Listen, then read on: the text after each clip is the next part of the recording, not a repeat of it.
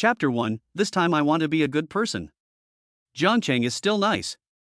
There are so many beautiful women. The exit of the Jiangcheng high-speed railway station square. A young man with a well-proportioned figure and handsome features drags two suitcases around the square, looking for one beautiful woman after another in the crowd. His gaze is nostalgic and affectionate. However, each beautiful woman only looks at him for a few seconds before impatiently looking for the next one, and only the extremely good-looking ones will stay for a bit longer. Meeting is fate, seeing is talking. Goodbye, my ex-girlfriends, Chen Lu said with reluctance. Then he withdrew his gaze. He looked at a bespectacled guy who was running towards him. Suanping, Chen Lu's roommate who slept in the upper bunk bed, was an author of H novels who loved to read H manga. He was also Chen Lu's best friend. Chen Lu, on the other hand, was his number one hardcore fan plus loyal reader. Brother Luo, you finally came back, Suanping yelled excitedly. He walked closer. He gave Chen Lu a big hug as soon as he got up. After all, they hadn't seen each other for 2.5 years, and Suanping really missed his good friend Chen Lu. Just give me a hug, Chen Lu whispered, looking around at the strange looks being cast his way. Let's go. To welcome you home, I'll let you spend the night with my personal technician, Suanping said generously, letting go of Chen Lu. No, I've quit. Chen Lu shook his head lightly and said. Quit? Suanping looked at Chen Lu with a confused face. He thought that Chen Lu had taught in the mountain village for 2.5 years and was now back in Jiangcheng to make a big splash. But he just said he quit? Yes. Chen Lu nodded and said with a tone that showed he had long since seen through it, love rises with the wind, and it is hard to stop the thoughts. I'll take the whole night. Suanping responded with a hee-hee laugh. That's not what I meant, Chen Luo said with an expression of something difficult to say. I'm really quitting now. What's going on? Suanping paused and asked, could it be that after 2.5 years of teaching, your thing has been out of practice for a long time and now it doesn't work anymore? The chicken sauce method doesn't work for me, Chen Luo answered with a calm smile. Seeing this situation, Suanping was really confused now. He looked at Chen Luo with a pair of lecherous eyes, as if he had just met him for the first time. Something's wrong. There's something wrong with 12 out of 10. Suanping wondered. In the past, Chen Luo was a real scumbag. He had wooed the school beauty queen just a month after starting university, and had immediately become the public enemy of all the boys on campus. But they broke up in the first semester of his second year. And then, not even 2 months later, he secretly got together with their beautiful counselor. At that time, Chen Luo had to be given extra meals every weekend by the counselor, and Suanping was envious of him for staying out all night.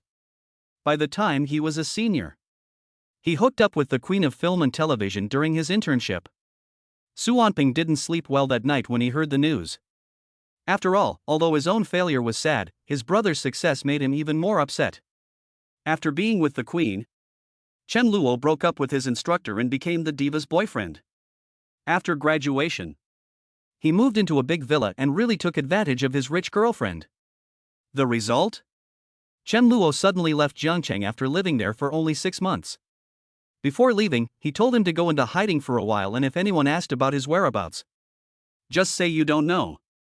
At the time, Suanping was also confused, but later, someone really did ask him about it, and the other person said that he would give him 1 million yuan for the information. To be honest, he was tempted at the time. After all, writing a small H text is hard work and only earns a few thousand yuan a month. But alas, Suanping didn't know where Chen Lu had gone to hide at the time. I know. Is it related to that incident 2 years ago? At this point, he remembered what happened 2.5 years ago, and suddenly connected the two. It's all in the past, Chen Lu casually replied. Suanping was right. His current change in honesty was indeed related to an unexpected accident that happened 2.5 years ago, when he was dating a movie star. They were going well. But then an older schoolmate approached him again, saying that her family was pressuring her to get married and asking for his help, asking him to play the part of a fake boyfriend. That schoolmate was very pretty. Chen Lu couldn't bear to refuse. Even holding hands or putting an arm around the waist was a surefire way to make money. But who knew what would happen? After the sorority sister tricked him into going home with her, she actually acted out the fake relationship, and then sent the footage to the movie star afterwards, as if to make her break up with Chen Lu. Then she took advantage of the situation and took over. It was truly a mastermind who infiltrated the situation and outwitted the heavens. It made even an experienced player like him fall flat on his face. But then there was an accident. The movie star was so angry after watching the whole thing that night she tricked Chen Luo into going to a hotel in the suburbs, locked him in a room, and then poured gasoline all over the room. She was going to burn him alive. It was a matter of life and death. Chen Luo mustered up the courage to climb out onto the balcony, jumped from balcony to balcony until he survived with a narrow escape, and then he took the overnight train and left the city. That night, Chen Luo made up his mind never to provoke a woman again. Let's go, then. I'll walk you back to the riverside courtyard. Chen Luo didn't pursue the matter any further, and Su Wanping pulled his suitcase and walked out of the square. Su Wanping put the suitcase in the trunk and set off with Chen Luo. It took more than an hour to drive. Su Wanping drove to the riverside courtyard. He saw the small courtyard by the river in front of him, which was really luxuriously built, and there was even lawn greenery in the courtyard. Brother Luo, this house is 500 yuan a month? Su Wanping was shocked when he saw the actual scene. Yes. Chen Luo said with a look of having scored a great bargain, it's worth it, isn't it? I paid 3 years' rent in one go, using all the money from my teaching aid's salary. He rented this riverside courtyard. It has 1 bedroom, 1 living room, 1 kitchen, 1 bathroom, and a super luxurious balcony. I don't think you could find a second one like it in the whole of Jiangcheng. How come you get to have all the good things in life? Su Wanping said in a depressed voice. It's because I'm handsome. Chen Luo got out of the car, picked up a suitcase, and walked into the courtyard, heading up to the 2nd floor. Su Wanping picked up the other suitcase and followed Chen Luo slowly up the stairs. When they arrived upstairs, they saw a super wide balcony that looked like a small courtyard. At that moment, the neighbor, a beautiful woman, was lying on a chair in the shade of the balcony, reading a fashion magazine. She was wearing a white shirt and black shorts with white trim. Her legs were on display. And so were her bare feet, which weren't wearing any shoes. Chen Luo and Su Wanping both looked over at the same time. What legs? Su Wanping said. No. Why do I feel so familiar? Chen Luo looked at the bare feet and legs and froze on the spot. He felt an inexplicable sense of familiarity, and wondered why this beauty looked like his first love. At that moment, Gu Qing, who was lying on a chair reading a magazine, also felt the gaze of the 2 men. She put down the magazine and turned her head to look at them. Then, Chen Luo's pupils flashed with surprise. The beautiful woman in front of him was indeed his first girlfriend, the campus beauty Gu Qing from his college days. Long time no see, Gu Qing. Chen Luo forced a wry smile and said hello. After he said hello, Gu Qing, who was lying on the chair, also had a shocked expression on her face. After being stunned for a few seconds, she asked in a tone of great surprise, "You also live here?" Chen Luo. Chapter 2, Unrequited Love. What do you mean, too? Could it be that she also lives in Linjiang Courtyard? Chen Lu remembered that on the day Su Wanping viewed the apartment, the landlord told him that a beautiful woman lived next door. Could the beautiful woman the landlord was talking about be her? Although Gu Qingye could indeed be considered a beauty. No. She should be considered a fairy-level beauty. As soon as she entered the school, she became the school flower of Jiangcheng University. Her appearance, figure, and temperament were all impeccable. It's like when the goddess Niwa created humans, she used a small knife to carve them one by one, while they were just clay dolls that she randomly molded. Yes, I'm in. Chen Luo calmed his emotions and replied. Then he dragged his suitcase and walked into his room, and the first thing he did was to close the door with his back hand. The door was closed. Chen Luo sat on the sofa with a serious expression on his face. After pondering for a long time, he finally made up his mind and spoke in an extremely firm tone. As long as I'm not embarrassed, she's the one who'll be embarrassed. Well said. Su Wanping got up and laughed, saying, Luo, I have to go now because I have something to do. I'll buy you a late-night snack tonight. After saying that, Su Wanping walked out of the room and left the courtyard. He went downstairs, started the car, and took off. He really can't be relied on. Chen Luo muttered. Then he started tidying up his room. Of course, there was really nothing to tidy up, because it looked like it had just been decorated, with all kinds of furniture in place. Apart from a bit of dust, there was hardly any sign that it had been lived in. At first, Chen Luo thought it was a shoddy landlord who had done the string of rooms. That day, when he viewed the house, Confronting had even used a formaldehyde detector, and the results showed that the house was completely fine. Even many of the furniture items were designer brands. So, even if his neighbor is his ex-girlfriend, Chen Lu has to tough it out and live here because the house is really great. Of course, it depends on which ex-girlfriend it is. If it's that crazy film and television diva, Chen Lu estimates that by now he would have been sitting in Confronting's car and running away with him. That crazy diva is rumored to have recently gone abroad to make a movie, so Jiangcheng should still be safe for now. Chen Lu has been teaching in the countryside for the past few years. He also often followed that crazy diva on his phone and learned that she had received an invitation to go abroad to make a movie, so he finally plucked up the courage to return to Jiangcheng. If he were to rate his 4 ex-girlfriends, that crazy diva would definitely be an S+. I don't want to think about that anymore. I didn't have a choice before, but now I want to be a good person. Chen Lu comforted himself. After tidying up the house, Chen Lu took out the contents of the 2 large suitcases, putting the clothes in the closet, toiletries in the bathroom, and the fitness equipment in the living room. He also put the basketball in the living room. This time, when he returned to Jiangcheng, Chen Lu planned to find a job as a basketball coach, teaching children basketball in his spare time to earn some living expenses, just enough to allow him to live in Jiangcheng. After all, Chen Lu grew up in an orphanage. He had no relatives around, so there was no pressure to support his parents, and of course, he was mainly focused on relaxing on his own. There was another point. That is, Chen Lu really likes playing basketball. Although Chen Lu majored in fine arts in college and taught art and Chinese during his teaching stint, his true passion is basketball. He unpacked his luggage. Chen Lu sat on the sofa, stretched out his arms, and looked at his new home. He was full of hope for the future. At that moment, the 20% battery indicator on his phone beeped. Chen Lu took out the charger, plugged it into the socket, and then plugged the connector into the charging port of his phone. However, the screen showed that it was not charging. Chen Luo was taken aback. He unplugged it and tried again, but the phone still could not be charged. So Chen Luo unplugged the charger and plugged it into another outlet. Still no luck. What's going on? A power outage? Chen Luo was confused. He got up and tried the light switch in the room, but it turned out that there really was no electricity in the house. He poked a few times. Chen Lu naturally thought of his neighbor Guqing, and just asked if it was okay that there was no electricity. Besides, he and Guqing had broken up peacefully in the first place. It wasn't a big deal.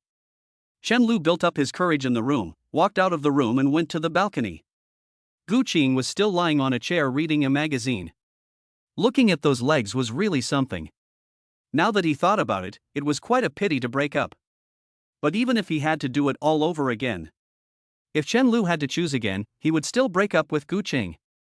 He and Guqing had a very good relationship, and Chen Luo also thought that they could go from campus to society together and become husband and wife, but in the end, reality defeated them. Guqing's parents discovered that she was in a relationship by chance. After that, Guqing confessed to her parents about Chen Luo. After learning that Chen Luo was an orphan, they asked Chen Luo to marry into their family, and that any children they had would take Guqing's surname. They also wanted to find 2 strangers to play the role of his parents when they got married. Chen Luo did not agree. Guqing couldn't bear to break up with Chen Luo, and was so foolish as to say that she would bear him a child. As long as she got pregnant, maybe her parents would change their minds. Chen Luo remembers that night, it was raining heavily. He watched the rain fall all night. At the time, he thought, if I can see the moon on a rainy night, I will agree to Guqing's idea, no matter what. But the rain continued all night, and the moon never appeared. It was too dark, with dark clouds everywhere. Just like his future with Guqing, there was no hope in sight. After dawn broke, Chen Lu finally blurted out the 3 words to Guqing. Let's break up. Guqing, why is there no electricity in my room? Chen Lu asked. Guqing put down the magazine and glanced at Chen Lu. After 2.5 years apart, he was still as handsome as ever, with a tall and well-proportioned figure, and handsome features that were clear and bright like the sun. He still had a boyish sense of youth even after graduating from university. There's road construction going on there, so the power will only come back at night. Gu Cheng tilted her head and looked over the balcony not far away. Following Gu Qing's gaze, Chen Luo noticed that there was road construction not far from the courtyard. So there's no power in your house either? Chen Luo asked, pausing. There's no power in this whole area. Gu Cheng put down her magazine and sat up, asking, do you want to go across the street for dinner together? We can find a partner to split the bill. That's fine. Chen Luo replied after thinking about it. Just as if they were going to a casual dinner with their neighbors, they went downstairs, walked out of the courtyard, and crossed the street. On the other side of the street was a large shopping mall. There was a stir-fry restaurant near the mall. Gu Qing was familiar with the route. Judging from her appearance, she must have come here often. They walked into the restaurant. Gu Qing said to the proprietress at the front desk, I'd like a minced pork and eggplant dish, a braised beef brisket, no cilantro, and a fried tomato and egg dish. Okay. After writing the dishes on the menu, the proprietress looked at Chen Luo behind Gu Qing and teased, Little Gu, is this your boyfriend? It's in the past tense. Gu Qing glanced back at Chen Luo and said, Oh, sit down. The proprietress replied after a few seconds of shock. With a smile that showed that she had seen through the situation but would not say anything, it is said that if a couple cannot become friends after breaking up, they can still be friends if they break up. Then that means there are still feelings left. Chapter 3, First Love on the left, Tutor on the right. They walked into the restaurant. They sat down at a table facing each other, and soon 3 dishes were served. Let's eat, said Gu Cheng. She then took out 2 pairs of chopsticks from the chopsticks holder and offered one to Chen Luo, as if they were an old married couple. Chen Luo was in a daze for a few seconds. It felt as if he had found the feeling of being in a relationship together in the past. Indeed. If Chen Lu really wanted to spend the rest of his life with someone, it would definitely be his first girlfriend, Gu Qing. It was just that they had eventually parted ways. What are you thinking about? Gu Cheng asked, looking at Chen Lu, who had wandered off in thought. Nothing. Chen Lu gave a perfunctory reply. Then he took the chopsticks and started eating. Braised beef brisket with coriander was his favorite. Did Gu Qing even remember after 5 years? Forget it. It's all in the past. Chen Lu ate in silence. And as Gu Qing had just said, she was simply looking for someone to eat with, and did not chat with Chen Lu during the meal. The two finished lunch. Then, when they went to the front desk to pay the bill, Gu Qing opened the green bubble and said to the proprietress, How much is it? 74 yuan. The proprietress replied with a smile. Then, Gu Cheng took out the green bubble and scanned the code to pay 78 yuan, and then took 2 bottles of Ibao from the store's refrigerator, handed Chen Luo 1 bottle, and walked out of the restaurant. As she walked towards the road, Gu Qing said, Add me to your green bubble and transfer the meal money to me. I thought. Chen Luo said with a bit of cheek, You want to invite me to dinner? Think again. Gu Qing said in an impersonal manner, There is no such thing as a free lunch in the world. Chen Lu smiled. Then he took out his phone and scanned the QR code to add Gu Qing's green bubble. When Chen Lu fled Jiangchang, he was afraid that his ex-girlfriend, who had gone crazy, would contact him and find out his whereabouts and address, so he deleted all his friends. More than a year later, he only dared to add his best friend Su Wanping back. After scanning the QR code and adding him as a friend, Chen Lu transferred 39 yuan to Gu Qing as soon as possible, and then the two of them walked towards the small courtyard across the street, and once they crossed the street, they returned to the small courtyard. They went upstairs and went to their respective rooms. During this time, the two of them did not say a word to each other. This state was like that of familiar strangers. Even the first thing the two of them did after returning to their rooms was to close their doors at the same time. From a distance, it looked as if the two of them had closed their doors at almost the same time. What a surprising synchronicity! Back in the room, Chen Lu went straight to his bedroom, which was almost 20 square meters and had a double bed and a computer desk next to the window. The window was designed to extend outwards. There was a pot of cacti and another of succulents. At this moment, Chen Lu, for some reason, went to the window and stuck his head out to look to the left, just in time to see Gu Qing's head, also sticking out of the window looking to the right. The two tilted their heads through the window. Their eyes met unexpectedly. Then, in less than a second, Gu Qing looked away, quickly pretended to look downstairs, then immediately ducked her head back into the window, and then her whole body looked flustered. Her back was pressed against the wall. She looked like she was in a state of panic. Oh no! He saw me, didn't he? Gu Qing clenched her teeth. It was as if she had done something that would make her lose face. She looked full of remorse. What should I do? He can't think that I still secretly like him, can he? How could I like someone like that a second time? I'm not that little girl anymore. Gu Qing comforted herself in her heart and her emotions calmed down a lot. And across the room. Chen Luo's room. He seemed unruffled, after all, compared to that crazy film and television diva. Gu Qing was not even a small storm. During the year and a half of dating Gu Qing, Chen Lu remembered that the one time she got really angry was when she didn't speak to him for half a day. Later, Chen Lu used a bag of strawberry-flavored QQ gummies to appease her. Now that he thought about it, it was really easy to appease her. After lying down on the bed, Chen Lu covered himself with a blanket and fell asleep. Fortunately, it was early September in autumn, and the weather in Jiangcheng was exceptionally cool, so there was no heat even during the power outage. If it had been summer, the weather in Jiangcheng, with temperatures in the 30s, would have been really hot. After a long sleep, Chen Luo slowly woke up after 4 p.m. After waking up, Chen Luo did some exercise for a while, shallowly practicing 100 push-ups, 100 sit-ups, and 100 squats.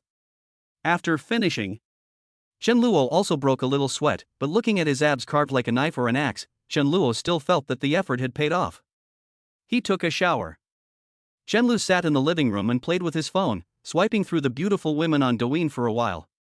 He felt that the quality was really uneven, and there were a lot of special effects showing off their legs. His first girlfriend's legs were still better looking. So Chen Lu opened the green bubble app and clicked into Gu Qing's circle of friends to see what was there. He clicked into the circle of friends. It was just like it was in the beginning. Gu Qing's circle of friends did not have any photos of her body at all. It was full of all kinds of daily life posts that Gu Qing had posted.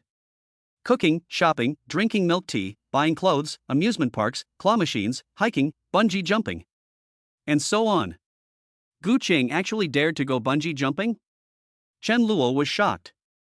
He carefully looked at one of Gu Qing's moments from 5 years ago, a photo of her hanging from a valley tied to a spring rope. How do I say goodbye to you? Why is the copy so emo? Chen Luo glanced at the time. It was exactly the 100th day since they broke up. Although 5 years had passed, Chen Lu still remembered the day they broke up clearly. Why did he think of this again? Chen Lu sighed lightly. He opened his phone and was about to ask Su Wanping to have dinner when the latter sent him a number of emoticons, all of which expressed shock, surprise and panic. What the hell? Chen Lu asked in puzzlement. Luo Gu. I just discovered something very important. Su Wanping responded. What a fuss. You're 24 already, can you learn from me? Be stable and mature in times of trouble. Chen Luo said in a tone of voice that sounded old and world-weary. It's your business. Su Wanping continued. Underscore? Chen Luo was suddenly stunned. You come out first. Su Wanping said, I've already driven to your building.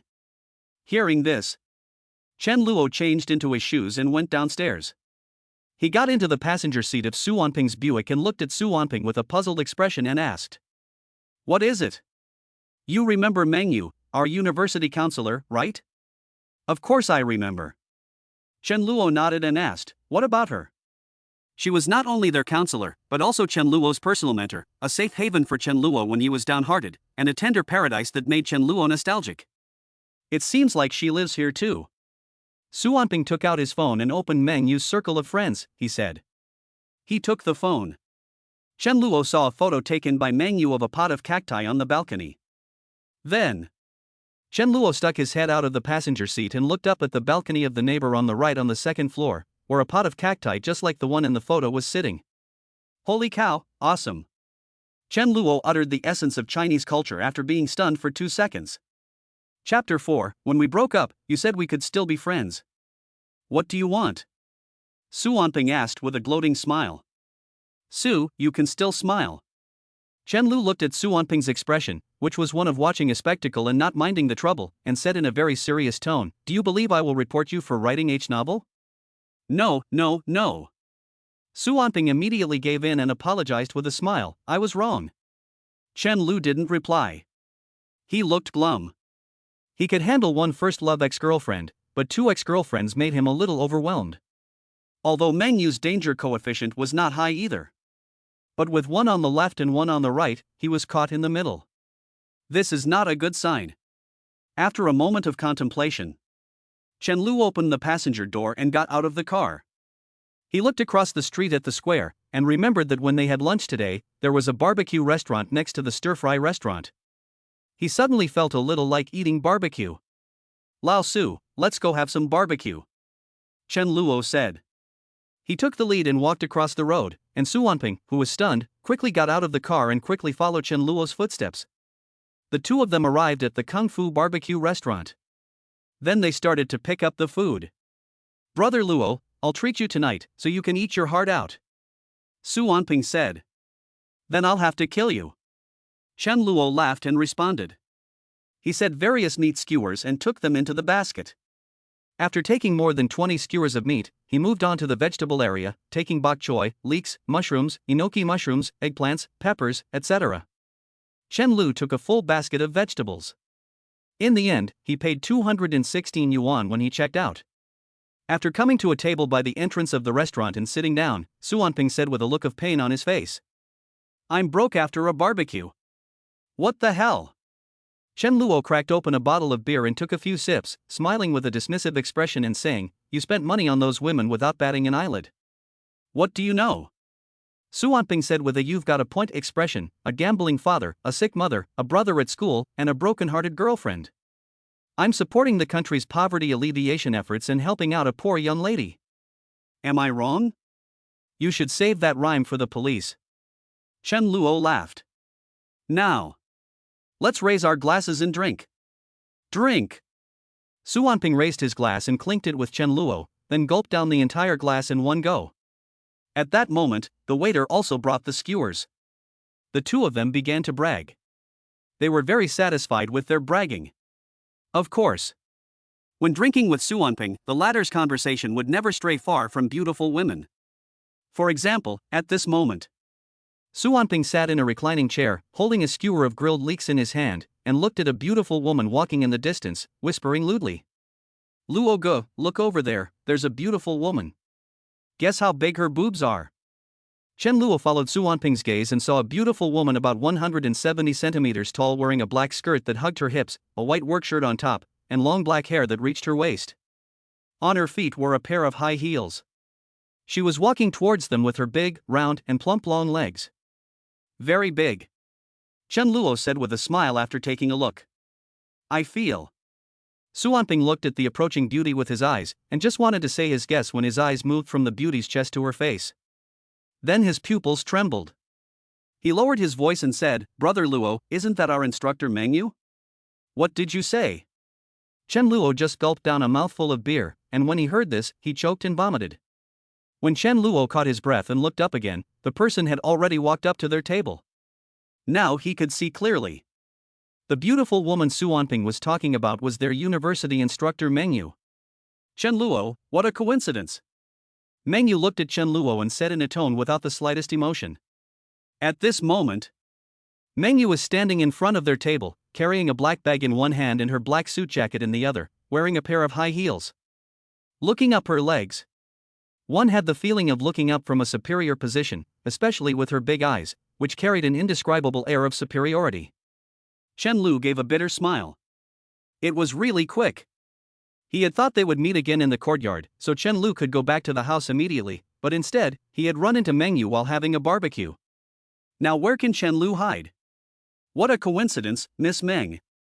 Chen Lu smiled and replied. Meng Yue didn't reply. Instead, she pulled the bench in front of the table away and sat down next to Chen Lu with a thump, then asked in a calm tone. Do you mind sharing a table? No, I don't. Chen Lu shook his head and replied. She was taken aback by his question. You're already sitting down, so what else can I say? And he said. Su Wanping, who was standing nearby, slowly got up and said, I suddenly remembered, I haven't written my novel today, and skipping a day is a big taboo for novelists. I'll go back and write my novel first. Teacher Meng, you too enjoy your meal. After saying this, Suanping simply slipped away, while Chen Lu continued to sit silently. After all, they had now become neighbors. Since there was no escape, then it's better to face it head on. These past 3 years, Meng Yue poured herself a glass of beer and asked, "Where have you been?" "I went to a mountain village to teach," Chen Luo replied. "Teach?" Meng Yue's face flashed with surprise and she said, "You still teach?" Saying this, Meng Yue raised the beer, poured herself a full glass, and gulped it down in one go, her tone once again full of resentment. "So this is why you deleted me? Didn't we agree when we broke up? We would part as friends in peace, but you deleted me without saying a word." Meng Yue looked up at Chen Luo. A few blushes appeared on her face. "I had my reasons," Chen Luo said calmly. "What reasons?" Meng Yue pursued. Chen Luo didn't reply. He continued eating the barbecue. He couldn't have a crazy ex-girlfriend who wanted to set him on fire, right? Meng Yue didn't ask Chen Lu again, just moping his head and drinking non-stop. In just a few minutes, he drank 2 or 3 bottles and then drunkenly slumped over the table. He muttered in his mouth, "Chen Lu, you said at the beginning that we could still be friends after we broke up. But you just deleted me and didn't contact me for 3 years. 3 years. Do you know how I spent those 3 years?" Upon hearing Meng Yue's half-drunk, half-awake accusation, Chen Lu didn't know what to say for a moment. He was in an emergency situation at the time and couldn't tell her. "Teacher Meng, you're drunk, let me help you go back." Chen Lu spoke softly. "Jia Nan, don't touch me," Meng Yue said drunkenly as she lay on the chair, and when she said it, she gently pushed Chen Lu's hand away. Chen Lu gave a bitter smile. He could only sit on the side and continue eating the rest of the barbecue. After a while, Meng Yue leaned over drunkenly again and said, "Lolo, can you help me go back?" Chen Luo had nothing to say. He thought to himself, women can really be fickle. Chapter 5. Teacher Meng got drunk. After eating the kebabs, Chen Luo looked at Meng Yue, who was lying in a chair drunk, her upper body tightly covered by a white shirt, and a black waist-cinching skirt that hugged her bottom. It tightly cinched Meng Yue's slender waist. At the same time, it exposed Meng Yue's pair of plump legs, a big butt and a small waist. I have to say, it is very dangerous for a girl to walk on the night road dressed like this, especially when she is drunk. Although Meng Yue is no longer a girl nowadays. To be precise, she should be called a young wife. But Meng Yue's mature and charming face is more lethal than that of many young girls, especially since Meng Yue also has a broad bosom, which makes a group of men want to throw themselves into her arms. If she encounters someone with evil intentions. "Teacher Meng, let's go home," Chen Lu shouted. At the same time, he took Meng Yue's arm and helped her up from the chair with difficulty. Then Meng Yue leaned her whole body against him, and he still pounced on her head-on. In an instant, Chen Lu felt an unprecedented pressure. Fortunately, Chen Lu had not neglected his fitness in recent years, and his strong limbs were also strong and powerful. He quickly stabilized Meng Yue in his arms. The latter was limp all over, plump and delicate. Especially as Chen Luo put his arm around Meng Yue's waist, he unexpectedly found some of the feelings he had at the beginning, and secretly felt a little nostalgia in his heart. Although Meng Yue was not the most attractive of his ex-girlfriends, there was no doubt about it. Meng Yue was the biggest thunder of his 4 ex-girlfriends, and Teacher Meng was still her enlightened mentor, a good mentor who helped Chen Luo grow from a boy to a man. Especially, Meng Yue is also a sultry woman who was cold on the outside but passionate on the inside. At the beginning, after graduating from graduate school, Teacher Meng applied for a position at Jiangda University and became a counselor in their School of Fine Arts. With her impressive figure and cold, aloof face, she instantly became the most beautiful instructor at Jiangda University, and Chen Luo's class was also very lucky to be assigned to her by the college leadership. Since then, countless single male teachers have tried to woo Meng Yue. They can often be seen on Meng Yue's desk, with little gifts from other male teachers. There are even some bold boys who are also chasing Meng Yue. By their sophomore year, Teacher Meng was also teaching a class in their class. They heard from previous seniors that the class was very easy, and basically 30% of the students would skip class. And that semester, not a single guy in their water class skipped class, and there were even students from other schools who took the initiative to come to their classroom to listen to Meng's class. Sometimes it was so exaggerated that there were no seats left for Chen Luo's class to go to class. However, despite the stormy and fierce offensive, there were young and talented young teachers, wealthy second-generation rich boys, and strong and athletic black-skinned sports students. Of all types. There was everything. But no one was ever looked at by Meng Yue. In other words, there were many who courted her, so many that they could line up from her desk to the front gate of Jiangda University, but they were all rejected mercilessly. And in an extremely cold manner. So later on, Meng Yue got a new title, called Jiangda's #1 iceberg counselor. At the time, Chen Luo thought this title was very appropriate. The word iceberg could both sum up her personality and perfectly highlight the characteristics of teacher Meng's figure. Nothing else, just a big iceberg. It's just that they can only look but not touch. At that time, countless boys speculated behind their backs that Meng Yue had had a first love before, and that the instructor had been hurt in college. So now she is completely uninterested in men. This rumor spread. Meng Yue didn't dispel it. Later, it spread from 10 to 100, from 100 to 1,000, and as it spread, the whole school knew the rumor, and gradually no more boys chased after her. Until later, Chen Luo realized that this was fundamentally a rumor, and that teacher Meng was still a proper Chu girl. Later, Chen Luo was curious to ask why Meng Yue didn't explain it. Teacher Meng said, "People are only willing to believe things within their perception. Girls who are beautiful, don't have boyfriends, and have cold personalities. It's as if they were born guilty." It made the men who couldn't get her jealous, and naturally they wanted to say bad things to ruin her reputation. To sum up, beautiful women are a source of disaster. It was about 300 or 400 meters from the barbecue restaurant near the square back to the courtyard, but Chen Lu had a hard time walking the few hundred meters. It was because of Meng Yue. After getting drunk, he couldn't take a single step. His plump, white legs were so weak, especially since he was wearing high heels, so his center of gravity was unstable when walking. With every step, Chen Luo had to watch out for Meng Yue to prevent her from toppling over, while also making sure they were walking in a straight line. Fortunately, Chen Luo was a muscular guy. No one else could have handled it. After 10 minutes or so, Chen Luo finally helped Meng Yue back to the courtyard. The courtyard had an access control at night, so Chen Luo used his face to open the access control, and then helped Meng Yue step by step upstairs. Meng Yue was wearing high heels. Every step she took upstairs made a crisp sound.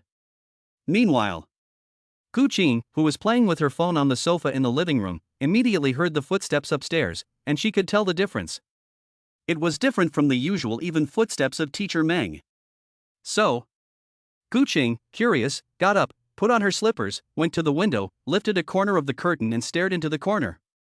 Although her house was far away, her line of sight just happened to be able to see the corner of the balcony upstairs. This design was really very clever and meticulous, as if someone had carefully designed it.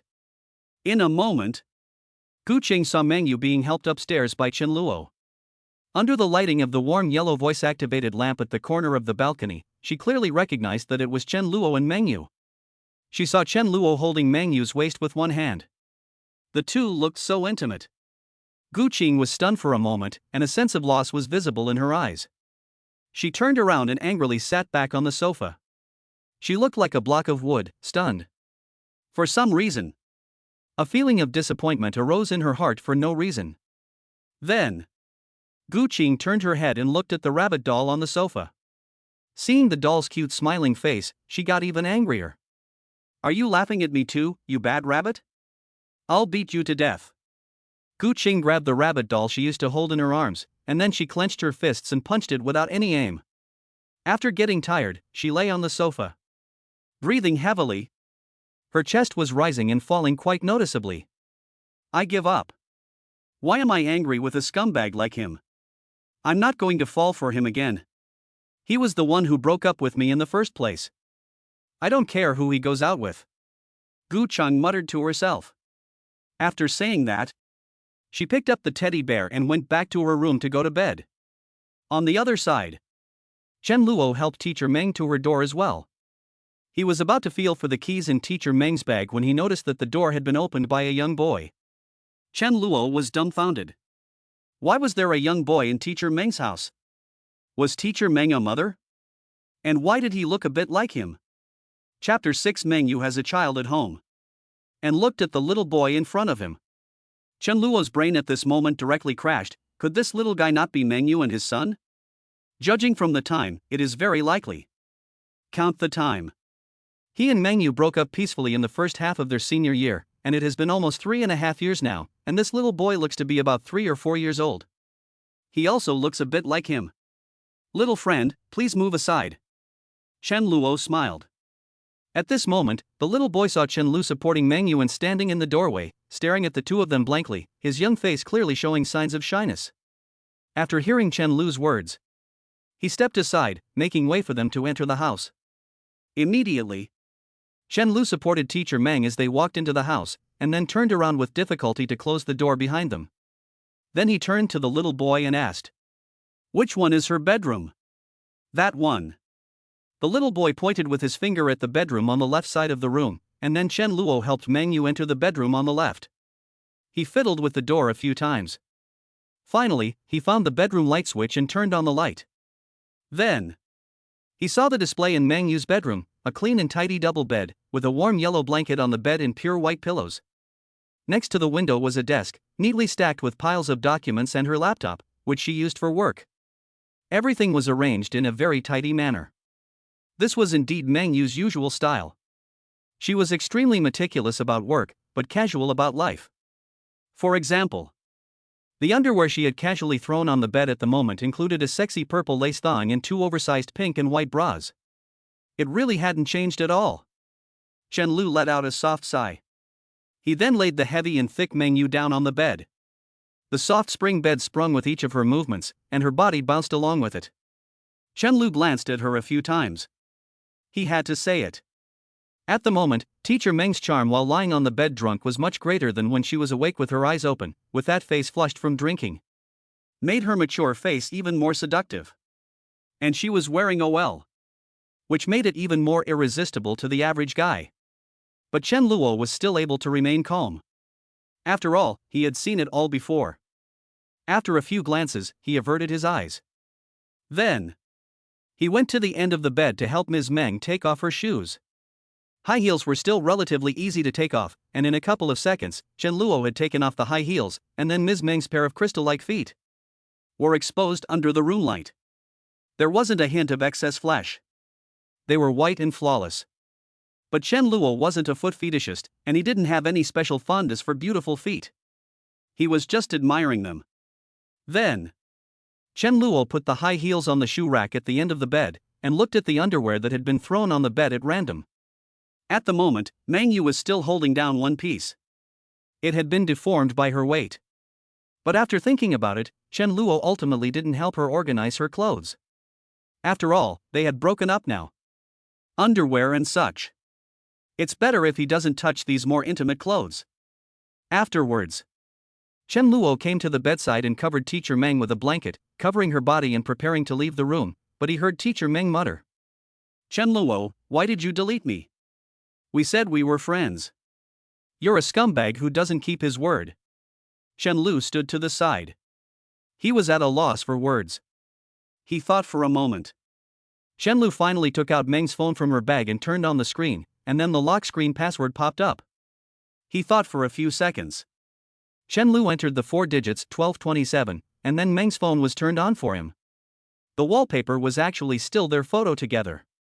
It was a photo taken by Meng on the night of his 20th birthday. Teacher Meng was hugging him from behind with his arms around his waist, his face pressed close to his ear and his face. In the photo, Chen Luo looked at the photo for a few more seconds, before opening Teacher Meng's green bubble and then taking out his own phone to scan the QR code and add Teacher Meng as a friend. After successfully adding her, Chen Luo put Teacher Meng's phone on her bedside table, plugged it in to charge it for her, turned off the light and left Teacher Meng's bedroom. He gently closed the bedroom door. Chen Luo walked out. Then he saw the light in the room next door, and the door was ajar, leaving a gap. Chen Luo hesitated for a few seconds and decided to ask, otherwise he wouldn't be able to sleep well tonight. Immediately, Chen Luo came to the little boy's room. The little boy was playing with his phone in bed at the moment. He saw Chen Luo come in and slowly looked up at him. His face was a little nervous. Kid, don't be nervous, I'm a friend of teacher Meng. Chen Luo said, trying to put on a gentle older brother's appearance. As for this, Chen Luo is also very experienced. After all, he has been teaching in a mountain village for 2.5 years, and he teaches in an elementary school, where the students are all different ages. The youngest is only 4/5 years old, about the same age as the young boy in front of him. The young boy looked at Chen Luo without saying anything. However, the tension in his eyes unconsciously decreased a little. Chen Luo walked over to the bed and sat down, smiling and asking, "Little friend, what's your name?" "My name is Duo Duo," the little boy said in a childish voice. "What's your name?" Chen Luo asked again. "My name is Chen Duo." The little boy paused before replying. Upon hearing this, Chen Luo secretly let out a sigh of relief in his heart. This should not be Meng Yue's baby. "Who is teacher Meng to you?" Chen Luo asked again in order to find out. "Auntie Meng is a friend of my mom's." The little boy Duo Duo replied and then asked in a low voice, "Brother, are you Auntie Meng's boyfriend?" "You know about boyfriends?" Chen Luo said with some surprise. "I do."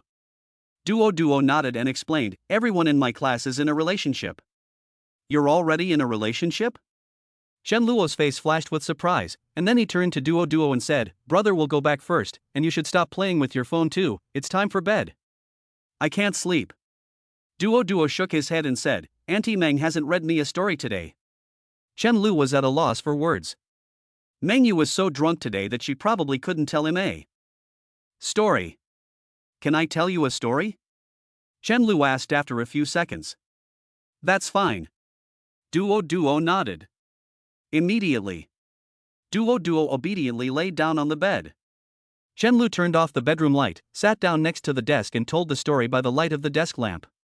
Today we'll tell the story of Snow White and the Seven Dwarfs. Once upon a time in a forest covered in snow. Chen Lu finished reading about Snow White. Duo Duo fell asleep too. Chen Lu gently put the book back on the desk, then exited the bedroom and closed the door, walked out into the living room and returned to his own home. He took a shower and went to bed. Tomorrow, as soon as he woke up, he would go find a job. Chapter 7, Basketball Coach. The next morning at 6:30. Meng Yue's phone alarm went off as usual. The alarm tone, "It's my fault to fall in love with you," sang by her pillow for more than 2 minutes, and it wasn't until it was about to finish that she turned it off. Then, Meng Yue opened her eyes drowsily, sat up in bed, and stared blankly for more than 10 seconds, feeling only a dizzy brain and unable to remember anything about last night. She only remembered that she had met Chen Luo and then drank a lot of wine. She had never drunk so much wine before. Did he help me come back? Meng Yue had a doubt in her heart, and then got up, put on her shoes, walked out of the room, walked towards the bathroom, and asked Duo Duo, who was washing up. "Duo Duo, did I come back by myself last night when I was drunk?" "No." Duo Duo shook her head and said, "A big brother helped you come back." That big brother was very nice and even told Duo Duo a bedtime story. He mentioned Chen Luo. Duo Duo's face showed a kind, affectionate smile. "Really?" Meng Yue's expression was a little dazed when she heard this, and she had an indescribable feeling in her heart. Did Chen Luo feel the same way when he brought her home after she got drunk? When they broke up, they had agreed that they would part peacefully and remain friends. Meng Yue didn't think she was asking for much. Chen Luo said he wanted to pursue a better future, and Meng Yue was willing to let go and wish him well. But why did he have to delete her? She just wants to lie quietly in Chen Luo's green bubble list, watching Chen Luo post all kinds of daily life. But he can't even do that. Scumbag. Forget it. Thinking about him will only add to the pain. She was in a daze for 10 seconds. Meng Yue came back to her senses, went into the bathroom to wash up, and then went back to the bedroom. After washing up, she put on a simple light makeup, changed into a professional OL outfit, and took Duo Duo out of the house. She went downstairs to the breakfast restaurant in the shopping mall opposite and had breakfast. After she finished eating, she scanned the QR code to pay. Then Meng Yue suddenly noticed that there was a new friend, "I want to be a good person," in her green bubble chat list, and she sent him a friend request message. Chen Luo. 2 simple characters. It immediately stirred Meng Yue's heartstrings again. When did this guy add me? Could it be that last night when I was drunk I took the initiative to add him? I wouldn't. Meng Yue decisively clicked on Chen Luo's homepage, and then she was about to click to delete him as a friend, but when she pressed the final confirmation button, her finger stopped in mid-air again. She hesitated and didn't press it. 3 years. Meng Yue threw herself into endless work, so busy every day that she didn't have any spare time, so that she wouldn't have time to think about Chen Luo. She thought she had let go of Chen Luo. But now, Meng Yue realized that she seemed unable to do so. "Auntie Meng, I'm going to be late for school," Duo said helplessly in front of the breakfast shop, raising his hand to hold Meng Yue's arm and shaking it. Duo spoke. This brought Meng Yue back from her daydream, and the latter hurriedly glanced at the time on her phone and realized that it was already 7:16 without knowing it. "Let's go," Meng Yue replied. Then she pulled Duo to the curb and hailed a taxi to take Duo to Lantian Primary School. It was just after 9 a.m. Chen Luo, who had slept in, woke up, spent half an hour on his bed playing with his mobile phone, then got up lazily and washed up. He then changed into some sportswear. He was about to go downstairs for breakfast. However, as soon as he reached the ground floor, he heard a voice shouting from the second-floor balcony, "Are you going to have breakfast?" "Yes," Chen Luo replied. Then he saw a disgruntled Gu Cheng, especially her dark, panda-like eyes, which looked like she didn't sleep well last night. "Bring me a basket of xiaolong bao, a stick of fried dough stick, an egg, and a glass of soy milk." "Do you have the money for this?" Chen Lu asked. "You're still going to charge me?" Gu Cheng said with a face of speechless, "I'm at least your first girlfriend. There's no such thing as a free lunch." Chen Luo said with a dismissive tone, "By the same token, there's no such thing as a free breakfast." Why does this sound so familiar? Gu Cheng remembered. It was the day Chen Luo came that she invited Chen Luo to lunch, and after the meal, when she asked him to pay the bill, but at that time, she just wanted to use this as an excuse to ask for the green bubble. It's not that she was fussy about the few tens of dollars. "I'll give you 10 yuan for your running expenses." Gu Cheng thought about it and said with a helpless tone. She really didn't want to go buy breakfast because she hadn't slept well last night. She just wanted Chen Luo to help Meng Yue go home, and she later peeked at the window. She even timed it. She waited there for a full 19 minutes and 32 seconds before Chen Luo walked out of Meng Yue's house. You could do a lot in nearly 20 minutes. All night long yesterday, Gu Cheng kept wondering what Chen Luo had done in Meng Yue's house during those 20 minutes. Especially since Meng Yue was drunk. As she thought about it, Gu Cheng couldn't help but lose sleep. "Done," Chen Luo cheerfully responded, then walked across the street. He had seen it yesterday, too, but there was a breakfast shop across the street. A few minutes later, Chen Luo had bought the breakfast that Gu Cheng wanted, while he had bought 2 fried dough sticks, an egg, and a glass of soy milk, spending 8 yuan and leaving 2 yuan. Not bad. Chen Luo felt that the deal was still quite worthwhile. Back at the courtyard, Chen Luo handed Gu Cheng her breakfast, and the latter then returned home to eat breakfast, while Chen Luo also returned home to eat breakfast. And quickly finished eating. Then Chen Lu took his resume and went out to find a job. He walked across the street to the shopping mall plaza and began a thorough search in the vicinity. It would be best if it was nearby. That way he wouldn't have to drive, and it would be very convenient for him to commute to work every day. But after searching for a while, he found nothing. With no choice, Chen Lu had to turn to the boss to find a job. He actually found a training institution nearby. Ningguang basketball training course, children's basketball coach, only 2 hours a day, 4K a month, very nice. Chen Lu carefully read the requirements for this training course. It was practically tailor-made for him. Without hesitation, Chen Lu directly opened the navigation and went to the Chunguang basketball training course, number 32, number 24 Huayang Avenue, near Jinhua Community. After more than 10 minutes, Chen Lu arrived at the destination according to the address. He went to the second floor. Chen Lu saw the sign for the Chunguang basketball training course, but the inside of the venue seemed to be under renovation, so Chen Lu had to call the boss of the boss.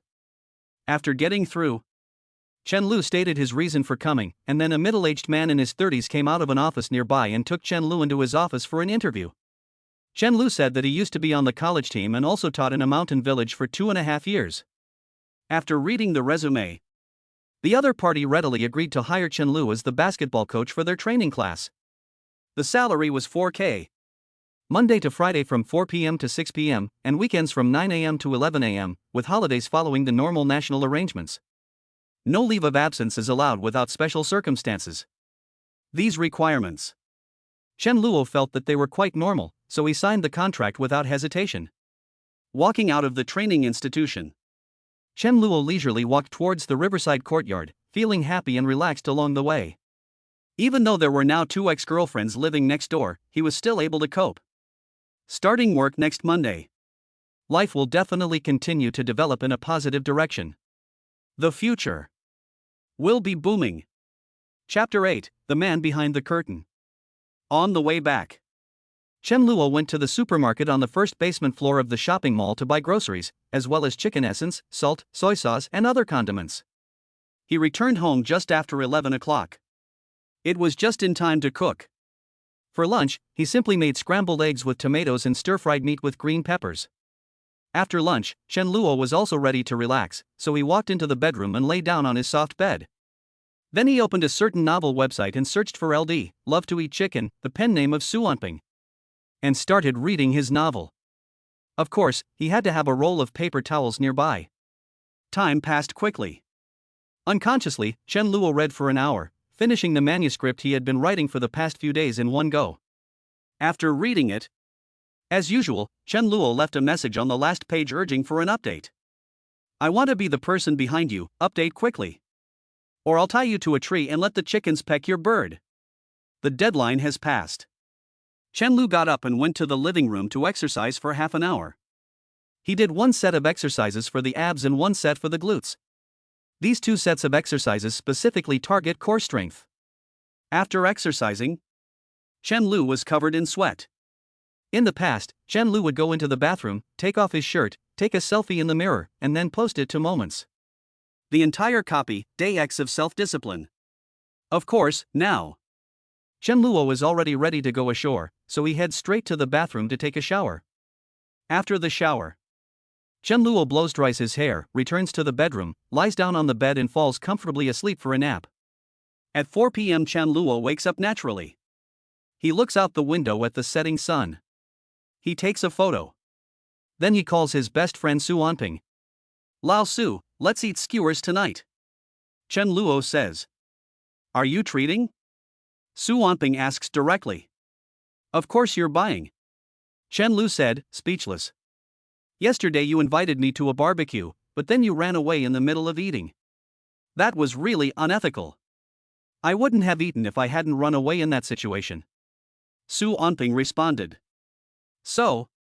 Chen Lu said with righteous indignation, tonight you're buying me dinner again. Okay. Su Anping said with a depressed pause, tonight let's go somewhere far away to eat. The office of the Chungguang Basketball Training Institute.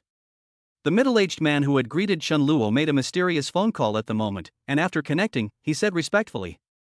Boss, Chen Luo has already started working at Chengguang. After the renovation of the institute is completed next Monday, it can start business. Okay. A lowly voice replied softly. Then she hung up the phone. She sat up from an exquisite big bed and looked at herself in the mirror on the side of the bed, admiring her slim figure in just her underwear. Slender, white legs. Black lace underwear was worn on her perky buttocks, which showed the outline of her hip bones. Looking up. A flat, smooth belly, and a proud, upright chest. A long, straight black hair fell to her waist. A petite, cute face. This was a very standard lowly, and when she didn't smile, she looked very normal, but when she smiled, she looked strange. Like right now. The lowly face in the mirror gives off a dark, creepy feeling. Just that expression. If she were to star in a horror movie as the female lead, it could be said that she was playing herself. Brother Luo, one day you will understand me, right? The girl spoke to herself in the mirror. At the same time, a smile rose at the corners of her mouth. Of course. After learning about all this, he will fall deeply in love with you. The girl in the mirror, who was smiling with a bright sunshine face, replied. He will. Luo Qingqing laughed happily. She smiled. Luo Qingqing picked up the phone on the bed and made a call. On the other end of the line was Meng Yue, who was working in the office. When she saw the stranger calling, she hesitated for a few seconds but then answered the call.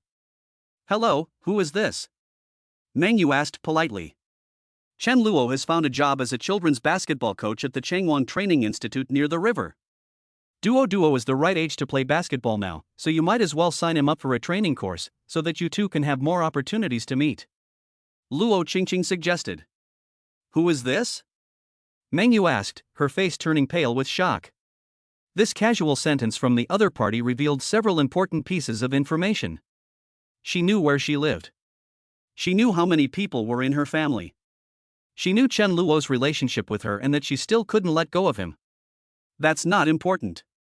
Luo Qingqing said in a good person tone, what's important is that I'm here to help you. Do you want to win Chen Luo's love again? Then hurry up and sign up for Duo. Chen Luo will officially start work next Monday.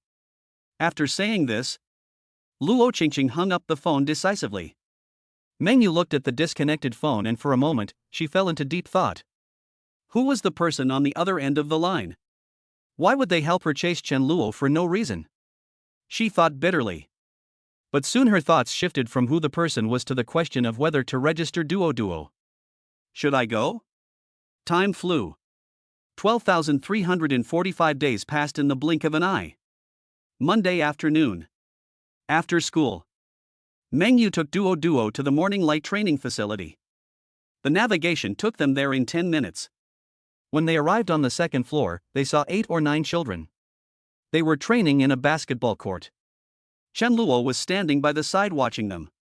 He was wearing a black and white basketball uniform, a pure white tank top with the number 7 and CL printed on the back, and black knee-length shorts. His obvious biceps and long, straight legs were on display. So handsome. Meng Yue stopped outside and got lost in her thoughts, as if her memory had flashed back to college and she saw Chen Luo's shadow playing on the court. Auntie Meng, are you spying on brother Chen Luo? Duo asked with a smile. Why would I? Meng Yue suddenly came back to her senses upon hearing this, and when she looked down she found that Duo was looking up at her with a smile on her face, which made her blush. A little guilty, she said, you don't understand adult matters. After that, she took Duo to the office next door to register. The tuition fee for 1 semester of training was 1,980 yuan, which was not too cheap. In the bustling metropolis of Jiangchang, any training course would cost tens of thousands of yuan, and this MG training course was only 1,980 yuan for 1 semester. Meng Yue had prepared to spend a lot of money before coming. After paying the fee and registering, the owner of MG Training, Zhang Zhao, led Meng Yue and Duo into the training hall. Chen, come over here for a second.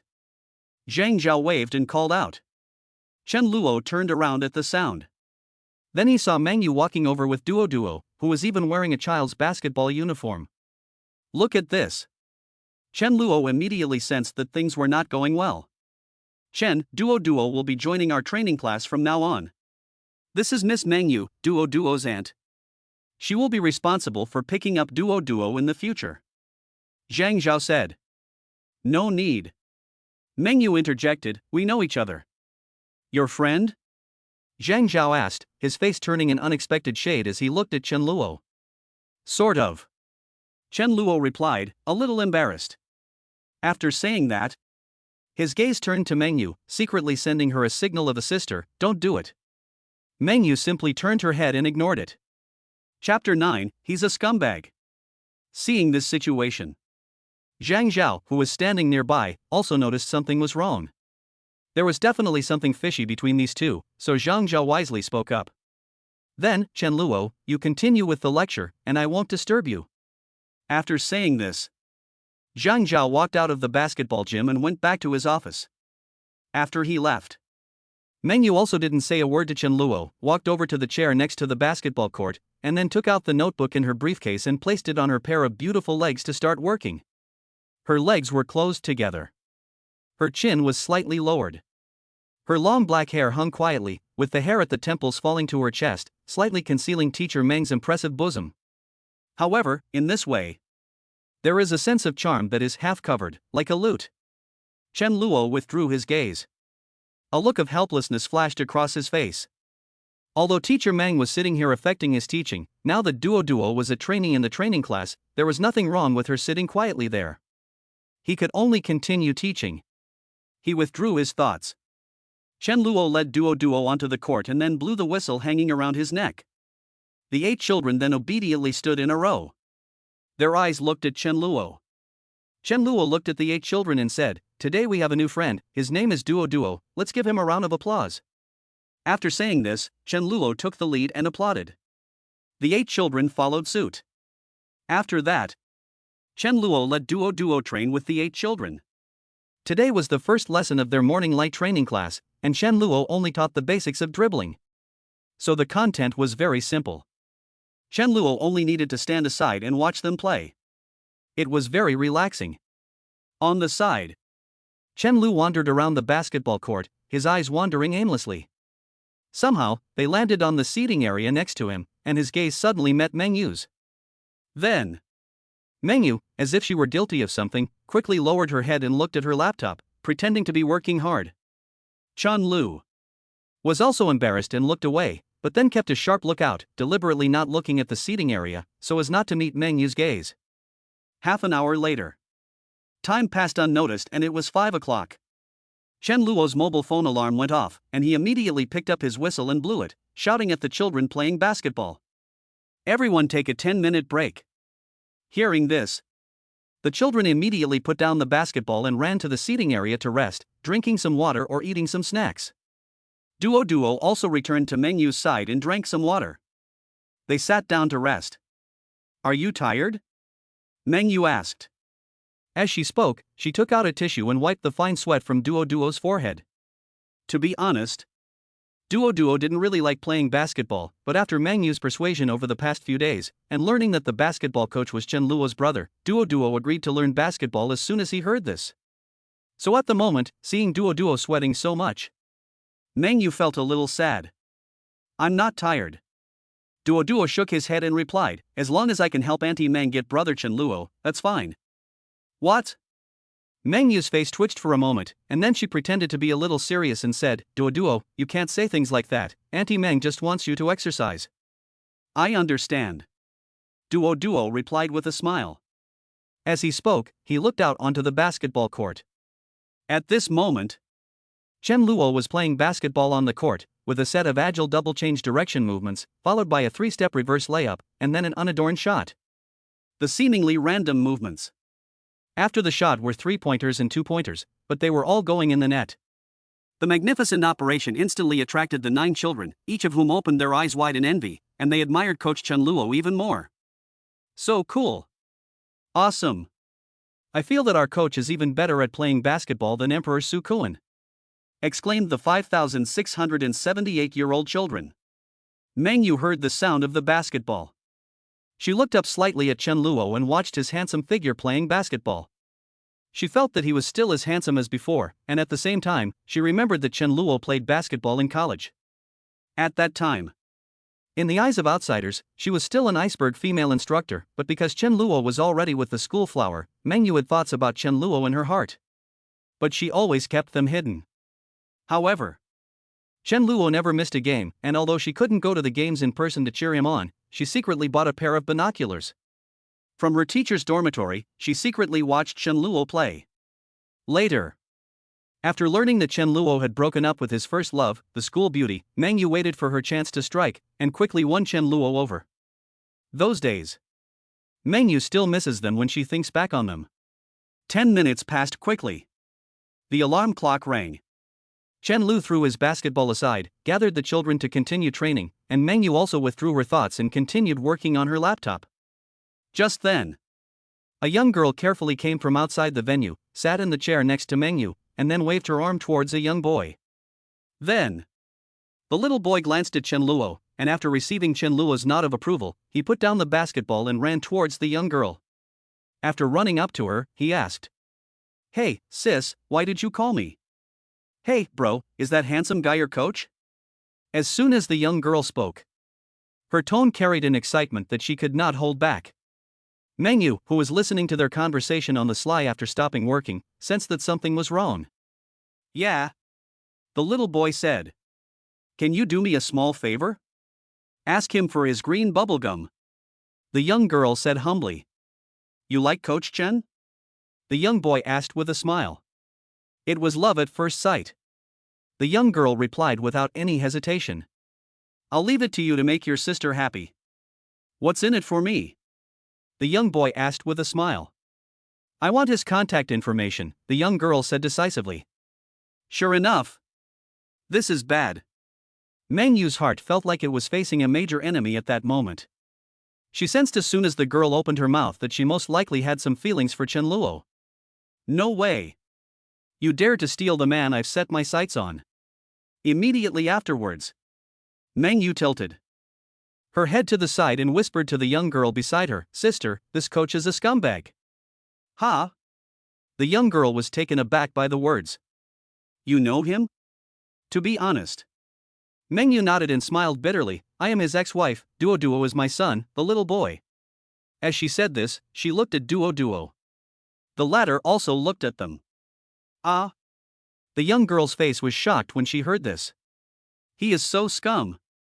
Meng Yue said in a tone of a resentful woman, he abandoned me when I was pregnant. Now, if it weren't for my son, I wouldn't even want them to meet. He is that scum? The young girl exclaimed in surprise. Very much so. Meng Yue nodded and replied, I actually have to work today, and the reason I'm here is because I don't want you young girls to be fooled by him. She said this with an expression of extreme righteousness. I see. The young girl responded. She also believed this without a doubt. However, after a pause of 2 seconds, she changed the subject again, saying, but he is really handsome. Chapter 10, Let's go home together after work. Meng Yue suddenly had nothing to say. This young girl really has her priorities all wrong. There was nothing he could do to stop her. Meng Yue had no choice but to continue with the work of the day. Time quickly reached 5:50 p.m., and Chen Luoting's alarm for the end of work went off. Why 5:50 p.m.? Because 10 minutes had to be set aside to hand the children over to the parents waiting outside the venue, and this time was also counted as part of the working hours. Chen Luo, who aspires to be the best loafer, resolutely does not want to work 1 minute longer than necessary and must leave work on time at 6 o'clock sharp. At this point, the alarm clock goes off. Without delaying for a second, Chen Luo takes the whistle around his neck and blows it once, and the 9 children in the venue quickly gather. They stand in a row in front of Chen Luo. Turn left. Chen Luo gave the order. The 9 children immediately turned left. Chen Luo then walked up to the first child on the left and said, March. Keep walking straight ahead. After a few steps, they reached the entrance to the venue, where 9 parents were already waiting. Chen Luo called out the names of the children one by one. Zhang Hui, Li Ming, Chan Hua, Kai Kuan. After Chen Lu read out the names of the children, the corresponding parents came up to pick them up. When Chen Lu got to the 5th child, a young girl walked up. Chen Lu had a vague recollection of her. It seemed to be Hu Hu's sister. This is your sister, right? Hu Hu, Chen Lu asked. Yes. Hu Hu nodded in reply. Then go back. Chen Lu confirmed the identity and handed Hu Hu to her, but the young girl stood in front of him without leaving, with an expression on her face that she wanted to say something but couldn't. Is there anything else? Seeing this, Chen Lu asked. Well, Coach Chen, I have a close friend. She wants your contact information, is that okay? The young girl asked shyly. Making friends out of nothing. Using this trick in front of Chen Lu would be like a fish out of water. Little did she know. Her shy appearance had already been seen through by Chen Luo, but Chen Luo was no longer the same as before. He now only wanted to revolutionize carefully and be a good person. Although the young girl in front of him was somewhat attractive, Lei was too young to do it. Chen Luo replied calmly. Okay, it's fine. The young girl politely replied, and then quickly left with Hu Hu. Then, Chen Luo continued to call out the names of the next children, and the parents successively took their children away, leaving only Duo and Meng Yue in the venue. Chen Luo ignored them. He put the basketball in his bag and carried it out of the venue. Coincidentally, as he finished packing, Meng Yue had almost finished packing as well, and they walked out of the venue almost simultaneously. Chen Luo glanced at Meng Yue and Duo, and a hint of embarrassment flashed in his eyes. But their pace remained synchronized, and walked downstairs in silence. At this time, Duo, who was beside Meng Yue, turned to Chen Luo and said, Brother Chen Luo, let's go home together on the way. Sure. Chen Luo responded. It was already on the way. If he deliberately found a reason to change the subject, it would seem that he couldn't let go of the past. Immediately, Chen Luo walked back to the riverside courtyard with Meng Yue and Duo. On the way, Duo deliberately walked on the other side of Meng Yue, leaving no buffer between Chen Luo and Meng Yue. A few years have passed. You're still as good at basketball as you used to be, Meng Yue said. More or less. I went to a village to teach, but I didn't completely lie down. I played basketball every day, Chen Luo responded. Are you still working out? Meng Yue asked again. Yes. Chen Luo nodded. Abs, are they still there? Meng Yue asked again. Chen Luo was a little embarrassed after a few seconds and said, yes. Abs are still there. Meng Yue said with a slightly mocking tone, yes, you still want to use your abs to go fishing. No. Chen Lu said with a bitter smile, it's just a habit. I don't believe you. Meng Yue replied softly.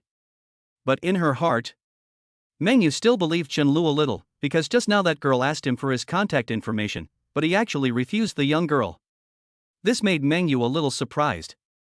In the past, Chen Lu would accept everyone. It seems that what happened 3 years ago really changed Chen Luo.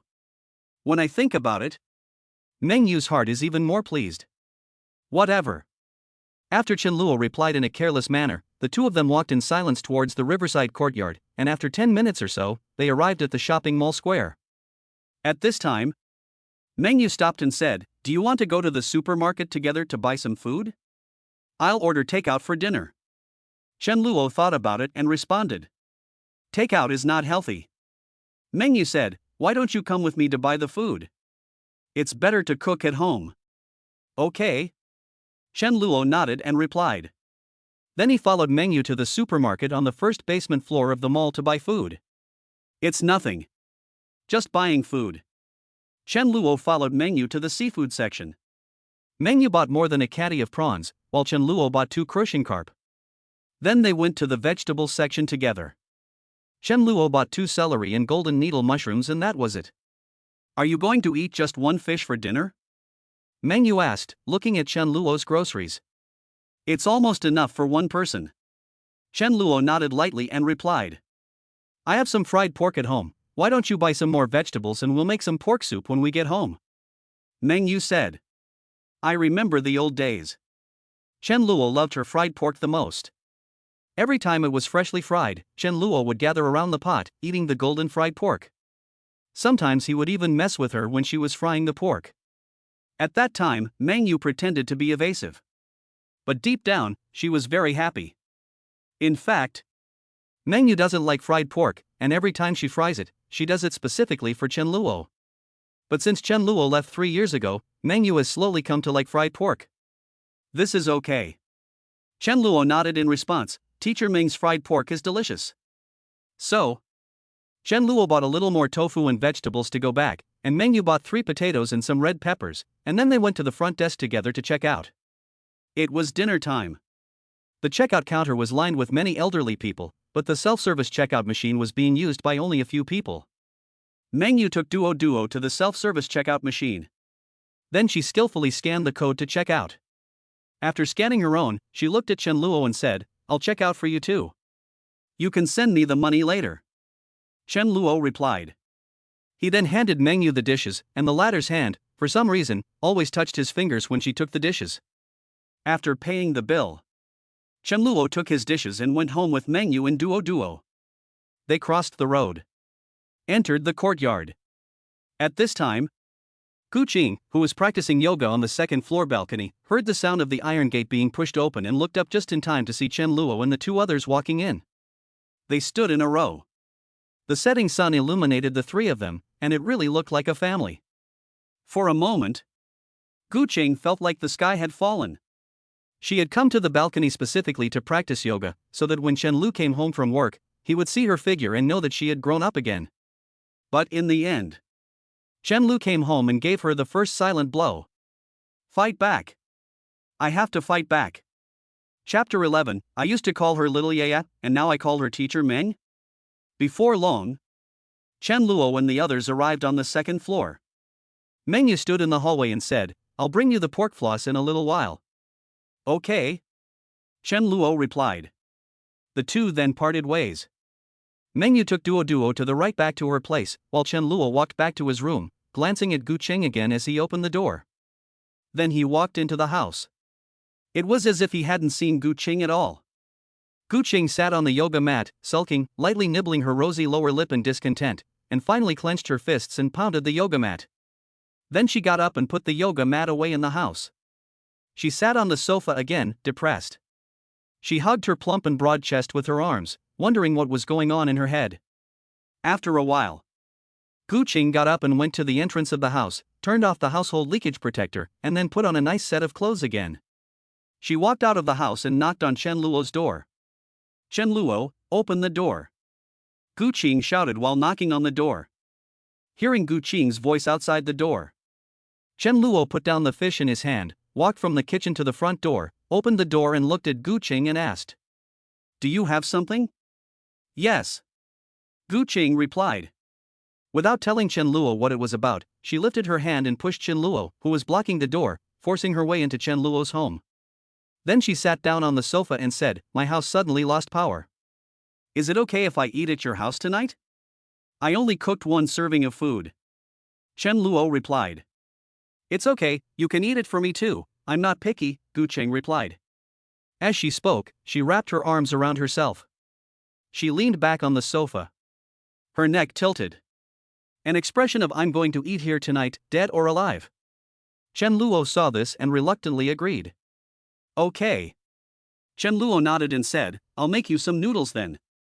Although Gu Qing didn't have much dirt on him, she was his first love, and he was also her first boyfriend. They had gone through the green and flourishing years together. If there was something to be owed, Chen Luo felt that he owed Gu Qing the most. Add an omelette. Gu Qing added proudly. Okay. Chen Lu replied. Then he turned around and walked back to the kitchen to continue preparing the fish. Gu Qing on the sofa was proud for a while, then got up and walked into the kitchen. After looking around for a while, he walked over to the stove, picked up the tofu dish and asked, Is this tofu dish for tonight too? Yes, it's for the soup. Chen Lu nodded in reply. Upon hearing this, Gu Qing then picked up the tofu dish and the vegetable basket, walked over to the sink and started washing the vegetables in silence, while Chen Luo cut the carp into pieces on the cutting board. Seeing Gu Qing washing the vegetables, he didn't say anything. But a strange feeling inexplicably rose in his heart. If he had agreed to Gu Qing's parents' conditions at that time, would he and Gu Qing be like this now? After graduation? Renting a house and dealing with the daily necessities of life? Living a quiet little life? Chen Luo, open the door. Just as Chen Luo was caught up in deep fantasy, Meng Yue's voice sounded outside the door, and Chen Luo's thoughts were suddenly brought back. And in his heart, there was also a quiet sense of unspeakable regret. It turned out, he had already unconsciously taken countless wrong turns, and every time he made a choice at a fork in the road, it became more and more difficult for him to go back to the way things were. There were just too many forks in the road. He didn't recognize the way back. Here it comes. Chen Lu replied. He hurried to the door to open it for Meng Yue, who then handed him a bag of small crispy pork and said, You've had enough for one meal, but if you want more, just let me know, I have a lot in the fridge at home. Thank you, Miss Meng, said Chen Lu politely. Chen Lu heard Meng Yue's slightly flirtatious tone and said, You used to call me Xiaoya, and after 3 years I see that you're so formal now? Just call me Meng Yue from now on, don't always treat me like an elder. Okay, I'm only 4 years older than you. I'm used to calling you that. Chen Luo said bitterly, It's not easy to change it for a while. You can change it slowly. Meng Yue smiled gently and replied, Okay, you cook, I won't disturb you anymore. At this time, Gu Qing, who had been in the kitchen, walked out and said to Chen Luo, the water is boiling, you can put the pork in now. Upon hearing this, Meng Yue, who was standing outside the door, suddenly looked stunned and asked Chen Luo, Why is Gu Qing in your house? My house suddenly ran out of power, so I came to Chen Luo's house for a meal. Gu Qing answered for Chen Luo. Really? Meng Yue said, Why don't you go to my house to eat? Chen Luo bought less food today, so I'm afraid it's not enough for the two of you. Is that a good idea? Gu Qing asked hesitantly. It's fine, we're all neighbors, Meng Yue said. Forget it. Gu Cheng smiled and replied, I'd better not bother Teacher Meng. If there's not enough to eat, Chen Luo can make me some noodles later. Okay. Meng Yue paused and replied. She looked unconvinced. But in the end, she turned and went back to her own home. She knew that Gu Qing was Chen Luo's first love, and she also knew about Chen Luo and Gu Qing's past. Now it's like this. She must still want to renew her relationship with Chen Luo. Dream on. Chen Luo will definitely be mine. Meng Yue returned home with a heavy heart. Tomorrow was Saturday, and she didn't have to go to school, so it was time to launch a more aggressive attack. She now had the trump card of Duo in her hands. The advantage was on her side. On the other side of the kitchen, Chen Luo also returned with xiaosu rou. He quickly made xiaosu rou tofu soup, and then quickly made dry-fried grass carp. Then he boiled the water for the noodles. Gu Qing, who was standing nearby, looked thoughtful as she rested her small hand on her chin, and in the end she couldn't help but ask. Chen Luo, just now I heard Teacher Meng say that in the past. You called her Xiaoya? Well. Chen Luo paused for 2 seconds before continuing, yes, but it was just a private thing. Teacher Meng always felt that she was too old, so she preferred people to call her Xiaoya. I see. Gu Qing looked doubtful, but in the end she didn't ask any more. She didn't think that Chen Luo and Meng Yue had anything going on. That was because Meng Yue was their instructor. And she heard that Meng Yue had been hurt by love, so she didn't think that she and Chen Luo would have anything going on. At most, they would have a little teacher-student affection. Yes. Chen Luo nodded and replied. Seeing that Gu Qing no longer asked, he secretly let out a sigh of relief. But then Gu Qing asked again with a puzzled expression, I have one more question. How did you two come back together today? We just happened to meet. Chen Luo replied, I happened to meet her when I came back from work, so I stopped by the supermarket across the street to buy some groceries. I see. Gu Qing secretly felt relieved in her heart. As long as no other rivals appeared, she could still slowly woo Chen Luo. Chapter 12, Gu Qing follows Chen Luo to work. The next morning. The weekend is here. As soon as she woke up, Meng Yue rummaged through her room. Usually, she wears a professional OL suit to work, so she put all the clothes she wore in college in her suitcase. Naturally, it's a bit more troublesome to take them out today at the last minute. For convenience's sake, Meng Yue emptied all the clothes in her suitcase onto her bed. Then, she rummaged through her clothes, piece by piece, and finally found the basketball uniform she remembered. It was a set of pink basketball uniform, the only one she bought when she was in college. She remembered that she bought it because she had signed up for basketball class in physical education. Then, Meng Yue took off her pajamas in front of the mirror, looked at her increasingly plump body, and tried on the basketball uniform in her hand. Have you grown up again? Meng Yue looked at the basketball uniform in the mirror, which had been stretched out a little and deformed her chest, and sighed. Sure enough, if you squeeze it too much, it will become bigger. Meng Yue looked in the mirror a few times, and finally decided to wear this basketball uniform. After all, she was going to use it for a while. It was not realistic for her to go buy a new one. In other words, Meng Yue could not wait to play basketball with Chen Luo. After changing, Meng Yue tied her long hair into a high ponytail and deliberately put on a pair of sports shoes, which made her look much younger. It was as if she had become the energetic her from college again. Meng Yue then walked out of the bedroom and went to the bathroom to wash up. Unexpectedly, Duo was also washing up.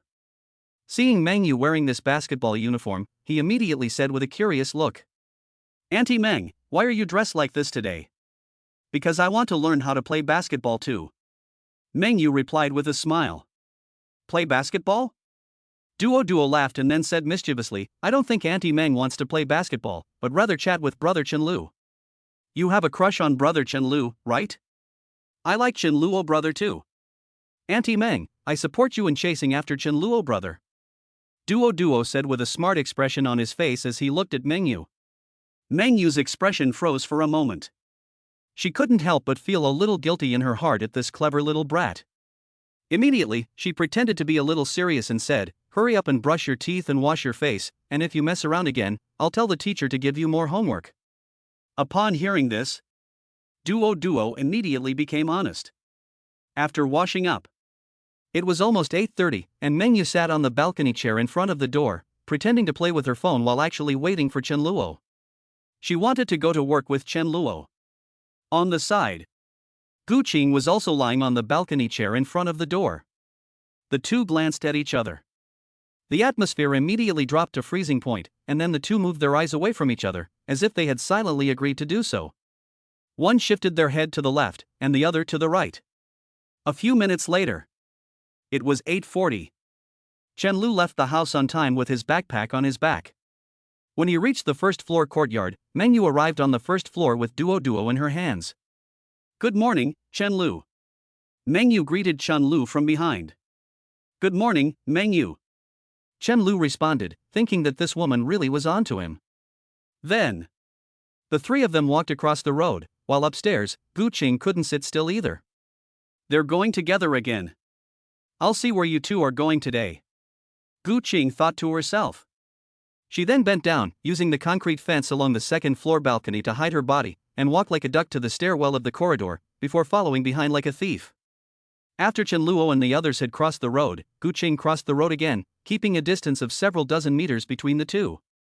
The square had a wide view. Gu Qing was not afraid of losing sight of the three of them, but after Gu Qing crossed the road, the three of them disappeared when she walked into the square. "Where are they? They probably didn't see me, did they? They walked so fast." Gu Qing looked around the square, her face full of shock and confusion. How could she have lost them? And at that moment, Meng Yue, who had gone into the bakery to order breakfast and was already sitting down, saw Gu Qing looking around the square. "Is that Gu Qing?" Meng Yue asked. "It looks like her." Chen Luo looked in the direction of the sound and, after confirming, responded. Then, Chen Luo got up and walked to the door of the bakery. Seeing Gu Qing's anxious expression, he thought that something had happened to her and, with a puzzled expression, asked her, "Gu Qing, what are you doing?" Hearing the sound, Gu Qing looked away from Chen Luo at the entrance of the steamed bun shop. She was suddenly embarrassed and unable to respond, and after a few seconds of being stunned, she replied, "I'm taking a walk." After saying this, Gu Qing hurriedly took her awkward legs that were about to go out of control and walked towards the mall. Chen Luo didn't ask any more questions. He then returned to his seat and sat down to eat the buns. At this moment, Gu Qing, who had walked to the entrance of the mall, was about to be embarrassed into petrification. Especially when she thought about how desperate she looked, and how Meng Yue had seen her. That woman must be having a field day right now. What should she do? They'll definitely be more on their guard in a moment. Gu Qing was at a loss for what to do. Just as she was hesitating, a middle-aged woman came into view, dragging a garbage bag and rummaging through the trash cans in the square. Gu Qing quickly walked up to her. "Can I trouble you for a favor, auntie? I can give you 100 yuan after it's done," Gu Qing said. "What is it?" the auntie asked with a look of vigilance. "Help me keep track of someone," Gu Qing continued. "No." The auntie shook her head and replied. Her face looked even more vigilant. "I'm not a liar." Gu Qing said helplessly when she saw this, "If you don't believe me, I can transfer 50 yuan to you first." After saying this, Gu Qing took out her phone and transferred 50 yuan. The woman then believed her. Gu Qing continued, "See that bakery? When they come out, I'll let you know, and you follow them. I'll walk behind you and follow you." "Okay." The woman agreed. A short while later, Chen Luo and his two friends finished eating and came out. They walked along Huayang Avenue. Gu Qing then reminded the woman next to her, and the woman slowly followed them. After 10 minutes or so, the woman followed them to the bottom floor of the basketball training center. Gu Qing paid the remaining 50 yuan, then after preparing herself downstairs, she quietly went up to the second floor. Then, she saw Chen Luo teaching some children basketball in a basketball court. One of the children was Duo. Meng Yue was sitting on a chair by the side of the court, secretly watching Chen Luo with her eyes. For a moment, Gu Qing felt her chest about to burst with anger. This Meng Yue is indeed secretly doing things behind her back? Fortunately, she noticed it in time, otherwise with Duo as his trump card, it would only be a matter of time before Meng Yue won over Chen Luo, right? Geek Repair. Call in reinforcements. I'll call in reinforcements too. Gu Cheng stood in the doorway and thought for a while, finally thinking of her sister-in-law's son, her 7-year-old cousin. At this age, it's time to learn basketball. Chapter 13. Teacher Meng's dribbling is too shaky. After thinking it over, Gu Qing looked around the second floor and found a small office next to the basketball court with the words Chengwang Basketball Training Course written on the door. This must be the registration office. She walked to the door. It wasn't closed. Gu Cheng knocked politely and asked Zhang Chao, who was sitting at the desk inside, "Is this the Chengwang Training Course?" "Yes." Zhang Chao nodded and asked, "Does your child want to come?" He said, walking out from in front of the desk, and with a sincere smile, "Come in and sit down." "Gu Qing responded, walking into the office, and then sitting on the sofa nearby, she asked, "I want to ask you how much the training costs here." "Only 1,980 yuan per semester," Zhang Zhao said. "Training hours are from 4 to 6 p.m. Monday to Friday, and 9 to 11 a.m. on weekends. Of course, the training is not mandatory, and children can take time off whenever they need to," Zhang Zhao said.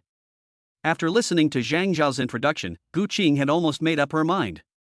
Earlier, she had worried that the training course would be too expensive, which would cause her aunt to disagree, but now it seemed that she could afford it. Without much hesitation, Gu Cheng nodded in response, "Okay, I'll bring my child to register later?" "You'll be here at any time, right?" "Any time."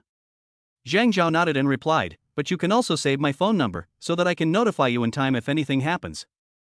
"Okay," Gu Cheng responded. Then she saved Zhang Zhao's phone number in her phone. She got up and left the office. She went downstairs.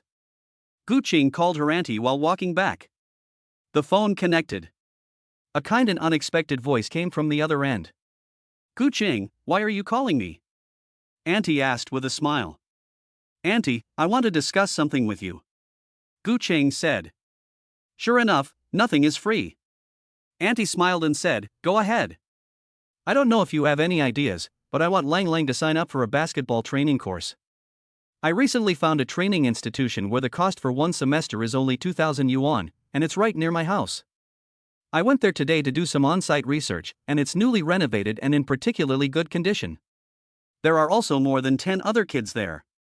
I think Lang Lang will be in first grade this year, and he doesn't seem to be very tall. Playing basketball will also help him grow taller. Do you have any ideas, Auntie?" Gu Qing introduced in a flurry, as if she was afraid of missing out any important information, which would lead to a direct rejection by her sister-in-law. On the other end of the phone, after a few seconds, her sister-in-law said doubtfully, "Is it really as good as you say?" "It really is." Gu Cheng nodded and replied, "You can come and see for yourself, sister-in-law." "That's not necessary." My aunt paused and said, "I of course trust what you say, Gu Cheng, but our home is still a bit far from yours. Your uncle and I also have to work, and it's also a problem getting him to school every day. I'll pick him up and drop him off." Gu Qing quickly replied. "Are you free?" Your aunt asked again. "Yes." Gu Cheng nodded and replied, "I can work from home for this job, except that I occasionally need to go out on fieldwork. When I'm out on fieldwork, my cousin won't go to training class, so you can just pick him up. Anyway, training classes are not mandatory, and if I really have something to do, I can just skip it." "That's fine." After hearing this, your aunt smiled and asked, "When are you coming to pick Lang Lang up?" "Just today." Gu Cheng responded, "It's the weekend, so I have more time." "Why the rush?" Gu Qing heard this and laughed, curious. "Qing, are you hiding something from me?" "We'll talk when we meet." Gu Qing gave an evasive answer and hung up the phone, then hailed a taxi to pick up her cousin. "Just wait. Tomorrow, on Sunday, her foreign-aid cousin will be able to make his debut." Meanwhile, inside the gym, 40 minutes into the morning training session, Chen Luoting's alarm clock went off, and he blew his whistle as usual. Then he said, "Take a break." After that, the children sat down to rest, while Chen Luo took out his basketball and played on the other half of the court. He made 3-pointers and 2-pointers with ease. Hearing the sound of the basketball going in the net, Chen Luo's mood also improved. How can I describe the emotional pleasure brought by the sound of the basketball going in the net? It's like when playing LOL, players who love to stack hearts of steel will do so even if it costs their lives. Chen Lu was in the middle of a fierce game when he suddenly heard Meng Yue calling his name. He turned around and saw that Meng Yue had already walked up behind him. "Chen Luo, can you teach me how to play basketball to get some exercise?" Meng Yue asked. "I remember that you didn't like playing basketball before, Miss Meng." Chen Luo replied with some hesitation. "I used to be in good shape, but now that I've been sitting in an office for the past few years, I feel like I've put on weight. I still need to exercise." Meng Yue responded with a tone that suggested that time makes people old. Chen Luo was speechless. Upon closer inspection, Meng Yue noticed that teacher Meng had indeed put on quite a bit of weight. Seeing that Chen Luo was silent, Meng Yue took it as Chen Luo's tacit consent and walked up to him, grabbing the basketball as if she were taking it from him.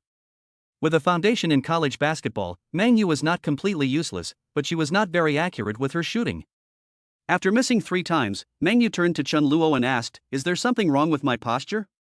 You come over here and teach me." Chen Luo had a look of resignation on his face, but after a few seconds he walked over and corrected Meng Yue's shooting position with his own hands. "Bend your arm, make the movement smooth when shooting, and don't stick out your butt so much." Chen Luo adjusted Meng Yue's posture from behind, and the latter's butt stuck out, which made Chen Luo a bit speechless. His hand habitually patted Meng Yue's butt. The latter withdrew it. At the same time, she turned her head and looked at Chen Luo with an expression of shame and anger, saying, "What are you doing?" "Sorry." Chen Luo smiled with an indifferent expression and said, "I'm used to it." Meng Yue gave Chen Luo a cold glare, then turned back and a flash of satisfaction passed through her eyes before she continued to listen to Chen Luo's instructions. She liked the feeling of being guided by Chen Luo. She did whatever Chen Luo told her to do, and it was a special enjoyment to completely empty her mind. After a while, Chen Luo had taught almost all the basic knowledge and then stood aside and said, "Now you digest it yourself. If I teach you too much at once, you won't be able to learn it." "Okay." Meng Yue replied and then said, "Chen Luo, let's see my 3-step layup again. I knew this move in college, so see if there's anything I need to improve." After saying that, Meng Yue started to show it off. She dribbled the ball twice from the 3-point line, then held the basketball in both hands and started to take the 3-step layup. Chen Luo watched from the side. There was nothing wrong with Meng Yue's movements, but he felt a little dizzy watching her. "Teacher Meng, this shot is too shaky." Chapter 14, Warning of a Bloodbath. Even though Meng Yue was wearing a loose basketball uniform today, it couldn't hide her billowing curves. Chen Lu couldn't help but feel emotional as he watched. It had been 3 years since he last saw teacher Meng, and she had matured a lot. If it weren't for the fact that Chen Lu had matured over the past 2.5 years, he really wouldn't be able to withstand this wave of attacks. "What do you think? Is my 3-step layup technique okay?" Meng Yue asked as she threw the ball into the basket on her 3-step layup and then turned back to ask. "It's okay." Chen Luo nodded and replied, "Just be quicker with the final shot. Try defending me." Meng Yue said, "There's no pressure without defense. I have to go to class soon." Chen Luo replied with some difficulty. Although he was determined to become a lazy worker, Chen Luo couldn't be too lazy. After all, he had only just arrived a few days ago, and his foundation was still shaky, so he had to put on a show for now. "Hurry up and don't dawdle. Play for as long as you can," Meng Yue said with a bit of the air of a mentor. "Come on," Chen Luo helplessly replied. He then passed the ball to Meng Yue at the 3-point line and started defending, although Chen Luo didn't really defend too seriously. Otherwise, he would definitely prevent Meng Yue from shooting. However, Meng Yue, this offensive momentum should not be too strong. He took the initiative to stick to Chen Luo and drove him inside, wave after wave of attacks, just like a bulldozer pushing, and Chen Luo was also overwhelmed. Teacher Meng's offense was really fierce, and he forcefully pushed Chen Luo to the basket, then lifted his hand to pass the ball, wiped the board, and scored. After scoring the goal, Meng Yue looked up at Chen Luo, who had retreated again, and said, "Don't let up on me in defense. Give me some intensity." Chen Luo smiled wryly and said nothing. He thought to himself, "I'll give you intensity, and you'll give me a free hand?" After what happened 3 years ago, Chen Luo has now reformed and decided to start over with a down-to-earth attitude.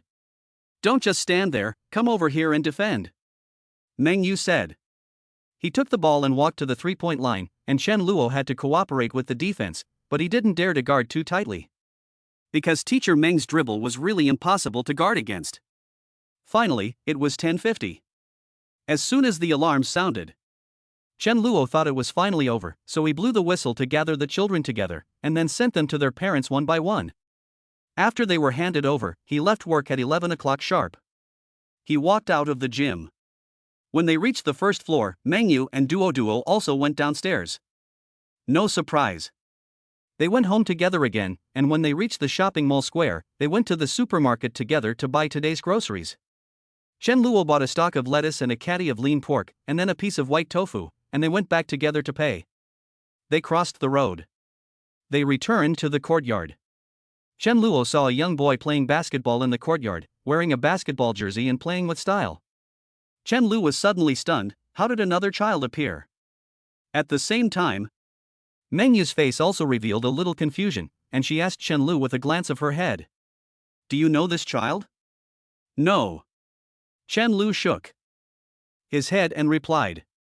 At this time, Gu Qing, who was resting on the second floor balcony, stood up from the recliner and said to the two people of Chen Lu downstairs in the courtyard, This is my cousin Lang Lang.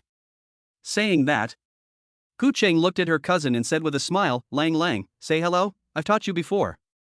Hearing this, Lang Lang walked over to Chen Luo and Meng Yue holding a basketball, and said in a very polite manner, Hello brother Chen Luo, hello Aunt Meng Yue. Hello. Chen Luo paused for a few seconds, suppressed his inner shock and smiled and replied. Hello Lang Lang. Aunt Meng will give you an orange to eat. Meng Yue smiled and replied. Then she took out a large tangerine from her bag and gave it to Lang Lang, and then she gave him a gentle pat on the head. Lang Lang, who was meeting Meng Yue for the first time, felt a sense of familiarity in his heart at the sight of her mature, maternal smile. Thank you, Auntie Meng. Lang Lang replied softly. What a polite boy. Meng Yue smiled tenderly again, then she took Duo upstairs, and Chen Luo followed after a few moments. But in her heart, she was a little on guard. This was actually Gu Qing's cousin, and he was wearing a basketball uniform and playing basketball in the courtyard. Gu Qing wouldn't know that Meng Yue was taking Duo to the training class he taught, would she? No. I have to go ask her. Chen Lu pondered each step in the hallway, and when he reached the top of the stairs, he decided to sound her out. So Chen Lu put the groceries away and he walked out the door and came to Gu Qing's side. Gu Qing was working on her laptop at the moment, her hands flying over the keyboard as she typed. It looked like she was making a PowerPoint presentation. Chen Luo watched for a while without saying anything, waiting for Gu Qing to finish what she was doing. However, it turned out that Gu Qing stopped working first and asked with a tilt of her head. What are you looking at next to me? Are you spying on this beauty? It's not like it's voyeurism if I'm standing in front of you. Chen Lu said with a straight face, I want to ask you why your cousin is here? He's here to hang out for a couple of days. Gu Qing replied with a smile. At the moment, looking at Chen Lu, who was inwardly apprehensive but outwardly acting carefree, Gu Qing couldn't help but smile, her face really hiding her joy. He should be studying at his age, right?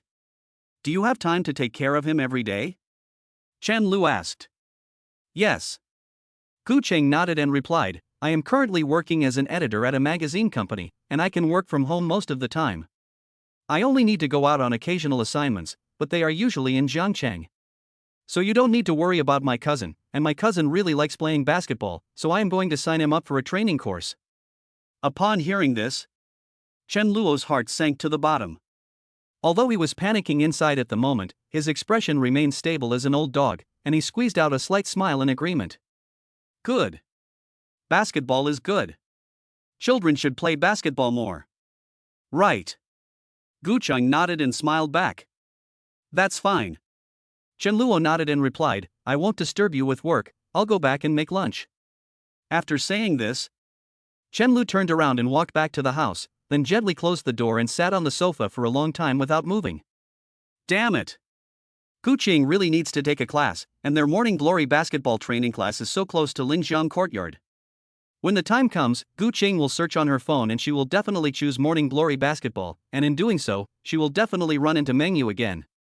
By then, Chen Luo felt his scalp tingle just thinking about it. How are things getting more and more exciting every day? It's a bit different from what he expected. If this continues, can he still live a stable life? Chapter 15, Gu Qing also came. The next morning, Chen Luo got up, washed, changed clothes, and then quietly went to work alone. In order not to attract the attention of Gu Qing and Meng Yue, Chen Luo went to work half an hour early today.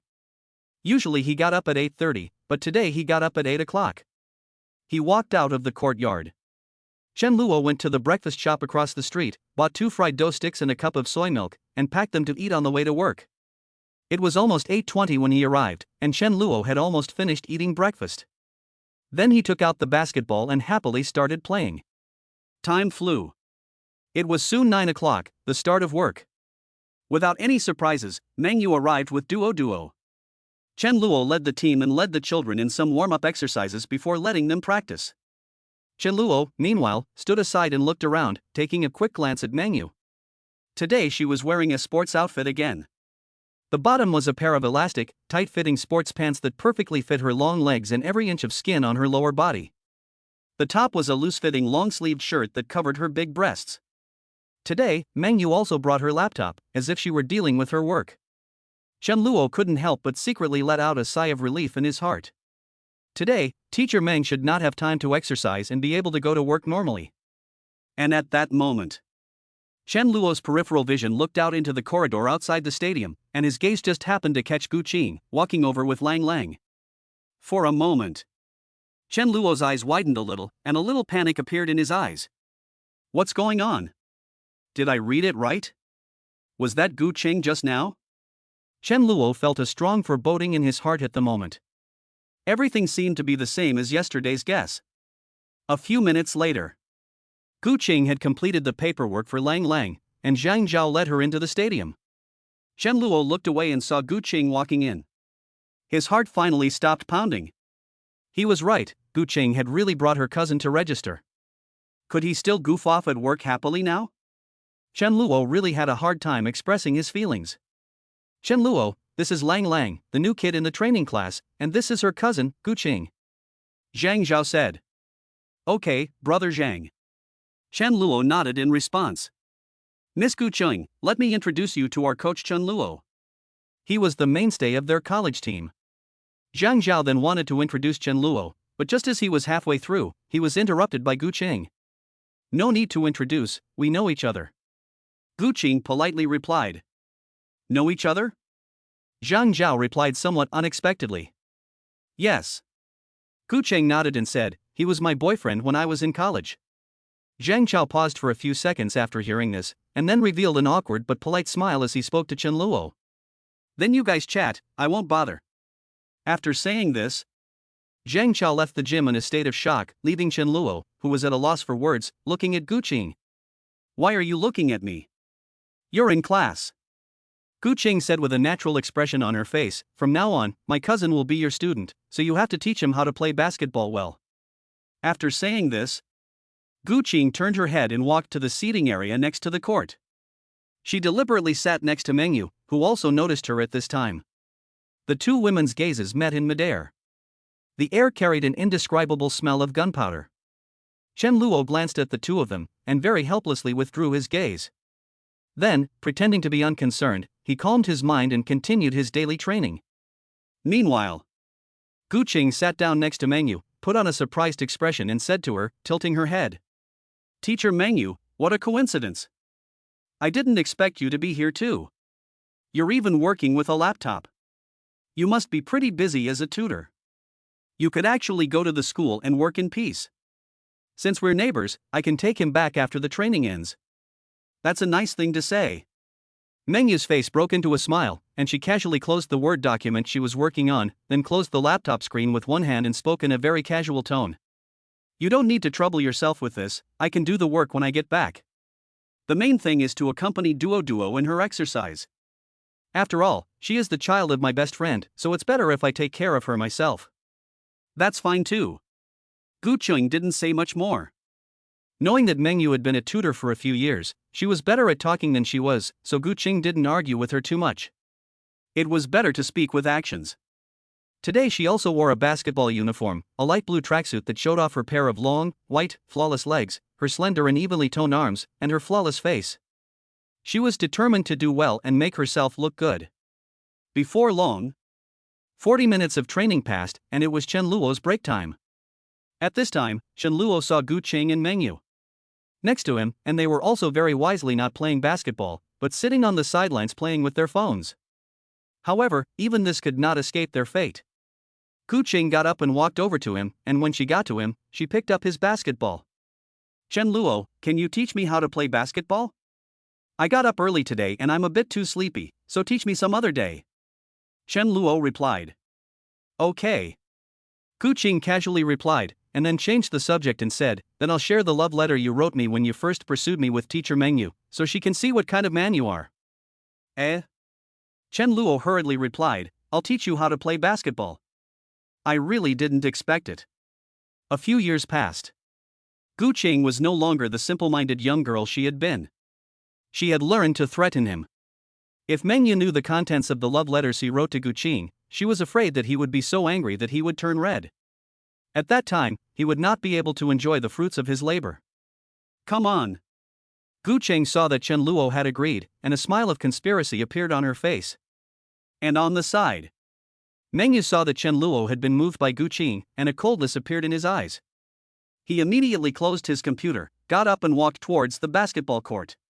He came over to Chen Luo and said, Chen Luo, I didn't learn much yesterday, so can you teach me today? Sure. Chen Luo gave a bitter smile and replied, we're neighbors, after all. Come on. Gu Qing nodded in reply. Immediately, the three of them started exercising on the court. The scene was so cold that Chen Luo felt his body stiffen even when dribbling the ball. Meng Yue and Gu Qing flanked him, one on each side, and Chen Luo felt that he simply couldn't teach them anything. He couldn't defend the left. He couldn't defend the right. Chen Lu finally knew what it meant to be in a dilemma. Chapter 16 Meng Yue invited me to have hot pot. Fortunately, there were only 20 minutes of free time. As soon as the free time started, Chen Luo immediately devoted himself to teaching. Even the 20-minute break at the end was compressed into 10 minutes by Chen Luo. Gu Qing and Meng Yue continued to exercise on the court for a while. Finally, the Sunday morning teaching was over, and it was 10:50. Chen Luo sent the children to their parents one by one. Then he put his school bag on his back and prepared to go home from work. However, Gu Qing and Meng Yue, each carrying a child, walked out of the stadium almost in sync with him, with the two of them, one on each side, acting like his left and right protectors. When they arrived downstairs, Chen Luo already felt the pressure, not just from the two of them, but also from the strange looks of the passers-by around them. Gu Qing and Meng Yue were originally extremely beautiful women, usually attracting 99% of the attention when walking down the street, but now the two of them were walking on either side of Chen Luo, each with a child by their side. This lineup is even more eye-catching to passers-by. Chen Luo at the moment, like an ant on a hot pan, he felt a little uncomfortable being watched by the passers-by around him. He wasn't afraid of them gossiping. The main thing was that he was afraid that some guy would take a secret photo and post the video on a short video platform. In this era of such a developed internet, the speed of information transmission is very fast. If the video accidentally exploded, and then accidentally got swiped by someone from the crazy group of movie stars, and then told that crazy group of movie stars that she would fly back to Jiangcheng overnight to get him? By then, Chen Luo could not be sure that he would still have the luck he had 3 years ago. Just thinking about this made cold sweat break out under Chen Luo's armpits, and he hurriedly quickened his pace home. In no time, he arrived at the mall square. At this time, Meng Yue turned to Chen Luo and said, Chen Luo, aren't you going to the supermarket to buy food? I haven't finished eating the food I bought yesterday, so I'm not going to buy any food for lunch today. Chen Luo shook his head and replied, No. Gu Qing interjected, saying, eating leftovers from the previous night is not good for your health. Let's go buy some fresh food together. You're right. Meng Yue nodded in agreement. You're right too. Chen Luo replied with a smile. Immediately afterwards, Chen Luo followed Gu Qing and Meng Yue into the supermarket. They went to the meat section first. I'll take 2 caddies of beef, Meng Yue said to the butcher. I'll take 2 ribs. Gu Qing looked at it and spoke. Chen Luo was pushing the shopping cart on the side, like the entourage of the 2 beauties, and after buying the meat, they went to the vegetable section. Then, Meng Yue bought a bunch of vegetables, potatoes, enoki mushrooms, lettuce, dried tofu, cabbage, leeks, etc., and then went to the aquatic products section. She bought a caddy of grass carp and a caddy of prawns. There were so many vegetables. Gu Qing looked on in puzzlement. The two of them were afraid that they would have to eat for several days, so she couldn't help but ask. Teacher Meng, can you finish eating all this? Yes, I can. Meng Yue smiled and replied. Then she asked, do you need to buy anything else? No. Gu Qing replied in one word. Then let's go to the checkout. Meng Yue nodded and said. Then. The three of them walked towards the supermarket counter. Chen Luo and Gu Qing had bought very little, basically just the ingredients for one lunch. Meng Yue, on the other hand, had bought a lot of food, and the bill had come to over 100 yuan. She had taken a large bag to put it in. They walked out of the supermarket. Meng Yue, carrying a large bag of ingredients, looked away and said to Chen Luo, who was carrying only a few tomatoes, aren't you going to help me carry this? As your. I'll carry it. Chen Luo hurriedly interrupted Meng Yue, not daring to let her say the second half of the sentence. Then please. Meng Yue replied with a smile. She then handed Chen Luo the large bag of ingredients in her hand. Chen Luo didn't say much, but Gu Qing, who was standing nearby, secretly clenched her teeth. This guy doesn't have long arms? How can she bring herself to ask him to carry it for her? On the way back, Gu Qing was so angry that she didn't say a word. She wanted Chen Luo to carry her shopping for her, but she didn't have much to carry. She didn't want to ask him to carry it for her either. Luckily, it was just a short walk across the road from the supermarket plaza back to the courtyard. Otherwise, Gu Qing would really be furious. Back in the courtyard, Chen Luo returned Meng Yue's bag of ingredients to her, and then returned to his own home. After closing the door, he felt much more relaxed. After sitting for a while, Chen Luo began to prepare lunch for the day, washing the tomatoes and cutting them into small pieces, then taking 2 eggs out of the refrigerator and breaking them into the bowl. He then added some salt and stirred it well. Next, he started the rice cooker so he could play for a while, and then just stir-fry the vegetables when the rice was almost done. He walked out of the kitchen. Chen Luo went to the living room and sat down on the sofa, taking out his phone and browsing the Douyin beauties, paying attention to all the popular anchors. Not for anything else, just for the pleasure of the eyes. In a moment, the rice was almost done cooking, and Chen Luo put down his phone and prepared to make scrambled eggs with tomatoes, but at this time Meng Yue called him on voice call. Thor Meng Yue, requesting voice call. Chen Luo paused for 2 seconds and then answered the call, his tone a little irritated. What do you want now? I'm cooking dinner. Come over to my place tonight for hot pot. Meng Yue said. No. Chen Luo replied somewhat haughtily, I haven't finished eating the food in my house yet. Is it really because the food isn't finished? Isn't it because you're afraid of Gu Qing seeing you? I bought all this food today just to invite you to have hot pot. I'll be busy on Monday and won't have much time. If you don't come, I'll just tell Gu Qing that you and I are having an affair. Meng Yue said this very directly. Her tone was decisive. She was full of momentum. Obviously, if Chen Luo really refused, Meng Yue would really tell Gu Qing about their affair, which made Chen Luo a bit hesitant. Impulsiveness is the devil. Chen Luo said with deep concern, Meng Yue, if we tell Gu Qing about our relationship, and given Gu Qing's serious nature, she will definitely be hostile towards you in the future, and it will be even more difficult to get along with your neighbors. If you still want to. I don't care about your nonsense, you are very good at talking, I have fallen for your tricks before, in short, you must come to dinner tonight. Meng Yue didn't wait for Chen Luo to finish speaking, and directly interrupted the spell. Chen Luo was speechless. It seems that Meng Yue has also learned a lesson, and his verbal tricks are not very effective anymore. I'll come. In the end, Chen Lu could only give a bitter smile and agree. Okay. Meng Yue nodded and said, then I'll hang up first. He hung up the phone. Chen Lu put down the phone with a difficult expression, hoping that if he went to Meng Yue's house for dinner tonight, Gu Qing would not find out. Otherwise, she would be angry again. Chen Lu understood Gu Qing. She is the type of person who is not good at expressing negative emotions, and just wants to show him the best side, while all kinds of bad emotions are hidden in her heart. She waits until late at night when no one is around to slowly digest them herself. The reason for this is because she is afraid that Chen Luo will think she is being naughty. Chapter 17, No good deed goes unpunished. So Chen Luo didn't want Gu Qing to know. Sometimes, it's better to live in ignorance than to know the painful truth and be powerless to change the outcome. At least it's a little easier that way. Pulling back the myriad thoughts, Chen Luo continued cooking. The scrambled eggs with tomatoes in the pan were done, and the rice in the rice cooker was almost ready. First, he took a basin and scooped out half the rice. Then cover the rice with the scrambled eggs, and a rice omelette is ready. He takes it into the bedroom, eats it happily, washes the dishes, plays for a while, and then does some daily fitness exercises.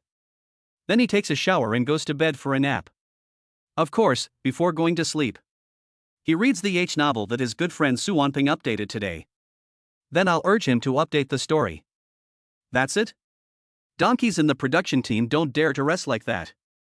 Hurry up and update. Who can read 2 chapters a day? There were a lot of deer last night. Do you need me to send you a bottle of Shinbao tablets? The urging is complete. Chen Luo's face showed a pleasant smile, and then he set the alarm for a nap. At 4 p.m., the alarm went off, and Chen Luo got up and walked out of the bedroom. The sun was setting outside the window, so Chen Luo took out his phone and took a picture to record life. Then he sat in the living room and played some more Chicken Invaders for a while. It was almost 5:30, and Chen Lu felt that it was about time to go out. He then walked towards the door. The moment he opened the door, he saw Gu Qing, who was practicing yoga on the balcony in front of the door, propped up on a yoga mat. She was wearing an extremely sexy white yoga suit that tightly wrapped her shapely and perfect body, and her long legs were in a split on the yoga mat. Chen Lu looked at her for a while. Then he took out his phone and took 2 pictures of the sunset. He then turned back inside the house, his face showing a little fear. Why had he forgotten about Gu Qing? He hadn't even looked before going out, but fortunately he had acted quickly. Otherwise, he was afraid that Gu Qing would really become suspicious. What should he do now? Chen Lu was a little worried in the living room. Gu Qing practiced yoga on the balcony every day, and it often took a long time. What if he missed the dinner time? Let's wait a bit. Chen Luo thought about it for a while and decided to play it safe. He sat on the sofa and waited for more than 10 minutes. Chen Luo pretended to open the door and took a look outside. Gu Qing was still practicing yoga without any surprises. After a while, Chen Luo opened the door and found that Gu Qing was still practicing yoga. At this time, it was already 6:09 p.m., and Meng Yue had sent him a message to hurry. What should I do? While pondering, Chen Lu's gaze fell on the clothes that Gu Qing had hung out to dry on the clothesline in the courtyard on the first floor, and suddenly an idea came to him. He went out again. Chen Lu said to Gu Qing, your clothes are almost ready to be collected.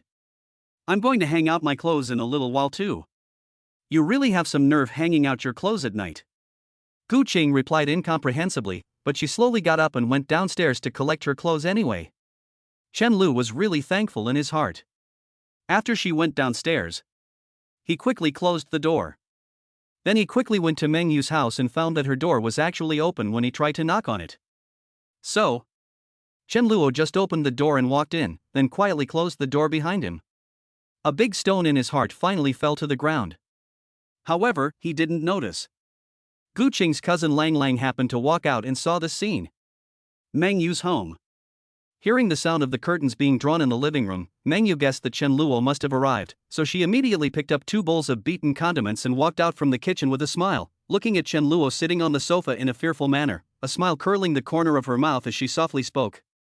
Are you that scared? Hearing the sound, Chen Luo tilted his head and looked at Meng Yue as she walked out of the kitchen, and suddenly an unnatural expression appeared on his face, because tonight Meng Yue was actually wearing a purple stepmother dress, and it was one of those extremely tight styles, with a slit in the back of the dress that went all the way up to the root of her thigh. It revealed Meng Yu's plump legs in black stockings. Her black hair was piled on top of her head. The top of the stepmother dress was designed to look like an apron, and it only rested on her neck with a hook, revealing her fair back. Looking from the side, you can also faintly see the snow bunnies that are about to be hidden. Especially Meng Yue also brought out her silver-rimmed glasses, worn on her high-nose bridge. It adds a few more irresistible mature charms. Seeing this outfit, Chen Luodong felt a huge pressure, frowned and asked, Teacher Meng, why are you dressed like this? It's not good for Duo to see. Don't worry. Meng Yue smiled and put the oil dish and condiments on the table before speaking. I sent Duo to her mother's colleague's place early this afternoon, and she won't be back until tomorrow morning. There won't be a third person to disturb us tonight." As she spoke, Meng Yue walked over to Chen Luo's side, her eyes carrying an unmistakable hint. Her footsteps moved forward. A little bit pushed Chen Luo up against the wall, her proud bosom pressing against Chen Luo's chest, instantly making Chen Luo feel the pressure.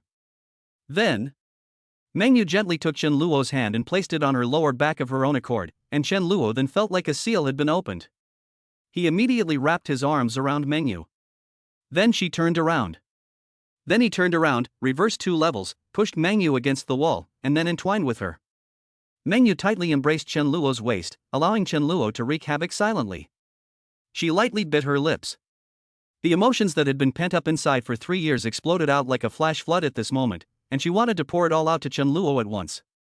At the same time, Gu Qing also finished putting away her clothes and returned upstairs. Seeing that Chen Luo's door was closed, she knocked on the door and said inside, "Chen Luo, I've brought back your clothes." After saying this, Gu Qing carried her clothes and returned home.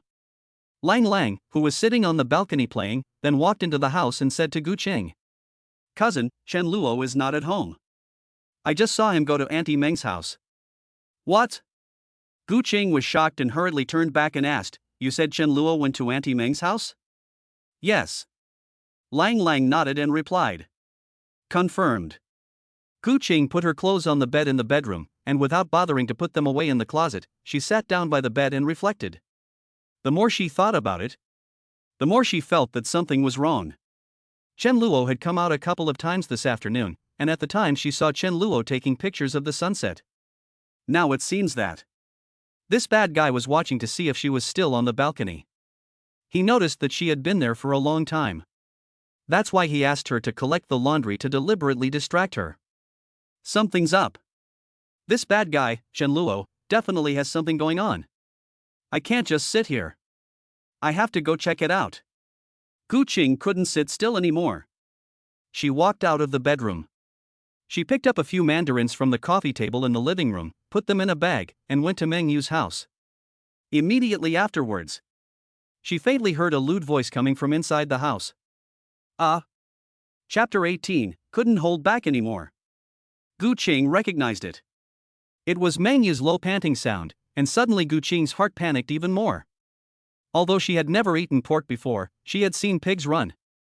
At this moment, the situation in the house was most likely what she had imagined, with them doing something bad in the house. No! I must stop them. Gu Qing made up her mind, but she didn't have the courage. She raised her hand. She raised her hand, placed it near Meng Yu's door, lowered it again, then raised it again and lowered it again. In the end, she didn't have the courage to knock on the door. Instead, she leaned halfway towards the door, tilted her head, and pressed her ear against the door, deciding to listen to the sounds inside. Meng Yu's low breathing and panting could be heard, and Gu Qing's face slowly turned red. Her mind gradually filled in the details of a drama.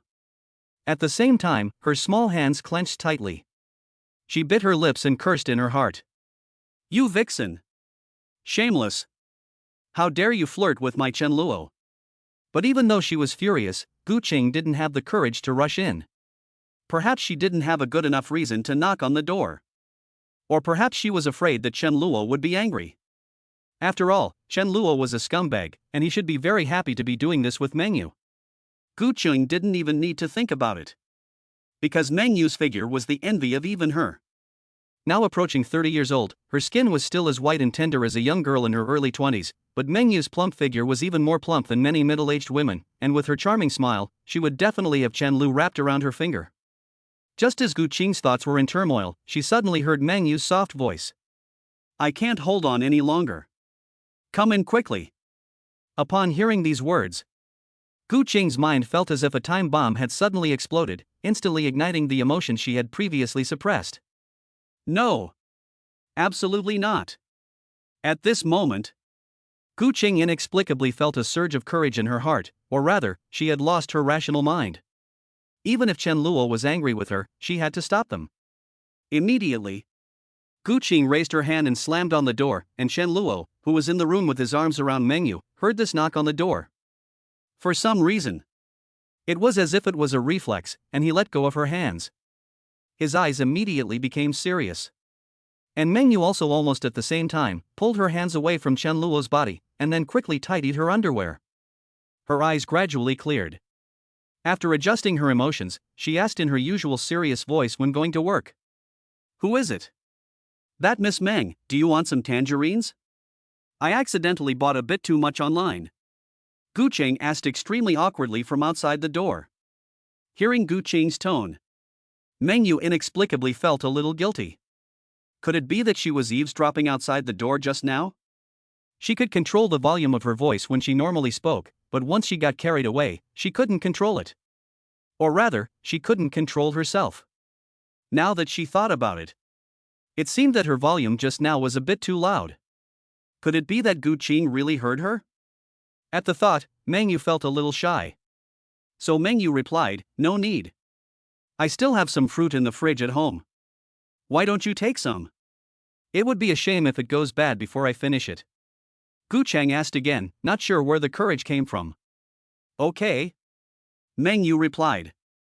She then opened the door. The two women looked at each other for the first time, both blushing slightly. Then the two women unspokenly looked away, as if they knew exactly what the other had done.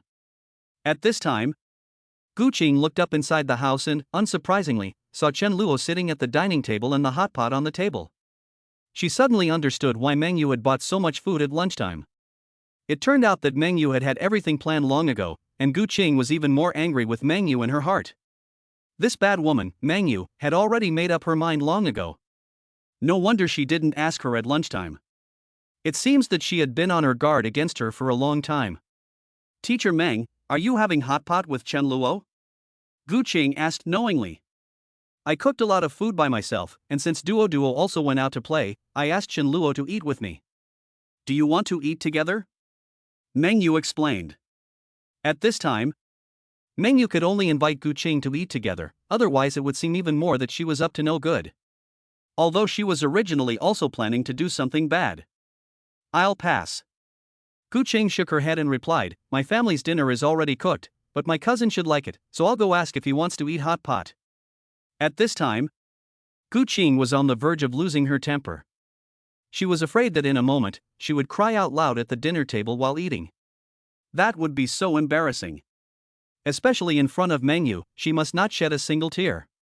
But she also couldn't let the two of them eat hot pot alone, otherwise who knew what mischief Meng Yue, that vixen, would stir up.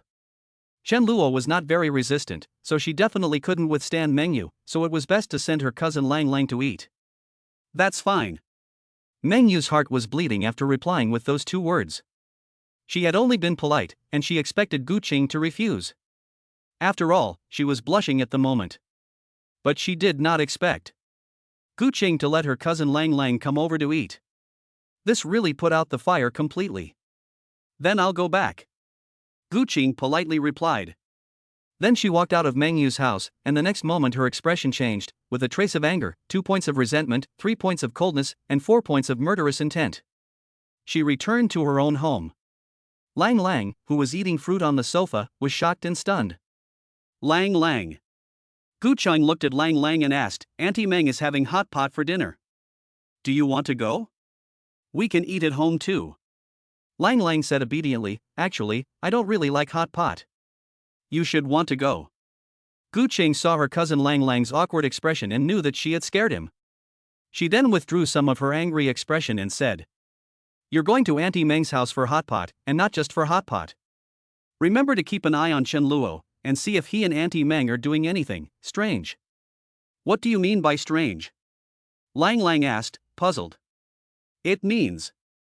Gu Cheng was a little at a loss for words when she was asked this, and still couldn't tell the child too much, as it would be bad for his physical and mental health.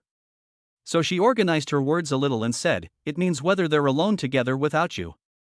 "I understand." Lang Lang, the cousin, replied after a few seconds. "Okay." Gu Cheng nodded and continued, "And if Auntie Meng asks you, you can't say that I told you this." "Okay." Lang Lang nodded again. Then Lang Lang walked out of the house and went to Meng Yue's house. Gu Cheng was alone at home and looked at the rice in the pot. She had absolutely no appetite to eat.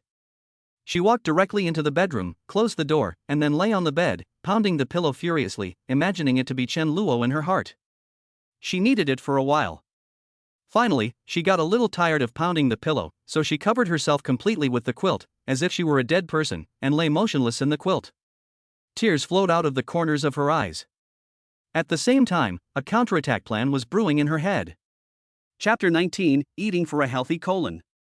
The next morning, Monday.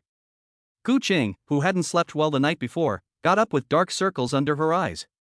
After brushing her teeth and washing her face, she put on a pair of jeans and a halter top with long sleeves, and went out to the bakery across the street for breakfast. Then she took a taxi to drop her cousin Lang Lang off at school, and then went back to the supermarket to buy groceries. After a night of deep thinking, Gu Qing decided to use the enemy's own tactics against them. Meng Yue cooks. She cooks too. Isn't there a saying on the internet that if you want to win a man's heart, you have to first win his stomach? So Gu Qing decided to cook for Chen Luo. She remembered that Chen Luo likes braised beef brisket, so she decided to cook that for lunch. She went to the supermarket and bought 5 potatoes, 2 caddies of beef brisket, coriander, star anise and other ingredients, then went home to watch a cooking video. 9:36 a.m. Chen Luo, who slept until he naturally woke up, slowly opened his eyes in bed, picked up his phone to check the time, and then played in bed for a while before getting up comfortably from bed. He opened the window. He stretched and looked at the rising sun outside the window, and Chen Luo couldn't help but feel happy. Meng Yue was very busy on Monday, and he finally felt a little relieved. He didn't have to be attacked from the left and right anymore. He finished washing up. Chen Lu then went out to the breakfast shop across the street for breakfast. Then he returned to the courtyard. Seeing the rare warm sunshine in the autumn, Chen Lu decided to bask on the balcony and enjoy the leisurely life after returning to Jiangcheng. So, Chen Lu went back inside and brought out a chair, which was also there when he rented the house, a brand new sleeper just like Gu Qing's. Sometimes, Chen Lu couldn't help but think that the landlord was really very humane. There is a full range of furniture. If China were to hold a competition to find the most beautiful landlord, Chen Lu would really vote for his landlord, because the landlord is really conscientious. Conscientiousness makes Chen Lu sometimes not sleep well at night, and he wonders if someone has died in the house. However, the rent is 500 yuan a month, so Chen Lu feels that even if it is an evil house, he can understand. Moving out the chair, Chen Lu squeezed himself another glass of orange juice. As for where the oranges came from, naturally they were the ones that Gu Qing gave to Meng Yue last night.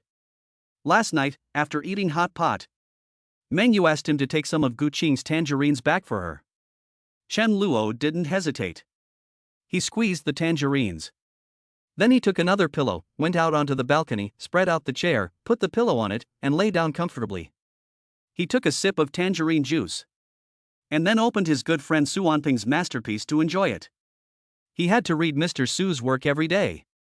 After reading it, Chen Luo finished his last sip of orange juice and returned to the house. It was almost 11 o'clock. It was about time to cook dinner. Chen Luo was about to go out to the supermarket to buy groceries when Gu Qing arrived at his doorstep, wearing a white apron. Her long hair was tied up on top of her head and pinned in place with a simple wooden hairpin. She looked quite good, and Chen Luo imagined her like this after they got married. Simple and plain, pure and beautiful. So Chen Luo accidentally got a little carried away. Chen Luo, are you going to buy groceries? Gu Qing asked. Her tone was a little shy. Yes. Chen Luo nodded and replied. You can come to my house for lunch today. I saw that the beef was on sale at the supermarket, so I bought a bit more than I needed. I can't finish it all by myself. Gu Qing said. If you can't finish it all, put it in the fridge and eat it next time. Chen Luo replied without thinking, perhaps because of what happened last night, he was a little apprehensive, afraid that Gu Qing would stir up trouble at home again. Upon hearing this, Gu Qing's expression immediately turned cold, her eyes locked on Chen Luo as if they were self-focusing, and she spoke in a somewhat impatient tone. Chen Luo, Teacher Meng said that if you cook too much, you'll go when you're called to eat, but if I cook too much, you'll say to put it in the fridge? Both Meng and I are your neighbors. You can't discriminate against me just because I'm your ex-girlfriend, can you? You're being very unfair to me. After listening to Gu Qing's series of reasoning, Chen Luo, who had always been invincible in verbal sparring, didn't know what to say for a moment. The key point is that Gu Qing not only used verbal sparring at this moment, but also had tears in the corners of her eyes after she finished speaking, as if as long as Chen Luo dared to say a word, Gu Qing would immediately cry in front of him. Okay. Even after meeting again after so many years, Chen Lu still can't bear to see Gu Qing cry. No matter how much harsh words other women say, they can't hurt Chen Lu. But Gu Qing's tears alone make Chen Lu feel very guilty when he sees them. Eat. Chen Lu replied as if to comfort her. Hearing this, Gu Qing immediately wiped away the tears in the corners of her eyes, and then pouted her little mouth and said arrogantly, "You bad guy. You have to make me cry before you'll say yes, but I won't cry in front of you again." Chen Lu couldn't help but laugh when he heard this. In just a few years, Gu Qing has really improved a lot, and she knows how to use the ruse of inflicting pain on herself. It seems that she is no longer as simple as she was at the beginning. That's good. If Gu Qing were still as simple as she was at the beginning, Chen Lu would be a bit worried about her future. Following Gu Qing, he entered her home. This was the first time Chen Lu had entered Gu Qing's home since moving in here. The decoration was very simple. But it is very warm. There are many paintings on the wall that Gu Qing painted herself. As students who graduated from the same art college, he compared Gu Qing's painting skills to his own. One was in heaven, the other was on earth. Let's put it this way. After graduating from university, Gu Qing could sell her paintings online. Each painting could fetch several hundred to 1,000 yuan. He, on the other hand, could only find a job in a company, doing menial tasks. Dinner is ready, Gu Qing said with great anticipation as she carried a pot of braised beef brisket out of the kitchen. Try it, Gu Qing asked with a tone of expectation. Why does this braised beef brisket look so dark? Chen Luo asked with a frown. The braised beef brisket in front of him was covered in a dark sauce mixed with potatoes that were almost overcooked, and it looked unpleasant to the stomach. I accidentally used dark soy sauce instead of soy sauce when I put in the soy sauce, Gu Qing said in an unconcerned manner, but the taste shouldn't be bad. I followed the instructions on the instructional video for the rest of the steps. Have you tried it yourself? Chen Luo only asked one question after hearing this. Not yet. Gu Qing shook her head and said, I want you to taste the first bite. Chen Luo was speechless. Then he mustered the courage to take the chopsticks, picked up a piece of beef brisket covered in black sauce, opened his mouth and put it in his mouth. He chewed twice. The expression on Chen Luo's face suddenly distorted into a nine-turning large intestine. What's wrong? It's not delicious? Gu Qing asked with some trepidation when she saw Chen Luo's expression. Well done, don't do it again. Chen Luo responded with tears in his eyes after eating a piece. A natural talent for drawing. You shouldn't be cooking. Chapter 20, Brother Luo belongs to me alone. Is it that bad? Gu Qing looked at Chen Luo's painful expression, picked up the chopsticks with a puzzled face, and then put a piece in her mouth. Before she could chew, Gu Qing's beautiful facial features distorted and she turned her head and rushed into the kitchen, spitting the beef in her mouth into the trash can. Then, she rinsed her mouth a few times with water from a small bowl, and her face gradually returned to normal. Stepping out of the kitchen, Chen Luo, who had already put down his chopsticks and was sitting at the table, looked at Gu Qing and said, What do you think? It's a bit hard to eat. Gu Qing replied with some embarrassment. Then, Gu Qing carried a whole basin of beef into the kitchen again, poured it all into the trash can, and cleaned the bowl 3 times by the way.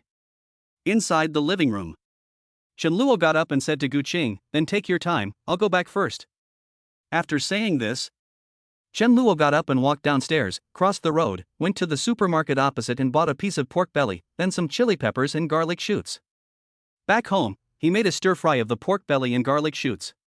After it was ready, he was just about to eat when Gu Qing, who could smell the food from next door, came over, knocked on the door and stood by the window, speaking up. Chen Luo, can I come over for a bite? Chen Luo didn't say anything. But he got up and opened the door for Gu Qing, then sat back down to continue eating as if Gu Qing didn't exist. After lunch, Gu Qing also very understandingly washed the dishes, wiped down the kitchen counter, and put the uneaten food in the refrigerator.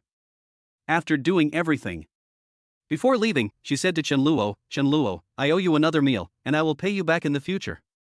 After saying this, Gu Qing strode out the door on her long legs, completely not giving Chen Luo a chance to speak. Chen Luo didn't take it personally. He played for a while, exercised a bit, and took a nap. Another afternoon passed. He left the house at 3:30. He went to the training class for 2 hours. Since Meng Yue and Duo didn't show up, there were only Gu Qing and her cousin Lang Lang, so the class was quite harmonious. After the class, Chen Luo decided to go out for dinner tonight to make up for the dark food he had eaten at lunch, and he called his best friend. Chen Luo then called Su Wanping. The phone connected. There was a crackling sound from the keyboard, and Su Wanping was probably writing a novel. "Let's go out for some skewers," Chen Luo said. "You're treating me?" Su Wanping asked. "Of course you're treating me," Chen Lu said. "I just returned to Jiangcheng and don't have much money. I spent it all on renting the apartment. I'll treat you when I get paid." "I'm poor too," Su Wanping said helplessly. "You're not poor. If you skipped pressing the Geo button once, it would be enough for us to eat kebabs a few times," Chen Lu said, speechless. "You can't say that. You think I go for a foot massage for myself? I also go for it to find creative inspiration. I'm dedicating myself to art. Don't think of me as vulgar," Su Wanping responded in a tone of righteousness. But after saying this, even he himself couldn't hold back his laughter, and Chen Lu was really speechless after hearing it. I'll pay. Hurry up and come pick me up," Chen Lu said with emotion. More than an hour later, Chen Lu and Su Wanping sat down at a skewer restaurant, cooking skewers and drinking cold beer. After a few skewers of beef, they ordered a few more bottles of ice-cold beer. The two men also talked and joked. Unaware, at the moment, there was a pair of eyes staring at them. In a luxurious and imposing manor house, in a delicate and warm bedroom, a young girl was sitting on the sofa. She was wearing nothing but a black, skimpy nightdress that clung to her slender, curvy body. The room was dark. The only light came from a ray of moonlight shining in through the window and hitting a standing mirror by the window, which in turn reflected the girl sitting on the sofa. Her long, slender legs were pale white, and her delicate feet were small and dainty. But look further up. There was an almost eerie, sickly gaze. At the moment, these eyes were staring quietly at a LCD screen, and the screen was exactly the scene of Chen Luo and Su Wanping eating skewers. "You see, brother is having so much fun now." Luo Qingqing looked at herself in the mirror and said with a smile. "Yes." Luo Qingqing in the mirror responded, "He is having it too easy now. We can't let him have it so easy. We have to make him feel the torment every day. We have to make him feel the pain. We have to make them deeply torment brother Luo. Only then will Luo Gu know who the best woman in the world is for him." Upon hearing this, Luo Qingqing on the sofa nodded excitedly, repeatedly saying to her reflection in the mirror, "Yes. We have to make them torture Luo Gu mercilessly, so that my appearance will be more meaningful. Yes. When Luo Gu has suffered enough, he will understand how good we are, and when we rescue him from the deep fire of Jiangcheng, he will fall head over heels in love with you." The Luo Qingqing in the mirror said again. "Yes. By that time, brother Luo will definitely fall deeply in love with me, just as he loved me when we were little, and always give me the warmest embrace," Luo Qingqing on the sofa said with boundless attachment. Her face was full of longing as she spoke. She embraced herself with her arms wide open, while desperately imagining in her heart the feeling of Chen Luo hugging her when she was little. While imagining, Luo Qingqing curled up her body with all her might, and her legs also curled up onto the sofa, with the knees of her long legs touching just below her chin. She contracted tightly. She wrapped her arms around her legs, the only way to feel warm and give her a sense of security. "Don't be afraid. It will all pass. Luo Gu will ultimately only belong to you, so go ahead and use the phone to call Xinxiu. Ultimately, he will only belong to me." Luo Qingqing murmured these words, slowly looking at herself in the mirror, a strange smile curling the corners of her mouth. Then, Luo Qingqing slowly released herself, and obvious red marks appeared on the inside of her arms, from the way she had hugged herself just now. After releasing her grip, Luo Qingqing got up from the sofa wearing her skimpy nightdress and stepping on the soft blanket with bare feet, she turned off the LCD screen. She admired her figure in the moonlight for a while. Looking at her almost perfect teenage body, Luo Qingqing smiled again strangely. "Luo brother will like it, right? He will definitely like me. I am young, pretty and obedient, he will definitely love me super." After saying this, Luo Qingqing came to the bed and picked up the mobile phone on the pillow to look through the contacts. There were 4 contacts, Luo Chen's 4 ex-girlfriends. She had already contacted the first 2 of them, and the third was Xin Xiu, the only daughter of the Xin family, a Jiangqing mafia family. A woman known for her domineering and violent nature. Chapter 21, the third ex-girlfriend, Xin Xiu, makes an appearance. Outside of Jiangcheng. Inside an underground casino, countless gamblers are gathered around a gambling table, their eyes greedily fixed on the female dealer dealing the cards. Their eyes are filled with an uncontainable frenzy. The female dealer is dressed in a professional black office lady outfit, with a pair of straight and shapely white legs, and a proud bosom tightly wrapped in a black suit. And that cold face, and a pair of proud white gloves that make countless men, as well as the pair of slender hands. All of these move the men in this underground casino. Of course, the most deadly thing is the female dealer's eyes that can arouse a desire to conquer at a glance. Today is really a stroke of luck, there is actually Miss Shin personally dealing cards. I really want to experience the feeling of Goddess Shin dealing cards herself. The side view is so beautiful, and if it's the front, I don't know how good it looks. Many gambling men looked at Xin Xiu at this moment, with an admiring look. And the 4 gamblers at the gambling table were even more excited at the moment. After all, it was Miss Shin who dealt the cards personally. Everyone, I'll keep you company tonight, Xin Xiu said with a devilish smile, and then quickly washed a brand new deck of cards in an extremely professional manner. Then he began to deal the cards to the 4 gamblers in front of him. He bent slightly. He moved the cards one by one to each gambler with his hands. Then it was the gambler to the left of the dealer's turn to place a bet. Shen Xiu, however, quietly looked at the dealer, a middle-aged man with a round belly and a fat body, wearing a suit that had been stretched almost beyond recognition, with a belly the size of a stone pillar, and wearing black round-framed glasses. The dealer pretended not to see it, and after waiting for the other gamblers to place their bets, he briefly looked at the cards and chose to fold. However, at this moment, Xin Xiu's gloved hand suddenly pressed down on the dealer's hand, and then she spoke with a smile. "You're just going to fold? Miss Shun, you're..." The dealer asked with a puzzled expression. "Don't you know yet?" Xin Xiu asked with a smile again. At the same time, she squeezed the dealer's hand with all her strength, causing him to let out a squeaking sound.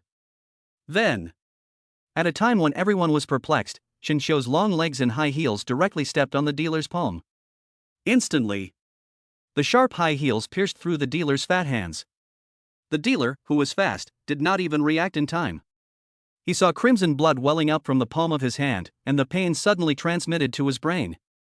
The dealer let out a miserable scream of pain like a pig being slaughtered, while at the same time, he tightly grasped Xin Xiu's heel with one hand, as if he wanted to take the heel off his palm.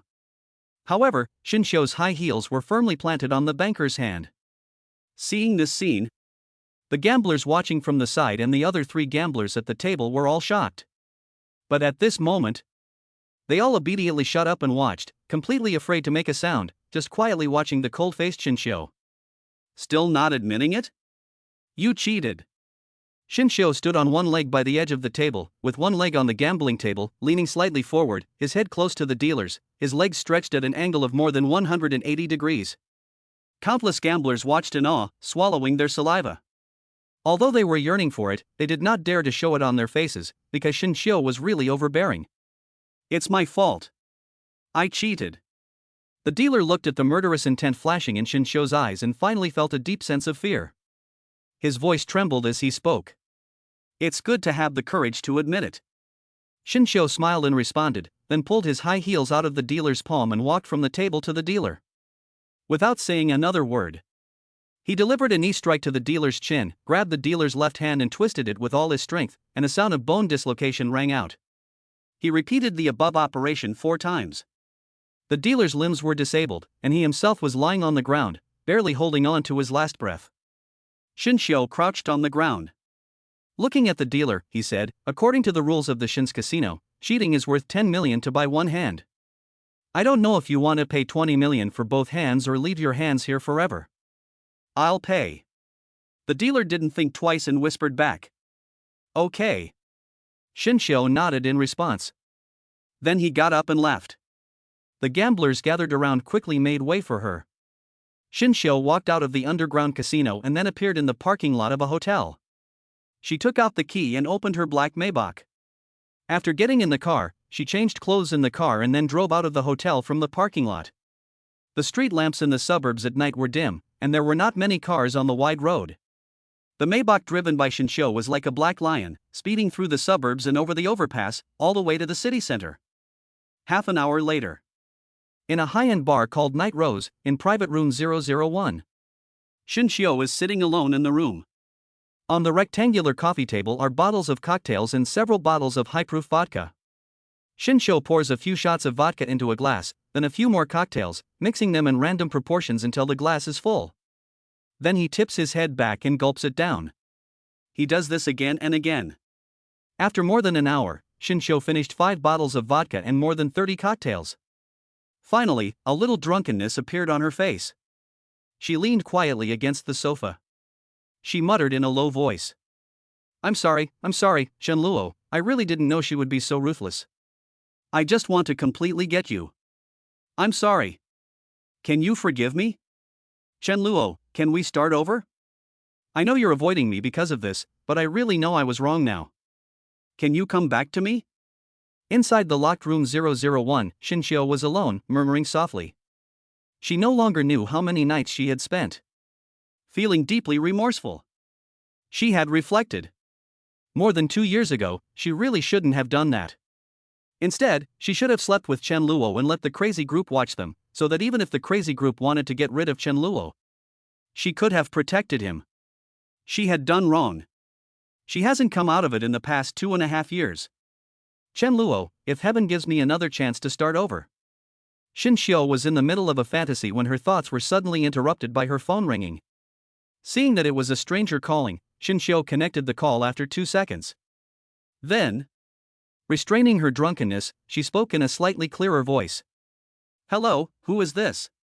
Hello, Shinshio, it doesn't matter who I am, what's important is that I know where Shenluo is. Luo Qingqing said with a smile.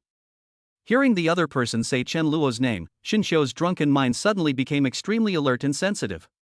It was like a lion waking up from sleep. After a few seconds, Shinshio suppressed his excitement and calmly replied. You said, you know where Shenluo is?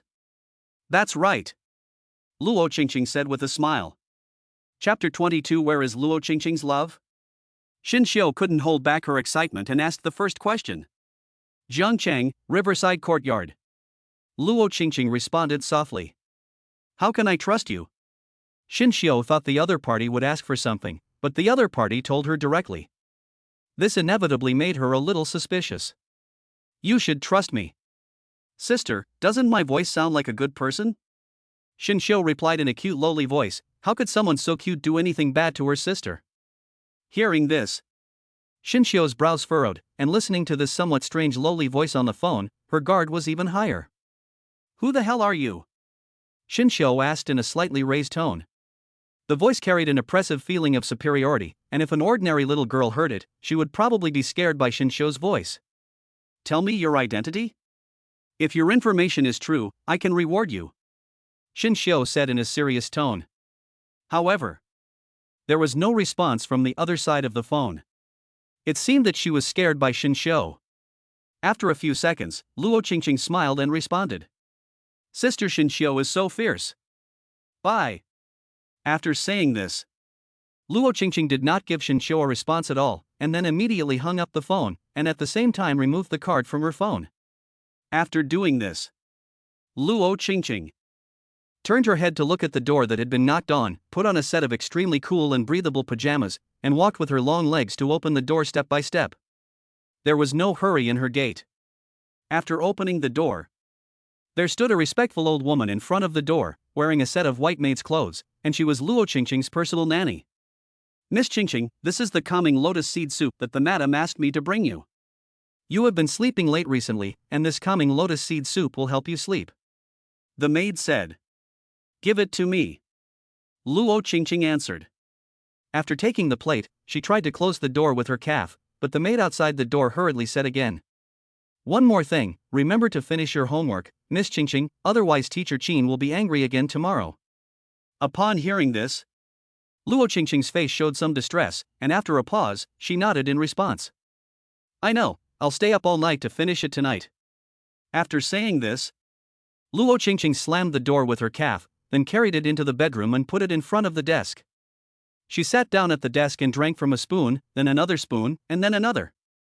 Her eyes inadvertently looked at the pile of textbooks on the desk. Her face showed a little indescribable depression, as if she had been bullied and felt aggrieved.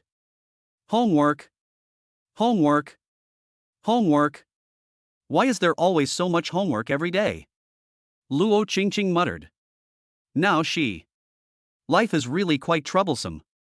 Every day, there is endless homework, which makes her miss even more the days when she was a child in the orphanage. Back then, not only did she have very little homework every day, but she also had Chenlu to play with. But now? Luo Qingqing is only accompanied by endless homework: Chinese, math, English, physics, geography, history, politics, physical education. And even etiquette, dance, eloquence, and other skills development classes. Luo Qingqing feels like her head is going to explode from writing homework every day. But there is nothing she can do about it. She has to learn too. This is what it means to be born into a wealthy family and have no choice in the matter. But on the whole, Luo Qingqing is grateful. If she hadn't been lucky enough to be adopted by the Luo family, she might never have had the chance to woo Chen Luo in the first place. Not to mention the Shura project today. She is able to plan all of this from behind the scenes because of the wealth and power of her family. Otherwise, Luo Qingqing would not have been able to renovate Lin Jiang Xiaoyuan, find Chen Luo's exact location, or get the phone numbers of Chen Luo's 4 ex-girlfriends. And she, Luo Qingqing, who had already been rejected countless times, would only be Chen Luo's younger sister for the rest of her life. I don't want to be your younger sister. I want to be brother Luo's little wife. Luo Qingqing thought to herself. Thinking of Chen Luo, Luo Qingqing's heart surged with energy again. She had to become excellent and then excellent, so as not to let her family down. Only then could she be with her brother Luo. Get changed and do your homework. Luo Qingqing felt full of energy again, and immediately got up and walked over to her wardrobe. First she took off her light pajamas. Then, standing naked in front of the wardrobe, she started to choose from the pile of sexy pajamas. In the end, she chose a pair of super short silk hot pants and a matching super short pink baby doll. Her long, black hair fell straight down to her waist, covering her pale, pink back, while also picking out a pair of black silk stockings to wear on her slender, pale legs. After getting dressed, Luo Qingqing looked at herself in the mirror again, satisfied with the sight of her sexy yet girlish self. She sat back down at her desk, finished the lotus seed soup, and then began to write her homework seriously. This was Luo Qingqing's habit. Before doing her homework, she must change into a super sexy set of pajamas, admire herself in the mirror, and then she will be more motivated to do her homework. Come on. The efforts you put in now will pay off one day. On the other side, in Jiangcheng, Night Rose bar, in room 001, Xinqiu finally calmed down and stopped calling after her phone had been ringing nonstop and the other party had turned off their phone. At the moment, she was in high spirits. After sitting on the sofa for a while, she suddenly got up and left room 001. After leaving the bar, she started her black Range Rover and sped off towards Jiangcheng University. Half an hour later, Xinqiu appeared outside Jiangcheng University, near the bottom of an old residential building. Building 3, Happiness Court. Su Wanping should live here, right? Xinqiu looked at the door plate on the first floor and then walked upstairs. He arrived at room 3 on the 4th floor. Xinqiu raised his hand and knocked on the tin door, then sidestepped and hid by the door. A few seconds later, the door was opened halfway by Su Wanping. Then, Xinqiu suddenly appeared in the doorway, locked Su Wanping's neck with lightning speed with one hand, while pulling out the pistol at his waist with the other hand and holding it above Su Wanping's forehead. Close the door. Su Wanping was really confused by Xinqiu's series of actions. He froze for a few seconds before reacting, and realized that the person was Chen Luo's ex-girlfriend Xinqiu. Su Wanping knew how formidable Xinqiu was, and quickly spoke in a humble tone. I'll close it. I'll close it. Don't get excited. And slammed the door shut. Xinqiu then let go of Su Wanping's neck, then forced Su Wanping into the bedroom, closed the bedroom door, and then sat in his esports chair. At this time, a big movie from the island country was playing on the computer screen. Xinqiu glanced away, a look of disgust flashing in her eyes, then used the mouse to cross out the interface, crossed her legs, and said coldly, Su Wanping, do you remember what I told you 2.5 years ago? If you know anything about Chen Luo and keep it from me, I'll kick your balls to smithereens when I find out. Now I'm going to ask you again, do you have any news about Chen Luo? Facing the inquiry, Su Wanping froze for 2 seconds before responding with a helpless expression on his face. Miss Chen Luo hasn't contacted me in 3 years. Why are you suddenly asking about this? If I hear anything, I'll definitely let you know first. Chapter 23, Battle for the Eggs. Upon hearing this, Xinxiu gave a cold smile and didn't say anything. She slowly got up and came to the edge of the bed.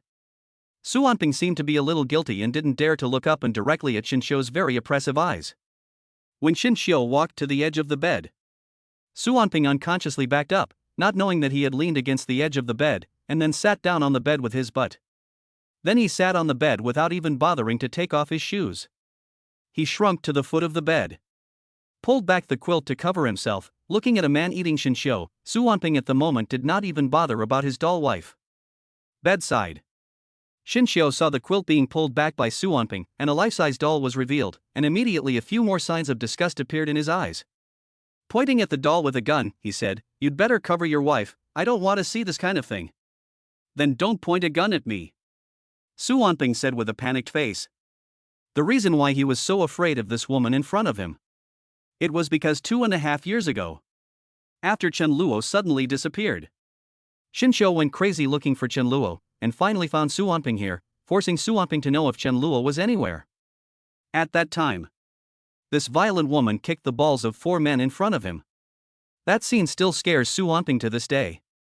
It was really brutal. Compared to the mad actress, Su Wanping felt that Xinxiu was the more ruthless woman. "Fine." Xinxiu nodded and replied. Su Wanping then quickly used the quilt to cover his doll girlfriend again. The next second, Xinxiu jumped onto the bed, pulled out the dagger at her waist, and said to Su Wanping, who was between her legs, "Su Wanping, I'll ask you again, do you know where Chen Luo is?" Su Wanping had a look of embarrassment on his face, and his words were interrupted by Xinxiu before he could finish speaking. "I'm going to be kind enough to remind you, if I hadn't heard certain news, do you think I would come to you to ask questions?" Xinxiu asked coldly. Upon hearing this, Su Wanping couldn't hold back anymore at this moment, and spoke with a very helpless tone.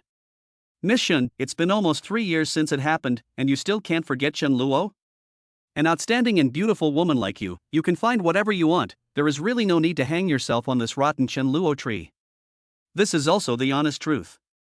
Xinxiu, as the daughter of the Shen family and one of the top beauties at Jiangqing University, while still in college, countless handsome boys were infatuated with her, and there were countless people secretly in love with her. It can be said that she was never short of boys to like her. But she happened to like Chen Luo. "You wretched guy, do you know anything about love?" Xinxiu coldly retorted. In her heart, there are only 2 kinds of men in the world, the rest, and Chen Luo.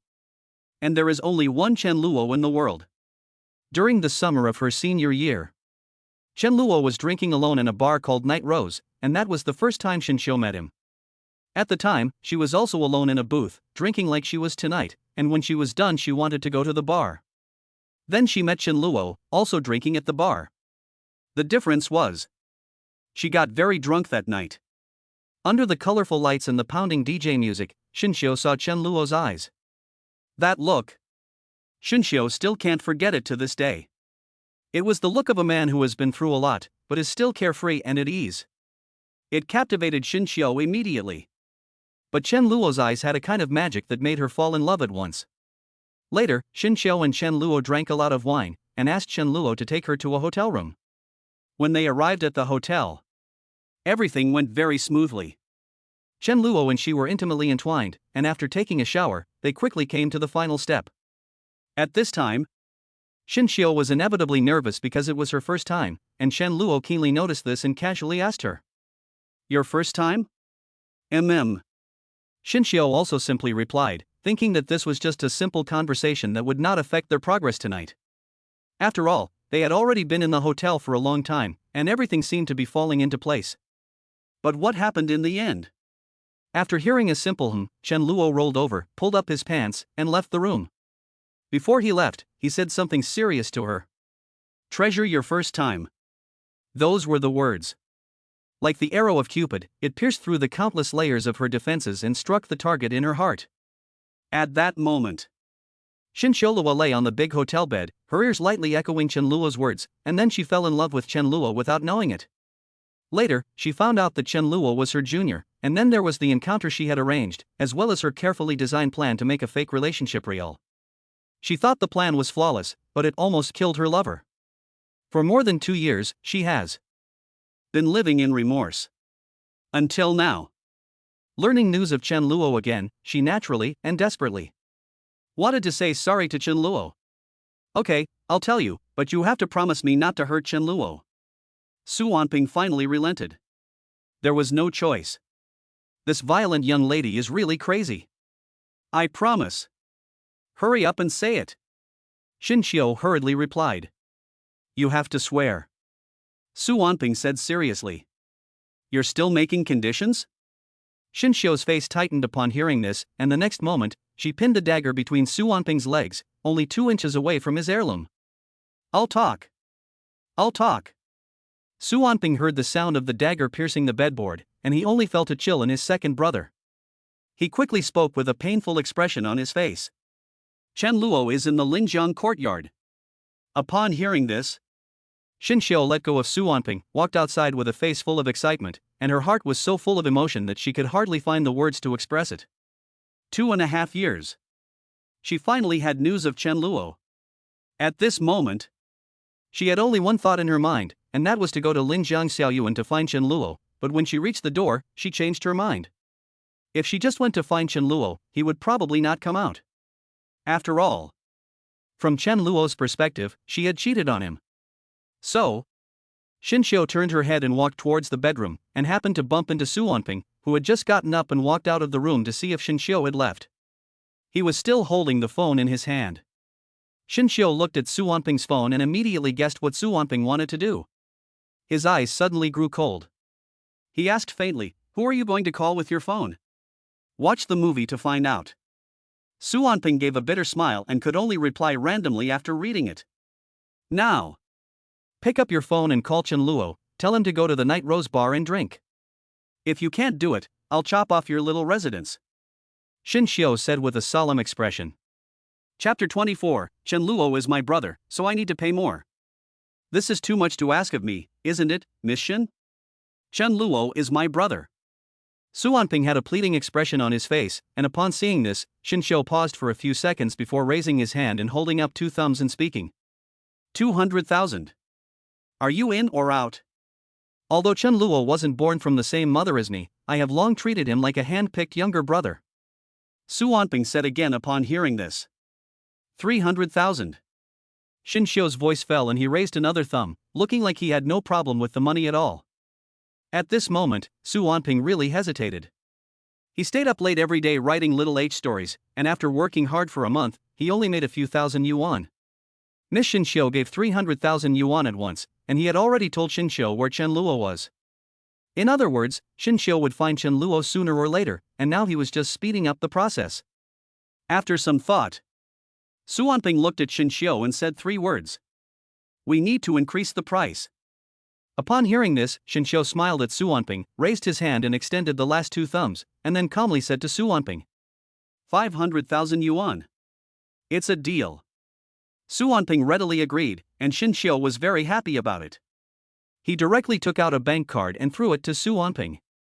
Then he said, the password is 6 sixes, there are more than 500,000 yuan in there, now call Chen Luo out for me.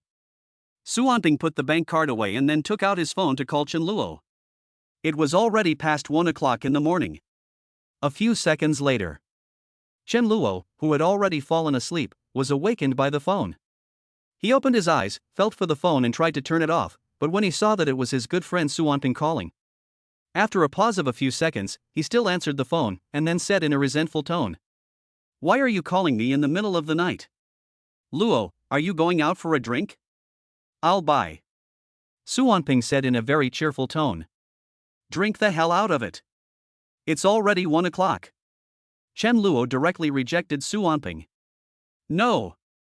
Su Wanping hurriedly spoke again after hearing this. To be honest with you, recently my brother has encountered something, and I want to ask Brother Luo to help me analyze it. Upon hearing this, Chen Luo's spirits brightened a bit, and after pausing for a few seconds, he asked with a smile. What's wrong with you? Which little technician got your heart beating? Trying to turn public property into private property. No. Su Wanping spoke with a tone that implied there was something he couldn't talk about, and let out a sigh before speaking. I can't explain it to you over the phone, so come to the Night Rose bar and I'll tell you. Night Rose?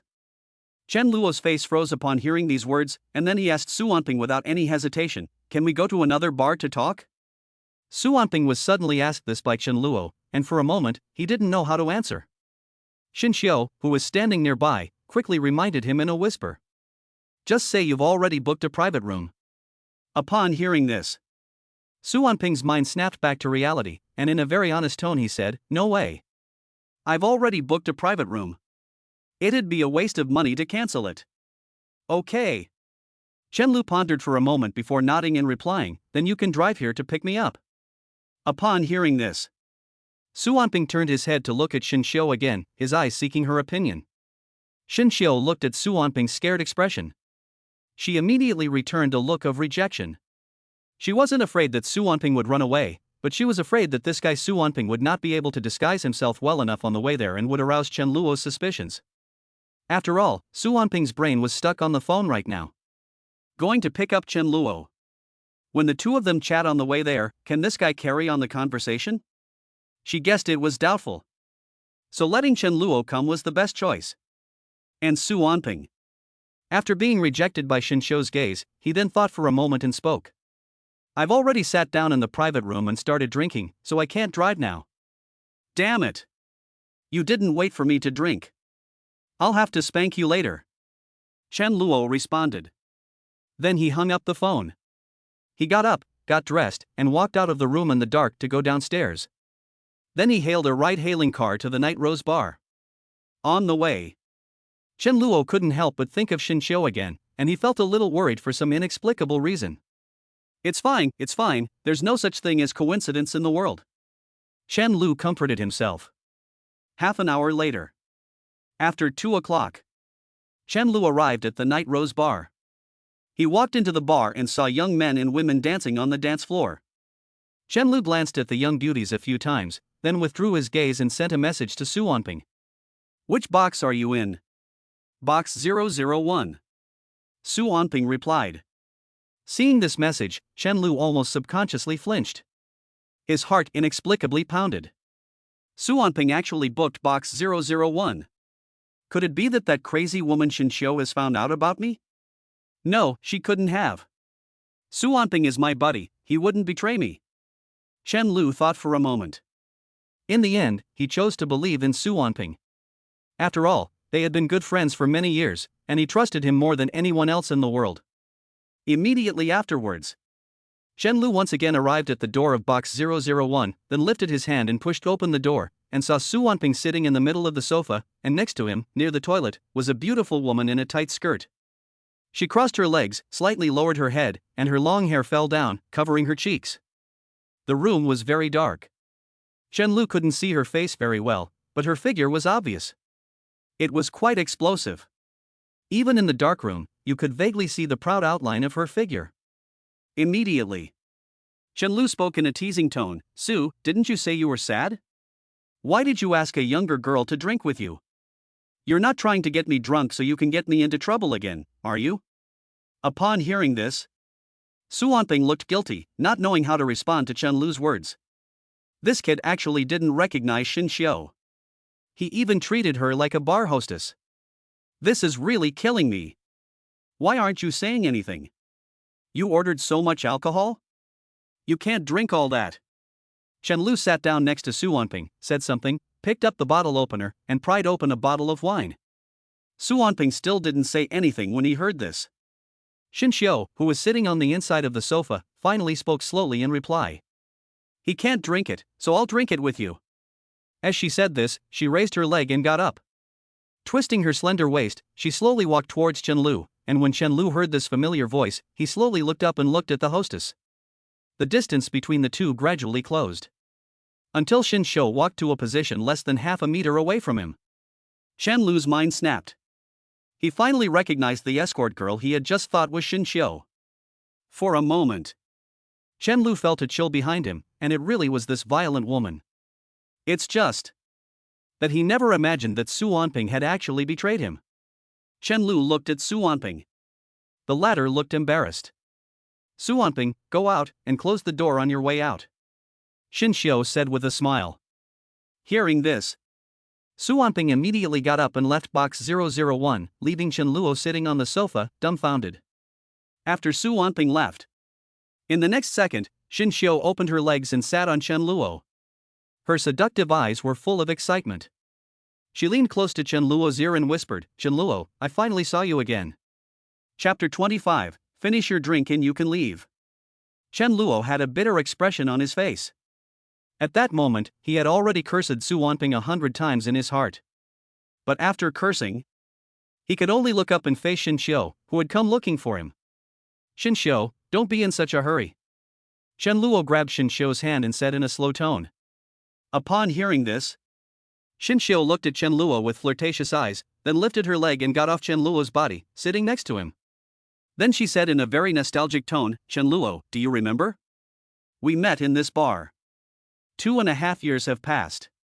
We have reunited in this bar again. I feel that this is fate. Heaven also feels that we should be a pair, Xin Xiu said, turning her head to look at Chen Luo's eyes from a close distance. She did not hide the passion in her eyes. Xin Xiu, didn't you tell Su Wanping to ask me to come here tonight when we met? Chen Luo said with a bitter smile. I don't care. Hearing this, Xin Xiu hooked Chen Luo's neck and said in a tone of voice that whatever I say goes, we are the golden and jade match made in heaven by the heavens. Hearing this, Chen Luo didn't want to explain anymore for a while. He had already explained 3 years ago that he didn't like violent women like Xin Xiu. Because Chen Lu was afraid that if he accidentally cheated on her one day, Xin Xiu would directly send him to Southeast Asia to have a sex change. Don't really believe it. This violent maniac has been betrayed in his feelings and is capable of anything. It's another family of gangsters. An old family that is one of the best in the underground casino world of Jiangcheng. An ordinary person like Chen Lu really can't afford to offend Xin Xiu. Xin Xiu, what do you have to do to let me go? Chen Lu said in a straightforward and sincere tone. Simple.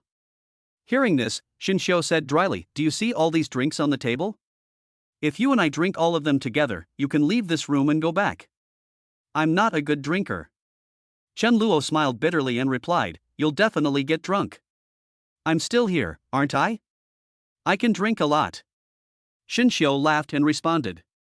Okay. Chen Luo replied with a bitter smile. Everything now. Chen Luo summed up. The reason was that night Chen Lu had a soft heart.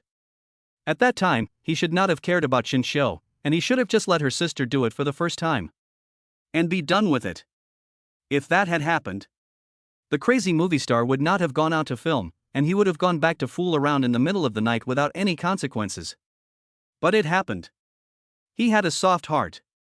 One move led to a series of things that happened afterwards. Drink. Xin Xiu poured a little vodka into a glass, then poured in most of the cocktail, and then held the glass up to Chen Luo's lips, with a somewhat flirtatious smile on her face. Look at that. Putting aside everything else, she really has the charm of a hostess.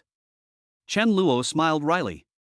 He raised his hand to take Xin Xiu's glass, but Xin Xiu's hand, which was hooked around his neck, grabbed Chen Luo's hand and said softly, I'll feed you. With that, she forced the glass to his lips, and Chen Lu had no choice but to open his mouth and drink. She smiled like a little hooligan. He gulped down most of the glass in one go. Chen Lu frowned tightly. He hadn't visited a bar in 2.5 years. He drank vodka again. His throat was already a little uncomfortable with the pungent, fishy smell of the alcohol. I'll drink it myself. Chen Lu took a deep breath and said. Okay. Xin Xiu smiled and responded, if you don't feel comfortable, you can also eat some fruit and drink slowly. Hearing this, Chen Lu obediently picked up the fruit plate and started to show off, but Xin Xiu kept pouring wine for him and then made him lift his glass and drink. The wine lasted for days. Chen Lu, who had quit drinking for 2.5 years, had a rapidly declining alcohol tolerance. Back in the day, Chen Lu could easily drink a bottle or two of white wine without any problem. Now, after drinking a bottle of vodka mixed with a cocktail, he's already drunk. With a drunken face, he leans on Xin Xiu's shoulder, and Xin Xiu is also a little drunk, and her originally white and tender face is also flushed. She looks even more charming in the dimly lit room. Chen Luo, I want to say I'm sorry to you for what happened 2.5 years ago. I really didn't expect that kind of thing to happen. If I knew she was that crazy, I would never have done that. I know in your heart I am a violent woman, but I would never hurt you. At this point, Chen Luo was already drunk.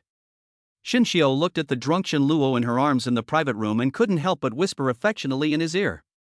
Until. A long time later, the bartender knocked on the door and then stood outside the door politely and said, "Hello, we are closing." Upon hearing this, Xin Xiu, who was whispering on the sofa, looked up at the entrance to the private room.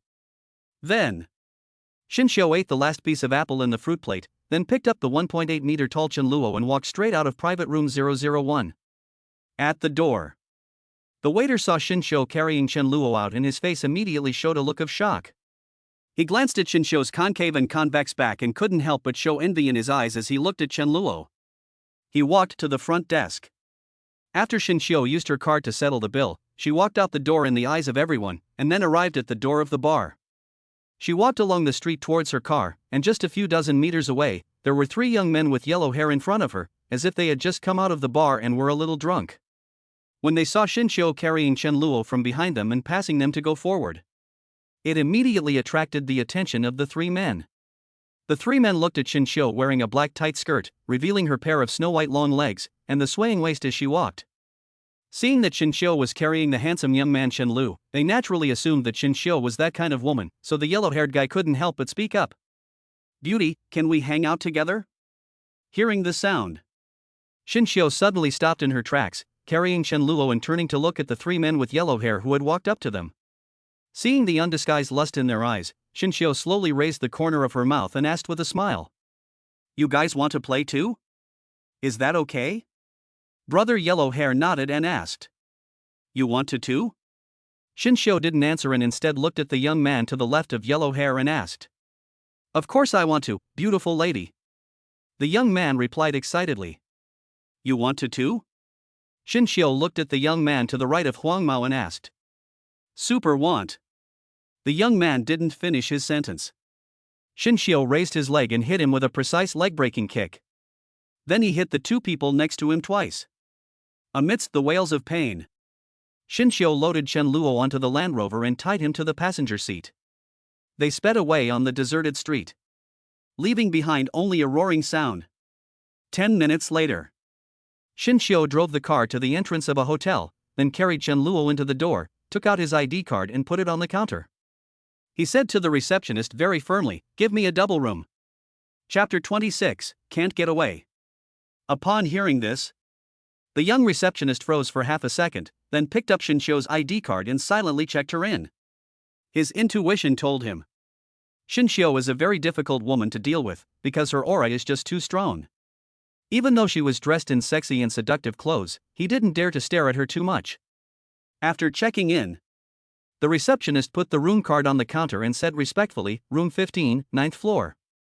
If you need anything, you can call, the number is on the room card." After that, Xin Xiu glanced at the receptionist, then took the room card and walked into the elevator with Chen Lu carrying him. The receptionist looked up slightly at Xin Xiu's back, staring at Xin Xiu's almost deadly sexy figure. He swallowed silently. Working as a hotel receptionist, he has seen too many young men and women checking into rooms, or some beautiful women coming in directly, especially when he is on the night shift. There are also many young men and women who come to check into rooms, wearing extremely sexy and revealing clothes, with delicate but heavy makeup. But tonight, he has truly seen what it means to be a sexy woman like a demon. At first glance, she makes people unable to resist a strong desire to conquer, and an instinctive urge. At the moment, as Xin Xiu carried the drunk Chen Lu on his shoulders and walked into the elevator, after the elevator door slowly closed, the receptionist also secretly envied Chen Lu. That guy is really something. He has seen so many drunk girls being carried by guys to the hotel to check in, but this is the first time he has seen a drunk guy being carried by a girl to the hotel to check in. Could it be that guy has some special skills? If he gets the chance, he will definitely ask him tomorrow. Meanwhile, the elevator reached the 9th floor, and Xin Xiu carried Chen Luo into room 15 and threw the drunk Chen Luo directly onto the bed. After checking the room again to make sure there were no security cameras, Xin Xiu drew the curtains on the balcony. Then, she took off her high heels, put on the disposable slippers provided by the hotel, took off Chen Luo's shoes, and selected her combat gear for the night on a certain travel website on her phone. 10 should be enough. Xin Xiu roughly estimated that if it happened once every half hour, 10 times would be 5 hours. After each battle, Chen Lu would be given half an hour to rest. After all, even the most powerful moves had a cooldown time. Playing for half an hour and then resting for half an hour, Xin Xiu felt that she was already being very humane. Chen Lu had exercised that day, so this arrangement should be fine. Xin Xiu had made a clear estimate. Then she clicked to place the order. Next, Xin Xiu put down her phone and sat down by the bedside. Looking at Chen Luo, who was already drunk and unconscious, Xin Xiu couldn't help but be fascinated by his face. Under the light from the ceiling of the queen-size room, each part of Chen Luo's face, which had become slightly red from drinking, was so handsome, and put together they were impeccable. It was as if it were the perfect puzzle, so handsome that Xin Xiu unconsciously moved a little closer, and finally leaned over to kiss the hair on his forehead. With a sad and affectionate soft voice, he said, "Lolo baby, these past 2.5 years must have been very hard for you. These past 2.5 years have also been very painful for me. But it's okay, tonight I will make up for the mistake I made, and use myself to make up for the suffering you have endured these past 2.5 years." As he spoke, Xin Xiu's eyes were full of infinite tenderness, and if the gamblers in the casino had seen this scene, none of them would have dared to believe it. This is the sole heir to the Xin family, the young lady Xin, who is known for her domineering and ruthless nature in the underground casinos of Jiangcheng. In a moment, there was a knock on the door of the room, and without any surprise, her combat gear had arrived. Xin Xiu immediately put on the disposable slippers from the hotel, walked to the door with her long legs, and opened the door. Then, she took her gear from the delivery person, quickly closed the door, and put the gear on the bedside table. After that, went barefoot into the bathroom, simply took off her black tight skirt, and then removed the last layer of protection. She started to rinse herself off. Although she hadn't started yet, her desire to fight was already incredibly strong, like a river that was about to burst its banks at any moment. It only needed to break through a small opening for the river to instantly wash away the embankment. After rinsing herself off, Xin Xiu took less than 3 minutes, and then opened the disposable bathrobe and wrapped it tightly around her body. To be precise, it wrapped around her chest and below, and of course the bathrobe did not completely cover her beautiful legs, just a little below the knees, and it revealed most of the calves, as well as the smooth, white feet. There were also the complete and distinct crystal clavicles, the almost straight shoulders, and the slender and clearly defined neck. At this time, her long black hair naturally draped, really making Xin Xiu look both imperial and charming. Xin Xiu's small but exquisite facial features were like a delicate jade carving, every detail of which was perfect. She walked out of the bathroom. Xin Xiu walked step by step to the edge of the bed, looking at Chen Luo, who was lying drunk on the bed. Her eyes could no longer hold back her emotions. They became misty. "Lolo, you just need to lie quietly, and I will let you have a good dream." Xin Xiu leaned over and slowly moved closer to Chen Luo's face, before whispering in his ear.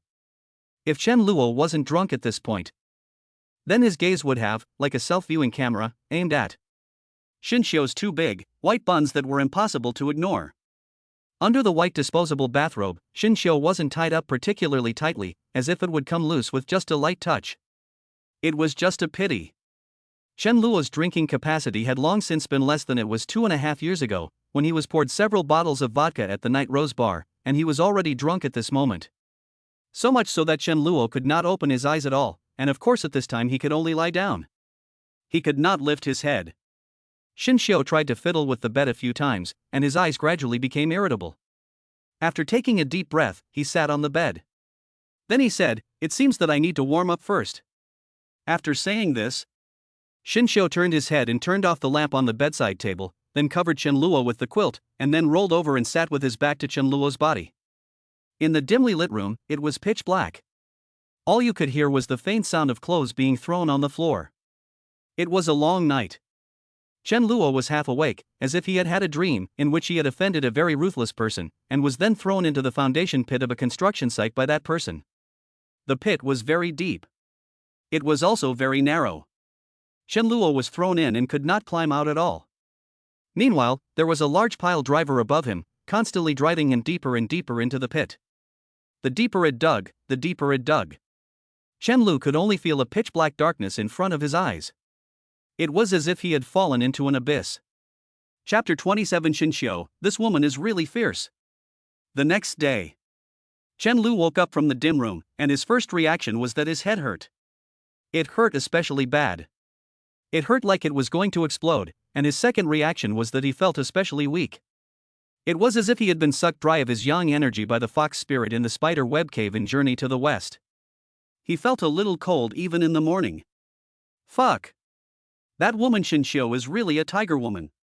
Chen Luo muttered softly. Then he carefully picked up the bedside table and put on his clothes, which had already been folded by Xinxiu, one by one under the covers. After dressing, Chen Luo sat by the bed for a while, then suddenly got up. The man was still a bit uncomfortable, not sure if it was because he had drunk too much. But there was no other reason. However, after a long time of reminiscing, Chen Lu still didn't understand what had happened.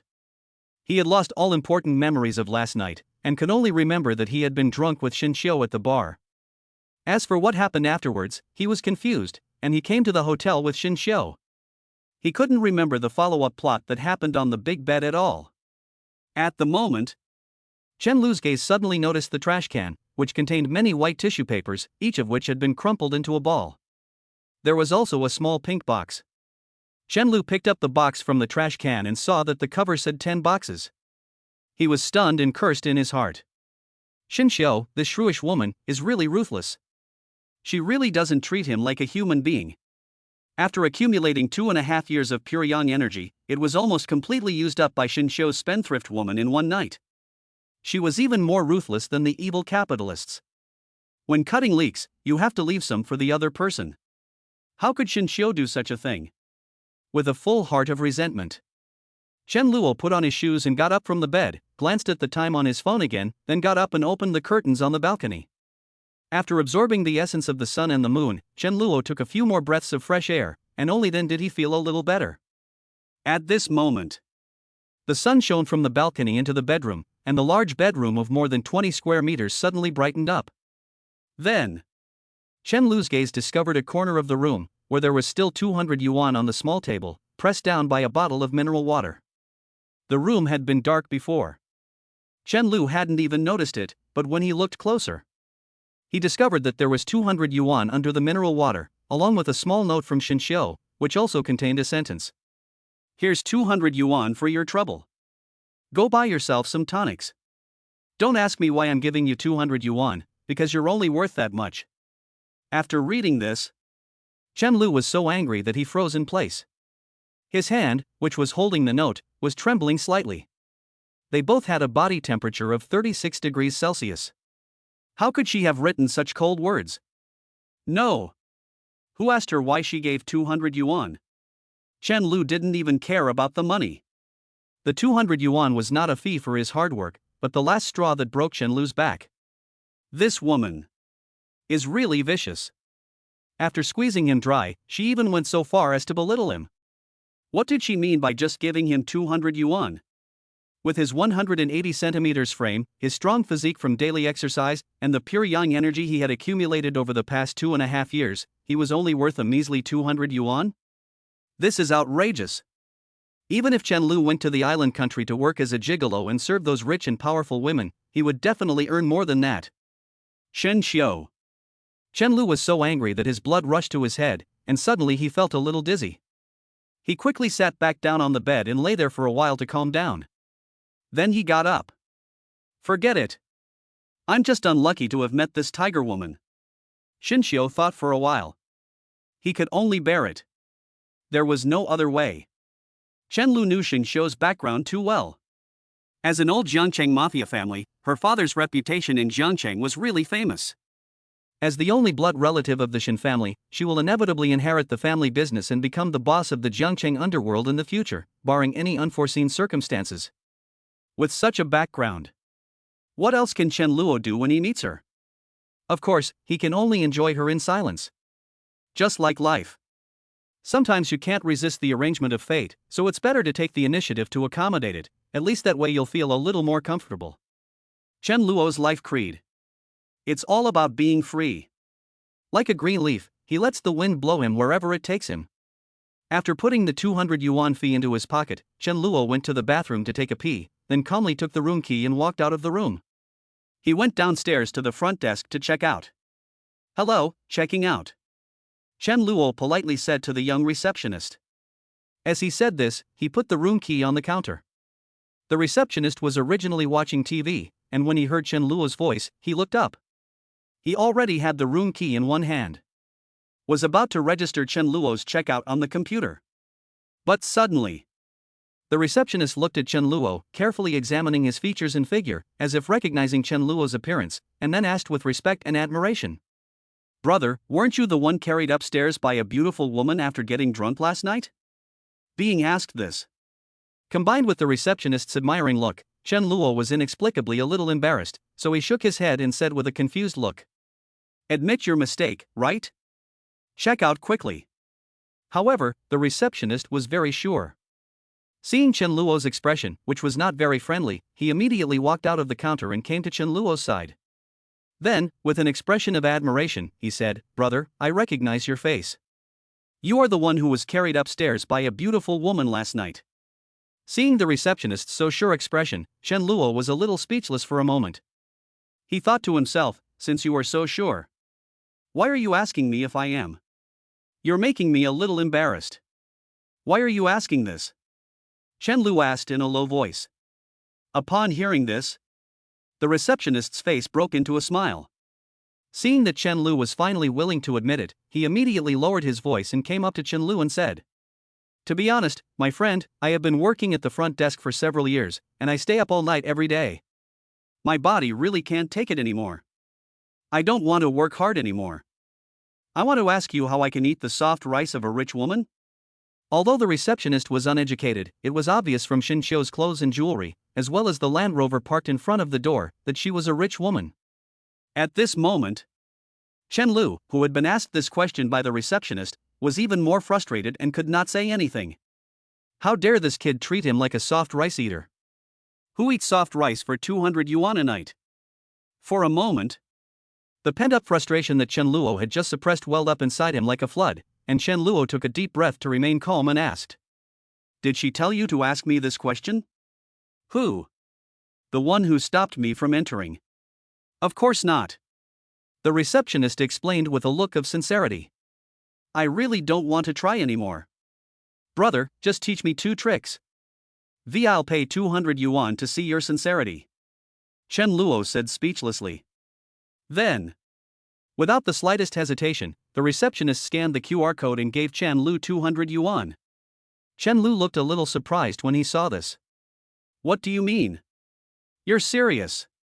Chen Luo was a little at a loss for a moment, because he really didn't have any experience to speak of. He was only good at playing basketball, a little taller, a little more handsome, and a little better built.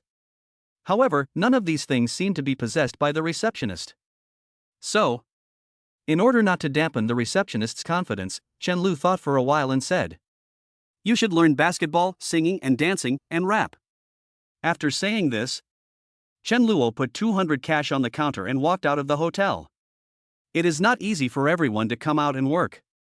Chen Luo was not heartless enough to say these words, and he took the 200 yuan from the receptionist against his conscience. Chapter 28, Sharing the Spoils Afterwards. He walked out onto the street. Chen Luo glanced back at the hotel, which was called the Starry Night Hotel. He would remember the name. 2.5 years had passed. Once again, he had fallen into Xin Xiu's hands at this hotel. This tiger woman. She really takes advantage of every opportunity. Endless forbearance has not only failed to make her behave, but has instead made her become more and more rampant. Now she's riding all over me. Chen Luo felt more and more suffocated the more he thought about it. He looked left and right. Chen Luo was still a bit unfamiliar with this street and didn't know which way to go back, but it was already past 11 a.m. Chen Luo was a bit hungry. Last night was too exhausting. Not only did his stomach feel empty at the moment, but his legs felt light when walking, and he urgently needed to replenish some energy. "Let's eat first," Chen Luo sighed and said. Next, Chen Luo saw a wonton restaurant across the street, so he crossed the street and walked straight into the wonton restaurant. What would you like to eat? At this time, there were not many people in the wonton restaurant, so when they saw such a handsome young man walk into the restaurant, the proprietress immediately greeted him warmly. I'll have a couple of wontons.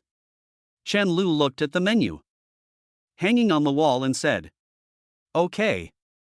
The proprietress replied with a smile. Then she turned around and started cooking the wontons in the steaming boiler. Chen Lu took a look at the proprietress, who was in her early 30s.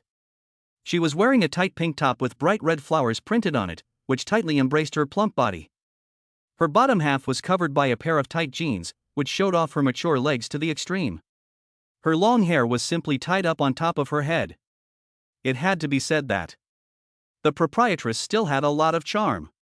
In the past, Chen Luo would definitely have taken a second look, but now Chen Luo was like an old monk who had been beating a wooden fish for 30 years in the mountains and forests. He was already desireless and unambitious. Even if the proprietress stood in front of him and danced hotly, Chen Luo's eyes were empty. The reason was of course that tiger woman Xin Xiu. In a moment, Chen Luo's 3 or 2 wontons were ready, and the proprietress personally brought them to Chen Luo's table and spoke softly to Chen Luo. Young man, I've made extra for you. You look like you didn't sleep well last night, judging by the dark circles under your eyes. Do I have dark circles under my eyes? Chen Lu asked, surprised to hear this. Very much so.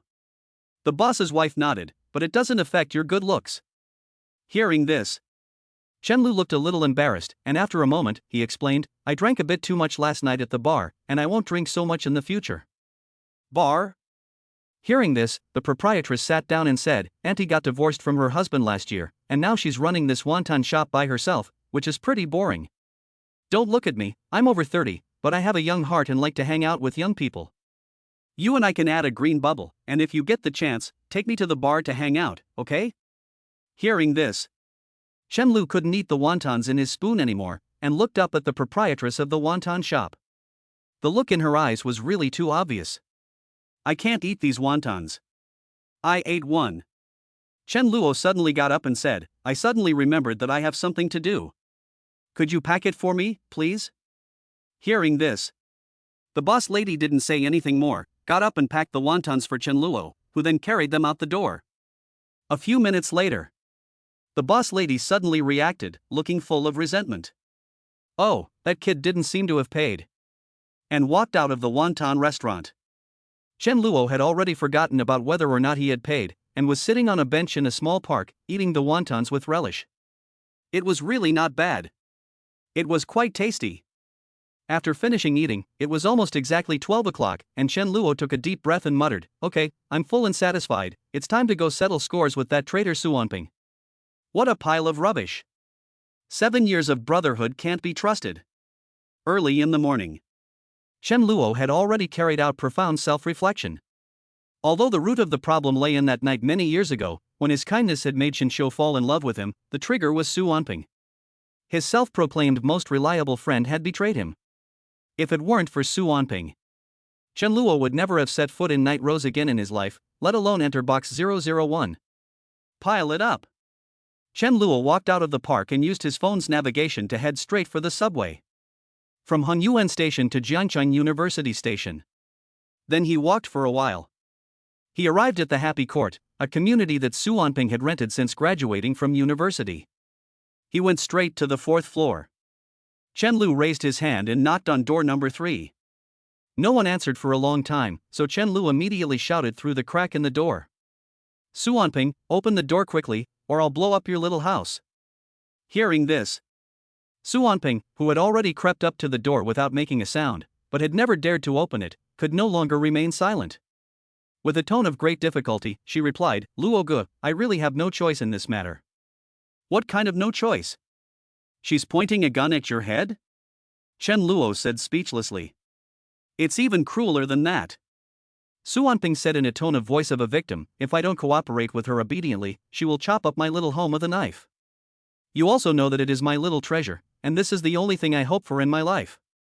Upon hearing this, Chen Lu was also speechless. He took a deep breath to suppress his anger and said, Open the door quickly. Immediately, Suanping reluctantly opened the door.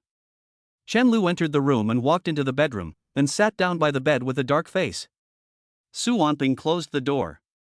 He returned to the bedroom and looked at Chen Lu with a pensive expression before speaking.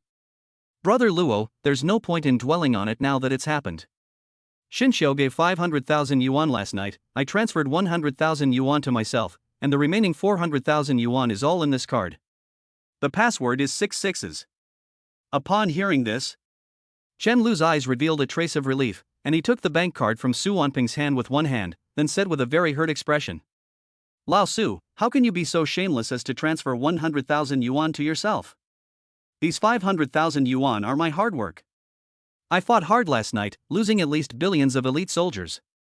You're just going to give me 400,000 yuan and think you've done your job? Brother Luo. Although I didn't contribute much, I was really shocked by that crazy woman Xinxiu last night. These 100,000 yuan are my compensation for mental distress. Su Wanping said with a guilty conscience. Screw you. We'll split the remaining 100,000 yuan 50-50. You can't save money, and it will all end up in the pockets of those flirtatious young ladies.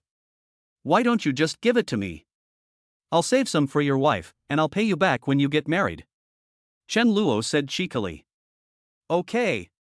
Su Wanping felt that he was in the wrong, so he transferred another 50,000 yuan to Chen Luo. To be honest, he did feel a bit guilty about spending the money. He felt much better after giving it to Chen Luo. The division of the spoils was complete. After Chen Luo walked out of Su Wanping's house, his mood inexplicably improved a lot. It really works. Money can cure illness, especially poverty. Once upon a time, Chen Luo read an online article about a netizen who suffered from depression after a breakup, but then his family received compensation of several million yuan after their home was demolished, and the netizen's depression quickly healed. Money is not omnipotent. But money is the closest thing to omnipotence in this world. He left the happy home. Chen Luo hailed a taxi and went home, arriving at the riverside courtyard at about 12:30. As soon as he got out of the taxi, he saw a small van, the cargo lorry, parked at the entrance to the courtyard. At the same time, he saw Xinxiu moving things into the room on the first floor opposite the front door. Suddenly, Chen Luo felt the sky fall in on him. Chapter 29, the overbearing Xinxiu's straight ball expression. Meant what? Xinxiu is going to live here from now on. How is he going to live the rest of his life? Chen Luo was overwhelmed with emotions. This tiger woman really moves fast. They were still fighting in the middle of the night. When he woke up in the morning, she had already told Lalamov to move her luggage to Linjiang courtyard. Well, if it's a blessing, it's not a disaster, and if it's a disaster, it can't be avoided. Chen Luo couldn't help but feel emotional at this time. He had been teaching in a rural school for 2.5 years. Now, less than a month after returning to Jiangchang, almost everything that could happen had already happened. Chen Lu just hoped that the crazy movie star would not come back. Otherwise, Chen Lu would really have to run away again. He walked to the front door of the courtyard. Chen Lu happened to bump into Xinxiu, who had just finished unloading the luggage and was walking out of the house on the first floor. Xinxiu saw Chen Lu walking into the courtyard and immediately smiled and called out to him. Chen Luo, you've come back just in time. Come help me carry the luggage. I have a bit too much stuff. I can't carry it. Chen Luo gave a dejected expression, as if to silently protest against Xinxiu's actions last night. Are you going to carry it or not?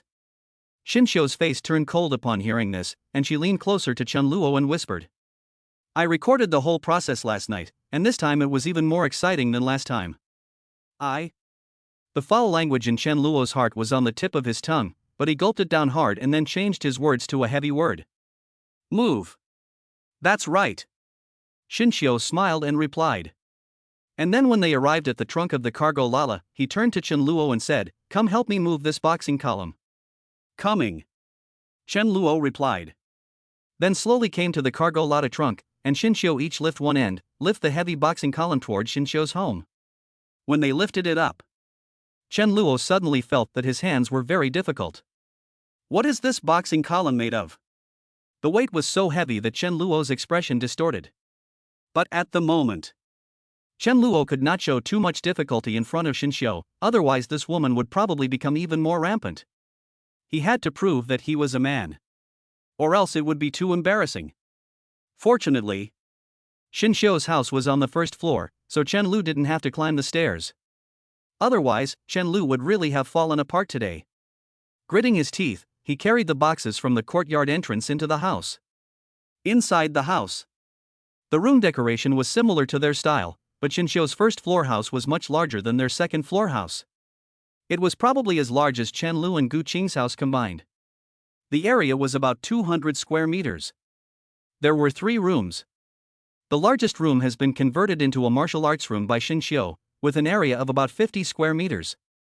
It is filled with various fitness equipment, and the floor is covered with soft mats similar to yoga mats.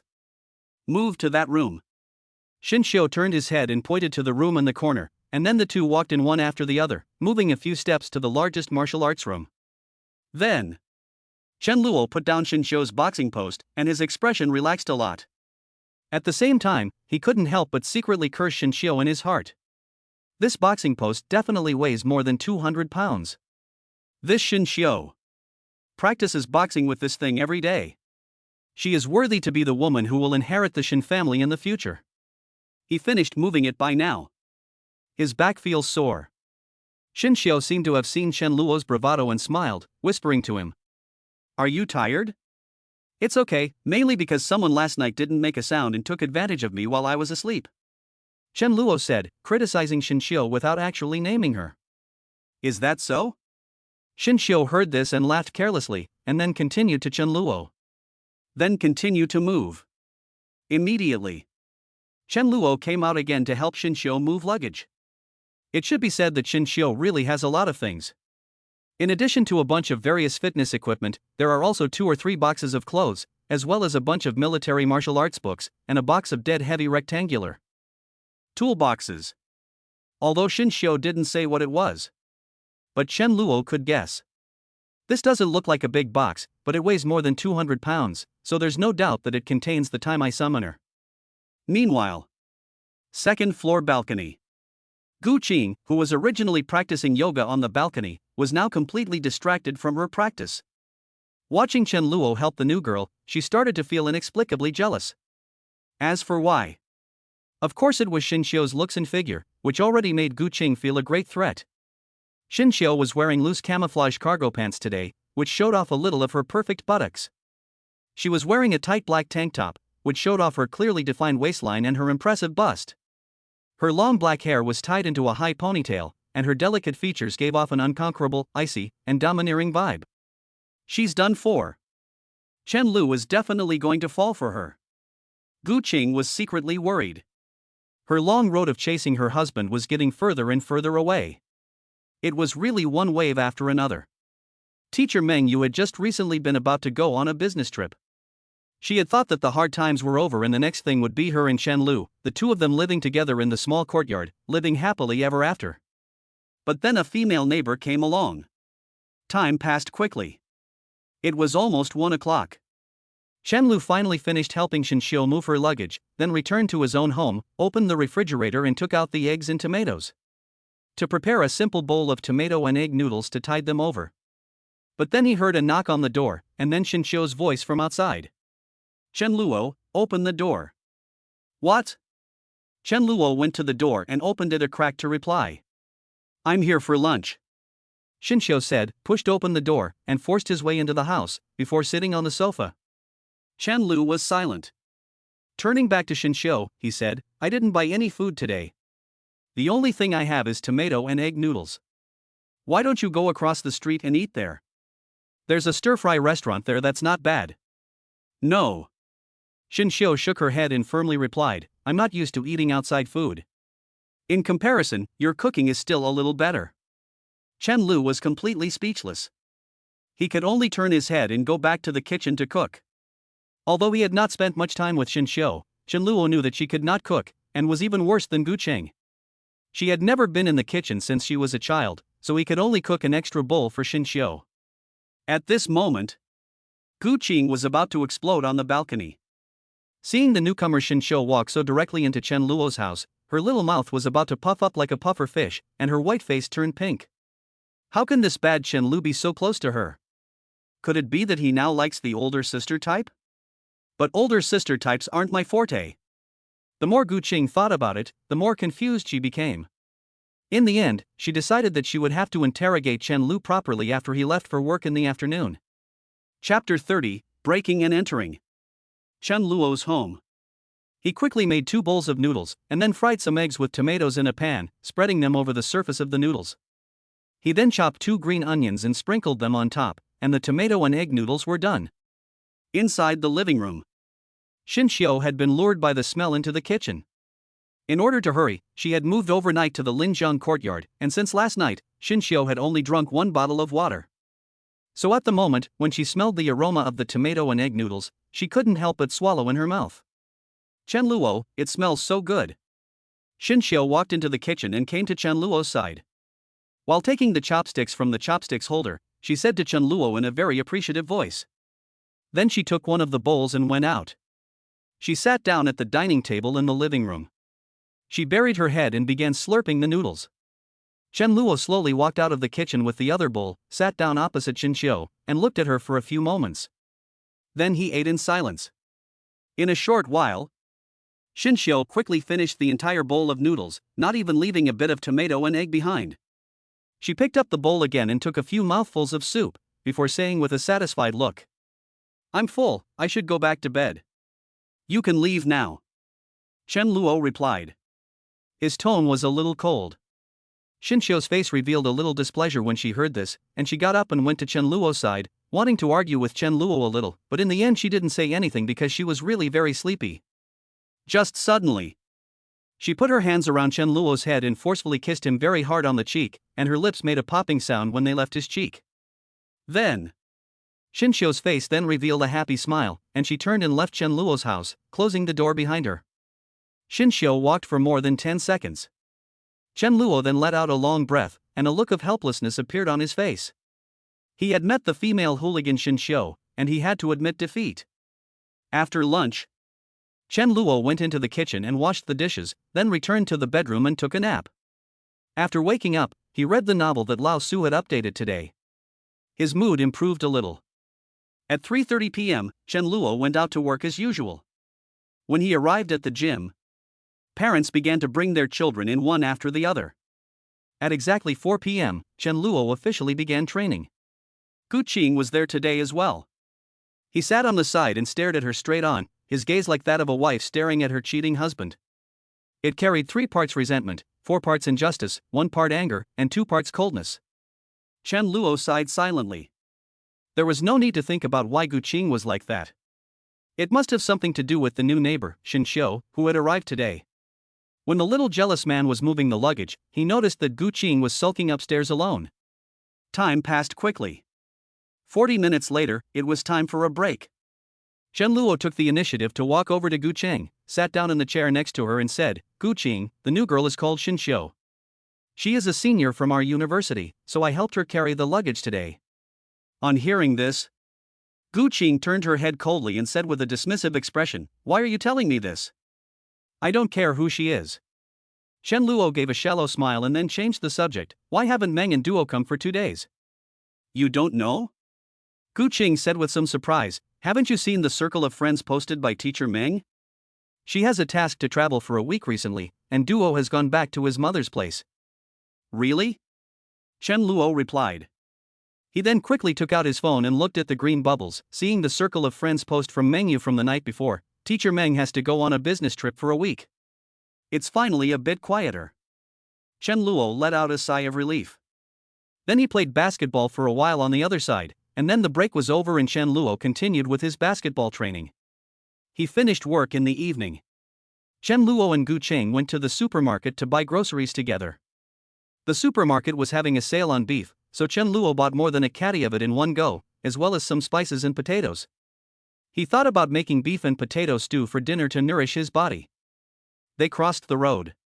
Chen Luo and Gu Qing returned to the courtyard, where they saw Xin Xiu practicing Tai Chi in the courtyard on the first floor, wearing a white Tai Chi uniform and listening to music. It was quite something. The posture and charm were really a bit particular, and it looked like the realm of a master. Chen Luo, Gu Qing, and Lang Lang watched for a few moments. Xin Xiu didn't care. He continued to be absorbed in the movements of Tai Chi, as if he was really completely immersed in it. They went upstairs. Gu Cheng was very curious and asked Chen Luo, what does your schoolmate do? She plays Tai Chi so well. She's a rich kid. Chen Luo paused for a few seconds before replying. After thinking for a moment, Chen Lu decided not to tell Gu Cheng what Xin Xiu did for a living. After all, her identity was a little special, and it wouldn't do Gu Cheng any good to know too much. Back at home, Chen Lu immediately started cooking dinner while keeping the doors and windows tightly shut to prevent the aroma of the beef stew from drifting outside, otherwise Xin Xiu would come again to ask for dinner. Of course, Chen Lu wasn't afraid of Xin Xiu coming to ask for dinner, but mainly he was afraid that Xin Xiu would come around and accidentally end up in his bed again. By then, the courtyard would be in an uproar. Fortunately, under Chen Luo's strict guard, Xin Xiu did not come knocking for dinner today. He quietly finished dinner at home, took a shower, and then went to his bedroom to play comfortably. He played until after 1 o'clock. Chen Luo felt a little sleepy, so he turned off the light, closed his eyes, and went to sleep. However, just a few minutes after Chen Luo had closed his eyes and was about to fall asleep, he suddenly heard the bedroom door open. Chen Luo's heart sank.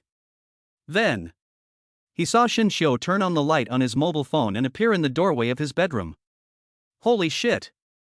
Chen Luo looked at Xin Xiu standing by the door, and for a moment, a look of deep helplessness appeared on his face. He quickly lowered his voice and asked in shock. Xin Xiu, why did you come in the middle of the night? I picked the lock and came in. Xin Xiu responded to Chen Luo while flashing a thin wire in his hand. Chen Luo silently returned a 6. You're not wrong, Xin Xiu. The locksmith doesn't have such amazing skills as you. No. Why did you come in? Chen Luo asked softly. At the same time, he quickly got up and closed the bedroom window tightly. The side of the window was Gu Cheng's bedroom. If Gu Cheng discovers the movement, it will cause a big commotion. What do you think? Xin Xiu smiled charmingly, closed the bedroom door and came to Chen Luo's bedside. She took off her slippers and climbed directly onto the bed. After sleeping on the inside side of the bed and covering herself with the same quilt as Chen Luo, she said very tenderly, "Of course I'm here to sleep with you." Chen Luo sighed deeply. Then he frowned and said, "What is our relationship? You just came into my bed? A romantic relationship? Boyfriend and girlfriend? I don't care about that kind of stuff. My way of thinking is different now. After what happened 2.5 years ago, I've come to understand one thing. It doesn't matter what kind of relationship we have, as long as you're mine." Xin Xiu rolled over and sat on Chen Luo's lap, and then leaned closer to his ear under the covers and said in a very determined tone.